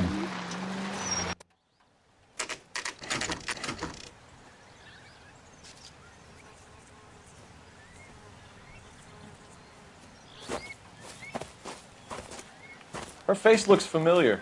Well, that's June Ballard, Tarzan's sister, beast of the Amazon. She's married to Guy McAfee. The captain has moved to Vegas now, but the two of them still have juice. Phelps, traffic. Detective Phelps. Hey, Bukowski. Long time no see. You could have called this in by megaphone, Enrique. Phelps, this is Enrique Gonzalez. Enrique was a pretty decent middleweight. What do we have, Gonzalez? Broad drives right through the empty lot and off the side of the escarpment. Her story is that a movie producer doped her and her friend and sent the car over the cliff. Was anyone hurt? Driver's beat up. Not too bad considering. If she hadn't hit that billboard, we'd be scraping both of them off the pavement. Passenger's a Jessica Hamilton. She's just a kid. She's pretty knocked around. Kid gonna be all right? I think so. They've taken her to central receiving. If you want to take a look around, you can stall the ambulance. Thanks. Do that. One more thing. Watch out for the driver. She cuts rough.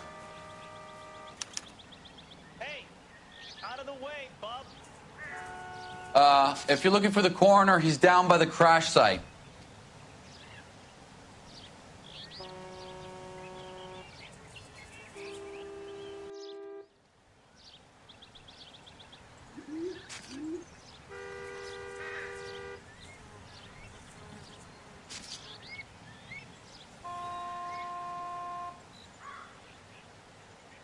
Hey, Cole, let's get moving.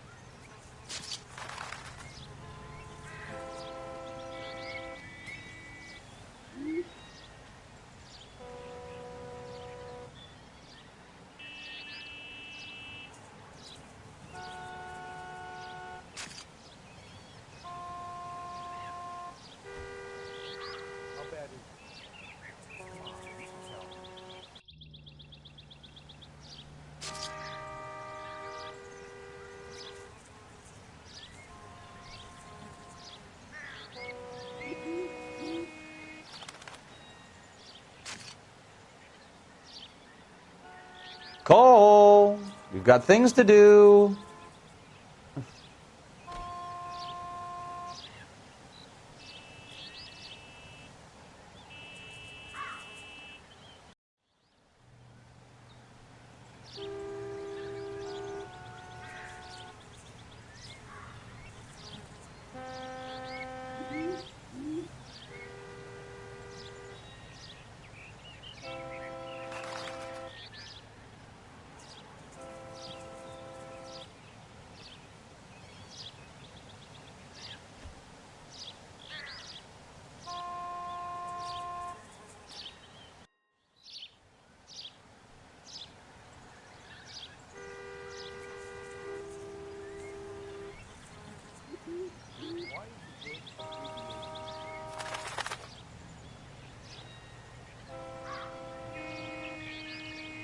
What are we waiting for?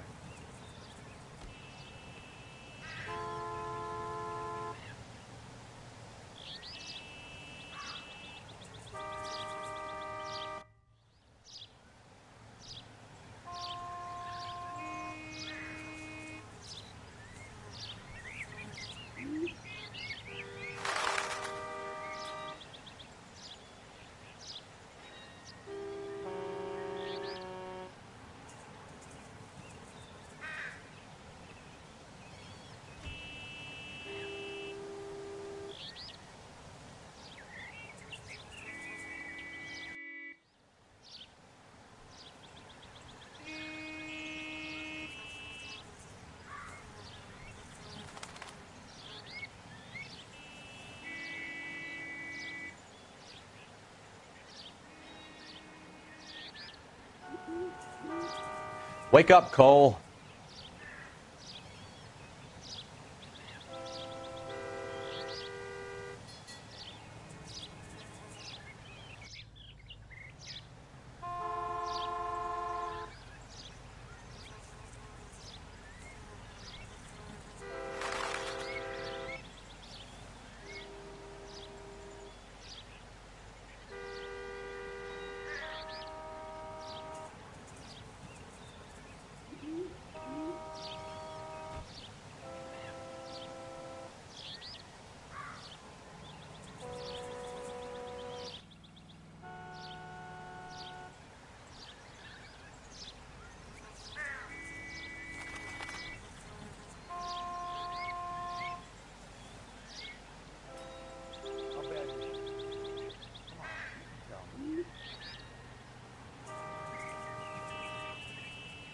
Cole, we've got things to do.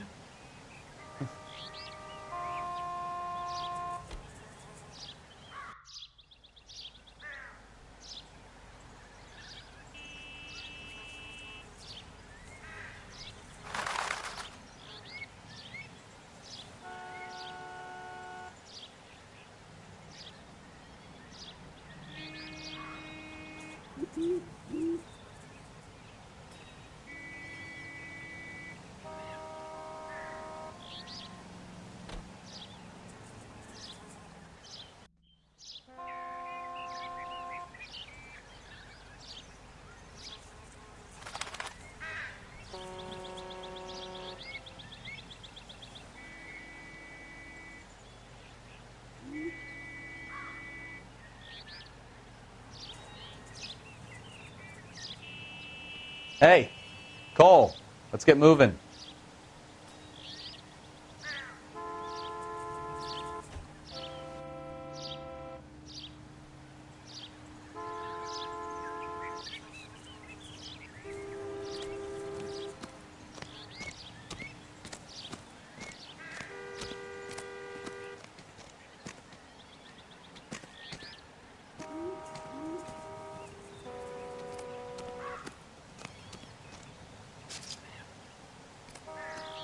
Mrs. McAfee, we would like to ask you a few questions, if that's okay.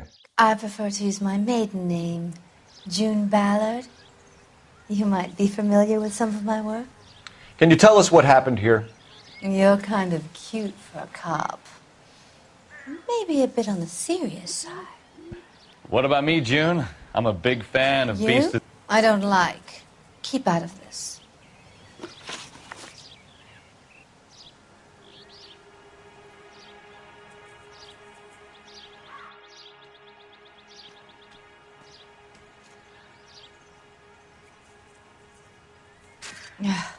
Do you get paid by the hour for doing nothing?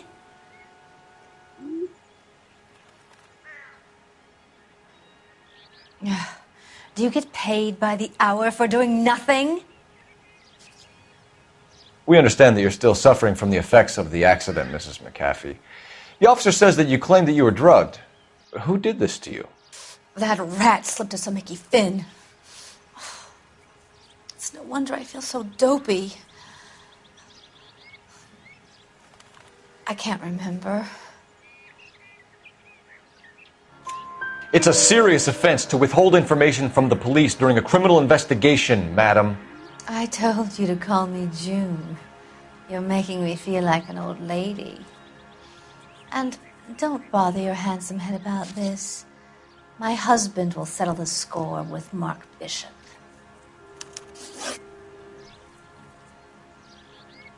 You mentioned a Mark Bishop.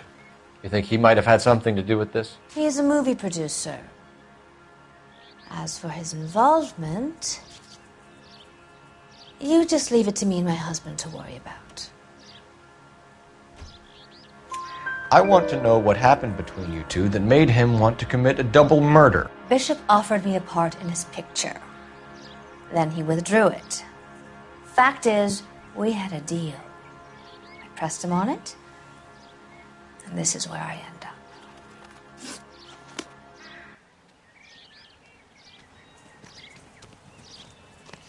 This is a big scene, Phelps. We need to get our bearings. Let's go see the coroner.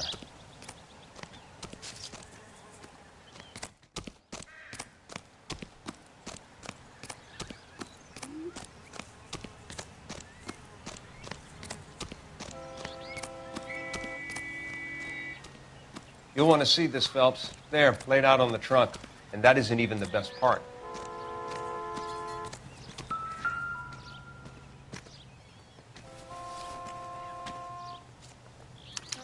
They've been torn off. Where did you find them? They were stuffed in the young lady's handbag. I'll run a trace for semen when I get back to the lab.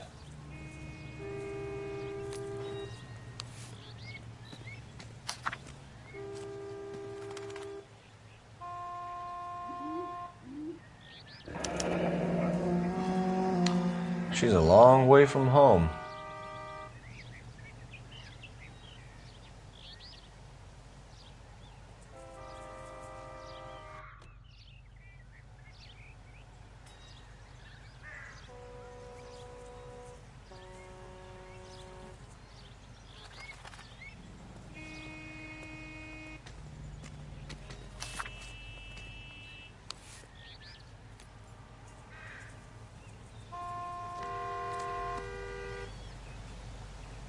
Drunk driver?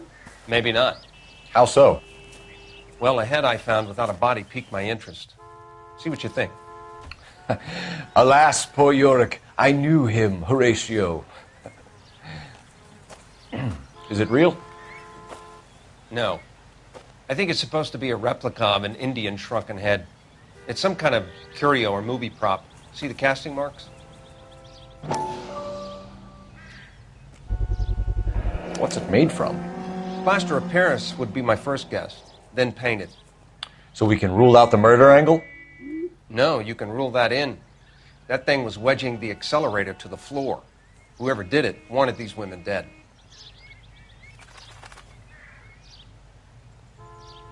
We should speak to Ballard again. She might not be telling us the whole Find story. anything interesting?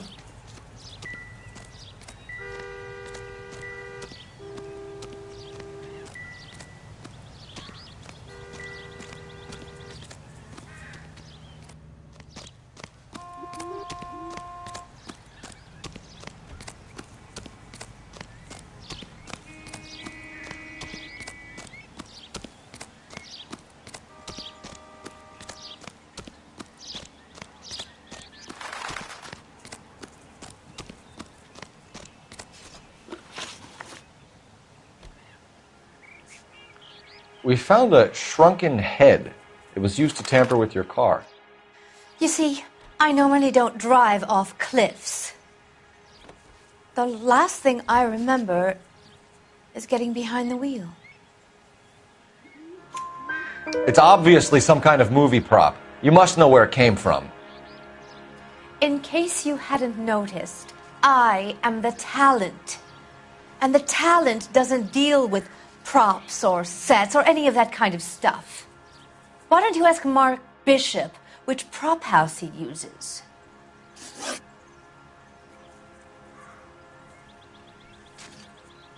What can you tell us about the passenger in your car?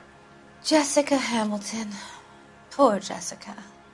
It's been a rough day for her. She's desperate to break into movies. What more can I say?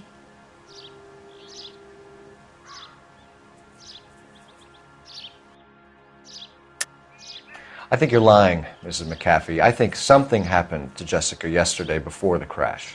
I'm offended, Sunshine. Do you have any proof?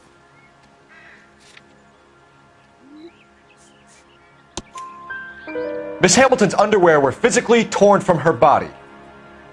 She wanted to go to a casting. I took her to a casting. Whatever happened after that is between her and Mark Bishop. Mrs. McAfee, I think it would be in everyone's best interest if you accompanied Patrolman Gonzalez back to the receiving hospital. I'm going to be okay. These guys can take me home after my lawyer and I have talked to the news hounds. Mrs. McAfee, you are still under the influence of narcotics, and you're likely to go into shock once the drugs wear off. And I thought you were a heel. It's nice of you to be concerned. I think we're good here. Let's go see what we can shake out of the kid.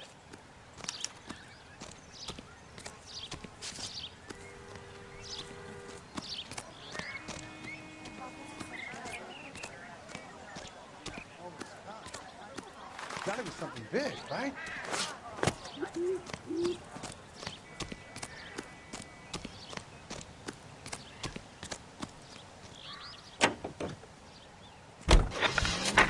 KGPL to car 11K, 11 King. The car crash victim has regained consciousness at Central Receiving Hospital. 11K Roger, en route.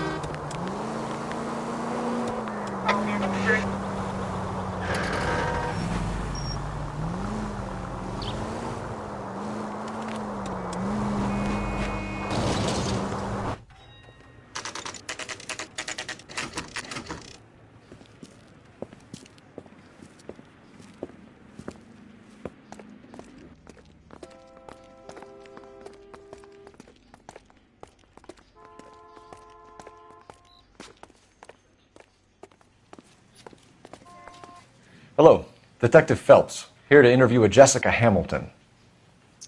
Jessica Hamilton. Oh, yes. She's in the room right behind you, Detective. You can't hold me here. No! I don't need to be manhandled by a doctor. I need my lawyer! Hello, Doctor. I'm Detective Phelps. You're attending to the young lady from the auto accident? Yes. She's conscious now, but I doubt she'll remember much. She's still feeling some of the after effects. Jessica was drugged? She certainly was. Chloral hydrate would be my guess, and there's clear evidence of abuse. She's still a minor, Detective. Someone planned a double murder to cover up a statutory rape? Swap 7 years for life and gets Guy McAfee on their case? Doesn't make much sense to me. I guess it depends on what they had to lose.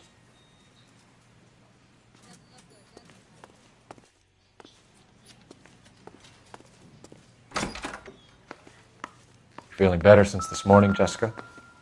A little. My head still feels swimmy.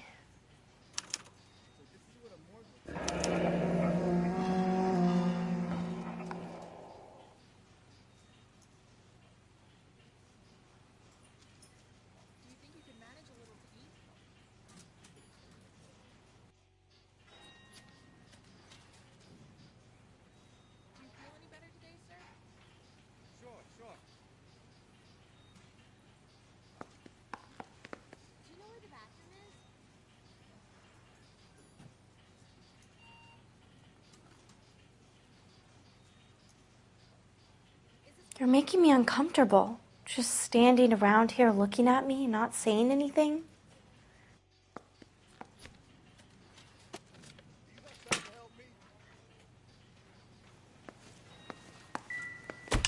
Hello, Jessica. My name is Cole Phelps.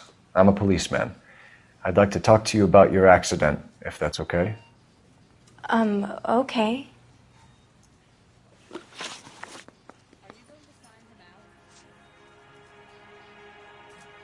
We need to get in touch with your parents, Jessica, to tell them what has happened.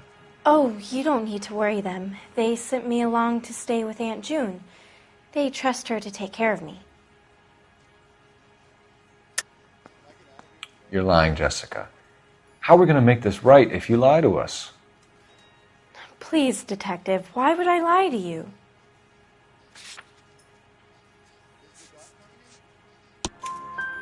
Because you're a runaway, Jessica, and you don't have your parents' permission to be here. Now, do you want to tell me what really happened? I went with Junie to this strange place. It's difficult to remember. Someone gave me a drink to calm my nerves, and then I felt faint. I think I must have passed out.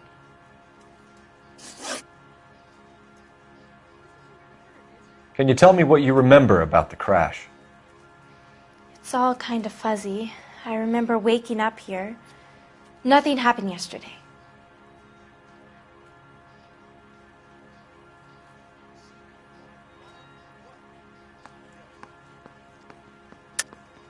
Tell the truth, Jessica. Why the big cover-up? I'm not lying to you.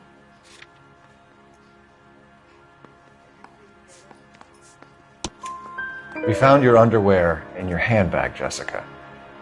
You need to tell us what happened. The doctor told me what happened. I didn't want that. I just wanted to be a star, to be in movies.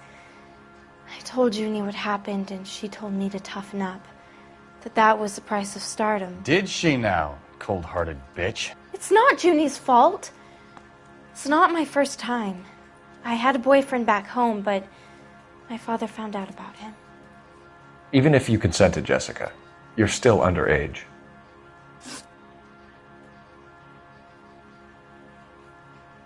How did you meet Mr. Bishop? Well, Junie is a big movie star. You probably know that. She's doing a new movie. What's the story with Bishop and Mrs. McAfee? Why does he want the two of you dead? That can't be true. Mr. Bishop seemed very happy today. I mean, yesterday. And that's why he wedged a shrunken head against the accelerator pedal and punted the two of you over an escarpment? I overheard Junie speaking to him on the phone a couple of times. Screaming, really. She can be very hard sometimes, Junie.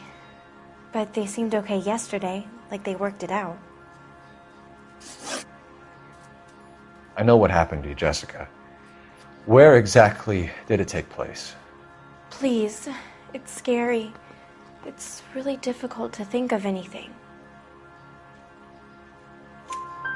Jessica, I really need you to help me here. I remember the mermaid. Was the mermaid in the movie too? No, it was on the front of a building. We pulled up in front of the mermaid. Thank you, Jessica. You've been a big help. Here's my card. If you think of anything or you need some help, just get in touch, okay? Okay. I think it might be a good idea if you went back home till you felt better, Jessica. I couldn't do that, officer. What if I got the part and I wasn't there?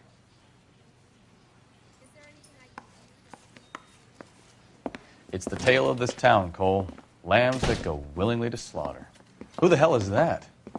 Must be her lawyer. He certainly expedited her release. I don't like it, Cole. Why is she in such a hurry? We should follow her.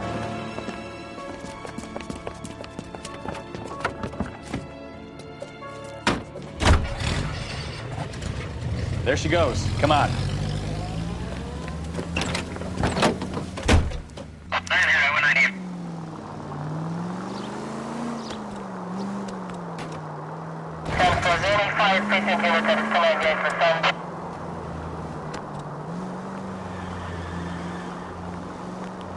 Ballard is definitely up to something. Too close, Phelps. You're way too close.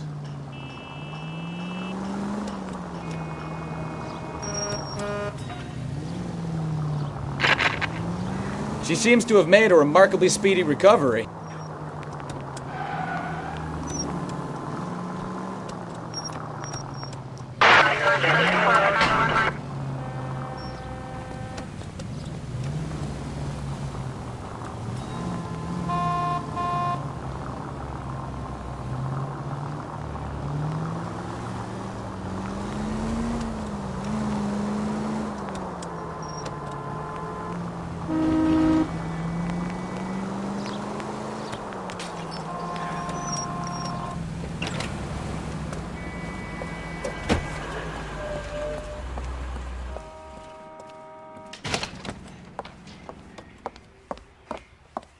Get in there and see what she's up to.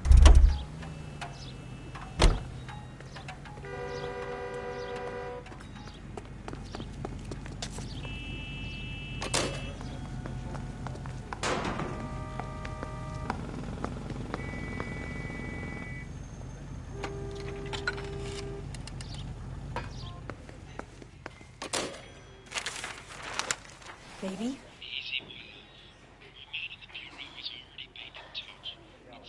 No! I don't want him taught a lesson. You know what I want. Well, then make someone else do it! You still know people out here, don't you? Then make some calls!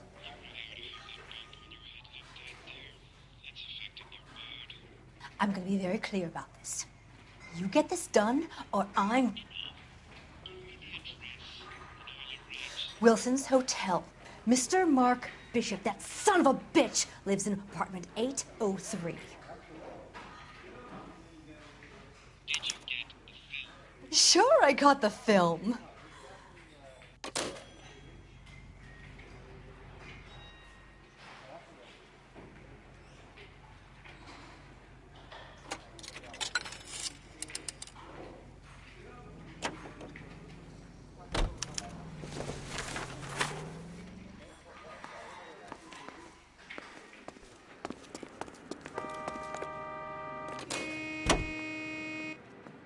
So what's the story? I'm guessing she didn't stop for light refreshments. She made a call. Sounds like Mark Bishop has a heap of trouble headed his way. I've got an address. Wilson's Hotel, apartment 803. Oh, shit. You better step on it. If he's got any sense, he'll be as far away from home as possible.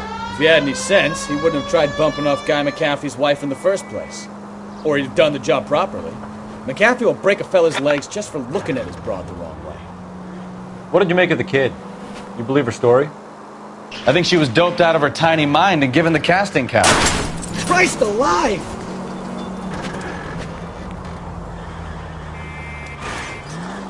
I think she was doped out of her tiny mind and given the casting couch. That fucking bitch Ballard sold her out. So if Ballard was doing someone a favor, why did they try to kill her?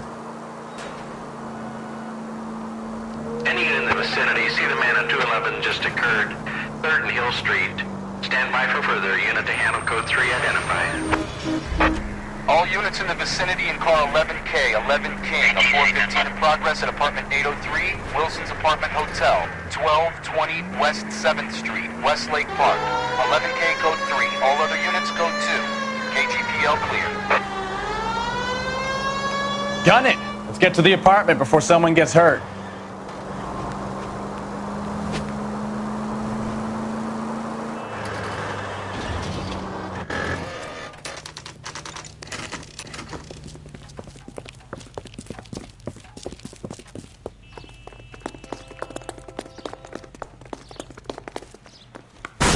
You the cops? I tried to stop them. It's room 803, left out of the elevator.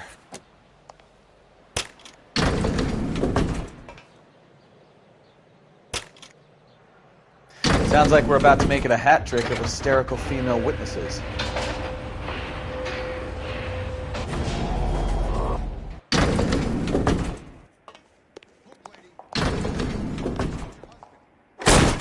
Give it up, LAPD!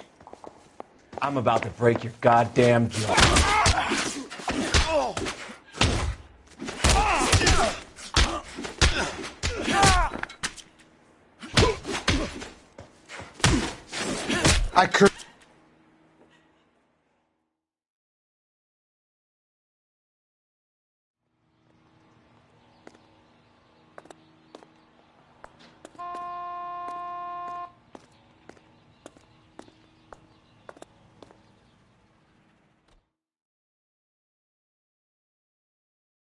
Are you injured, Mrs. Bishop?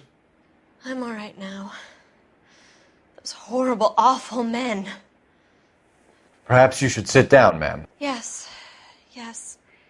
Forgive me, officers. I'm very flushed. I'll just sit down for a moment. That's perfectly normal, ma'am. Take a moment while we look around. Yes, thank you. Just look at this mess.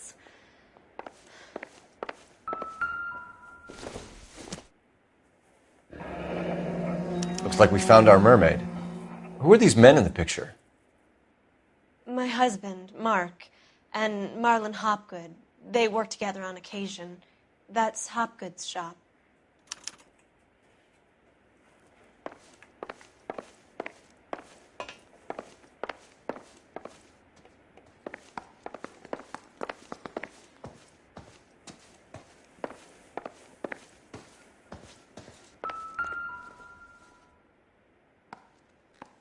Great Wall of Babylon. A replica of a replica.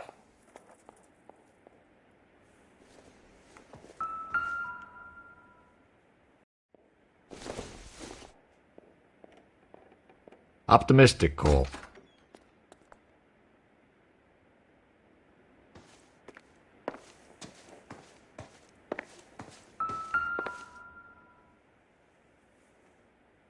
Presented to Mark.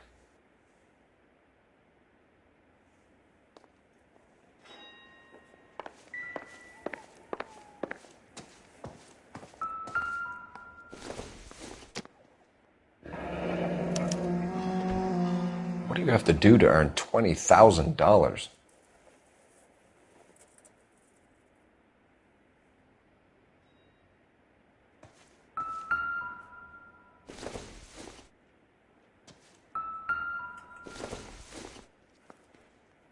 Seems irrelevant.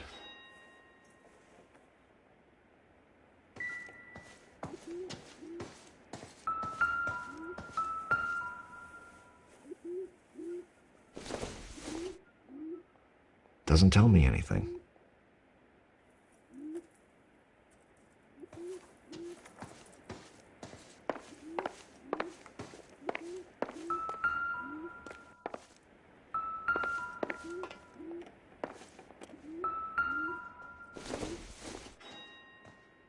Incidental.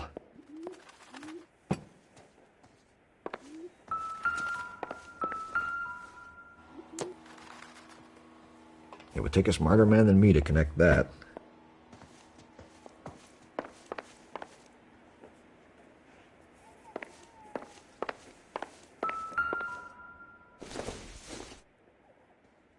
Junk.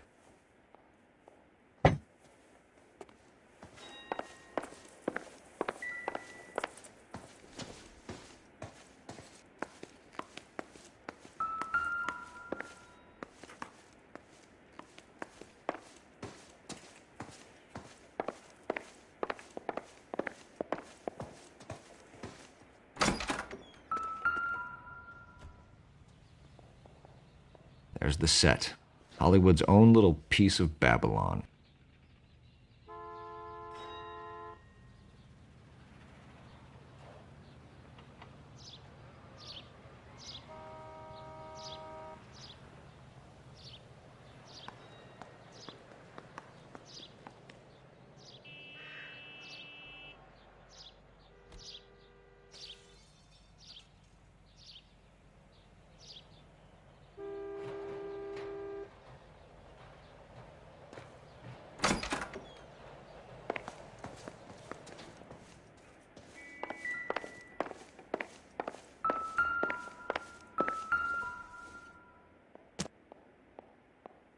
Doesn't look like anything.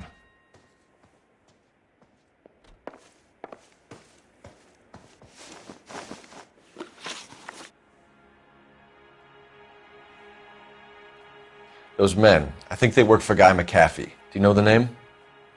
No. Why should I? June Ballard is married to Guy McAfee. Have you heard of her? That slut. She's been badgering my husband for days. Mrs. McAfee alleges that your husband tried to kill her and her friend last night.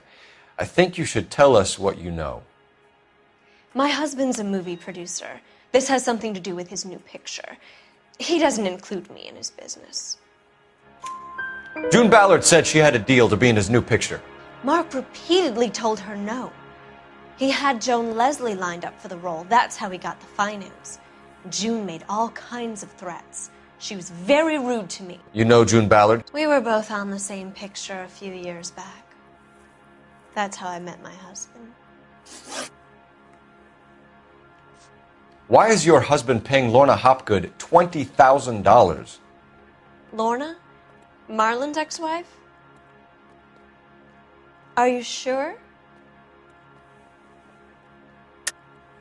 You're lying, Mrs. Bishop. It's some kind of payoff. You know exactly what the money is for and who it's getting paid to.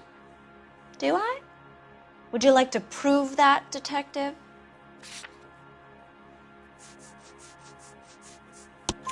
Your husband looks like he's being blackmailed. They obviously have something on him if he's prepared to kill to cover it up. Why is the payment going to Hopgood and not McAfee? Lorna works at a check-cashing place in Hollywood. You need to ask Hopgood why he needs that much money in cash.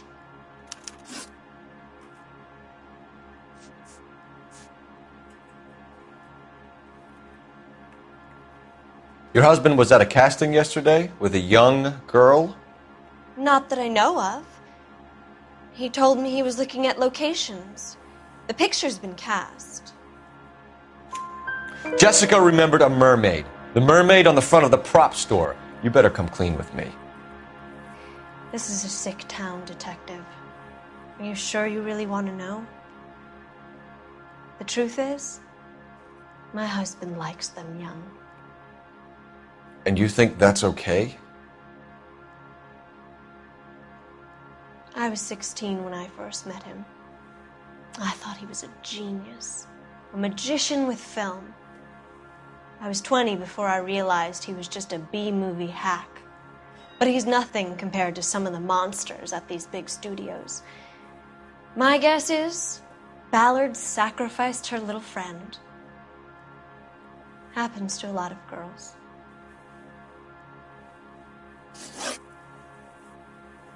Where can we find your husband, ma'am? He told me he would be on set. That's all I know. Either we find him or McAfee's people do, Mrs. Bishop. If you care for him, you should make sure that we find him first. I do care for him, but I don't really know where he'd go if he were in trouble. Hopgood might know. Your husband is in trouble. It could go easier for him if you were more helpful, Mrs. Bishop. He's a big boy, Detective, and so are you. This is Hollywood. There's always a deal to be done.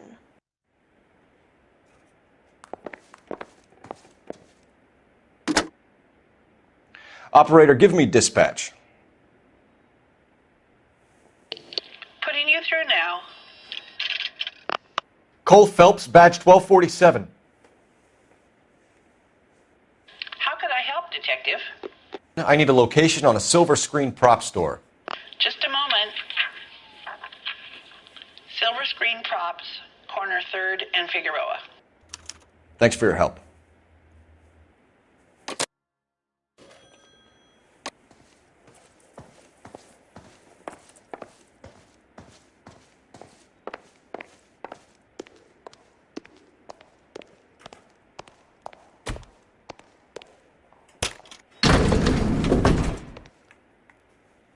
An aging movie star, a wannabe starlet, a movie producer's wife. We're finally rubbing shoulders with the almost rich and famous. And from the stories they've given us, clearly none of them can act.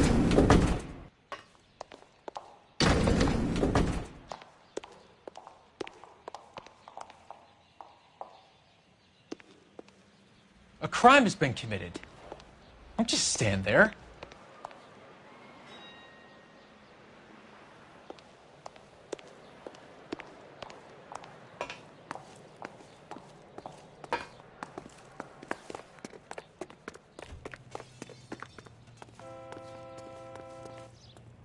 You drive. I need to go over the case notes. Where are we going?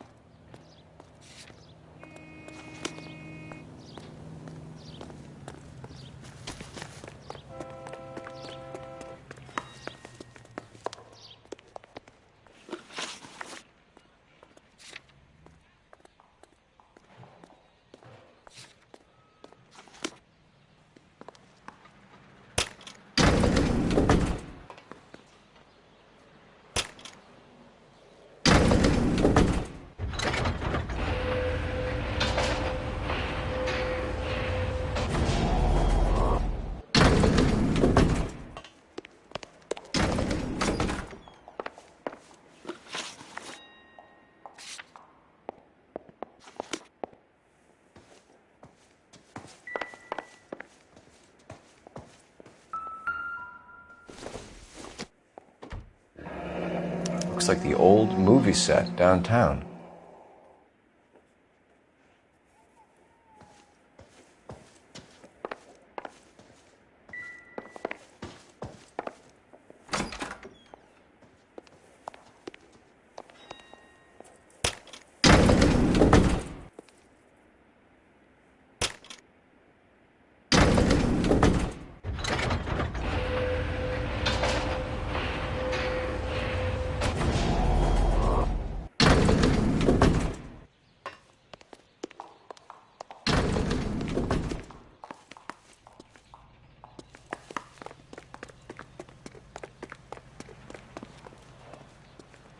You can drive. And where exactly are we going?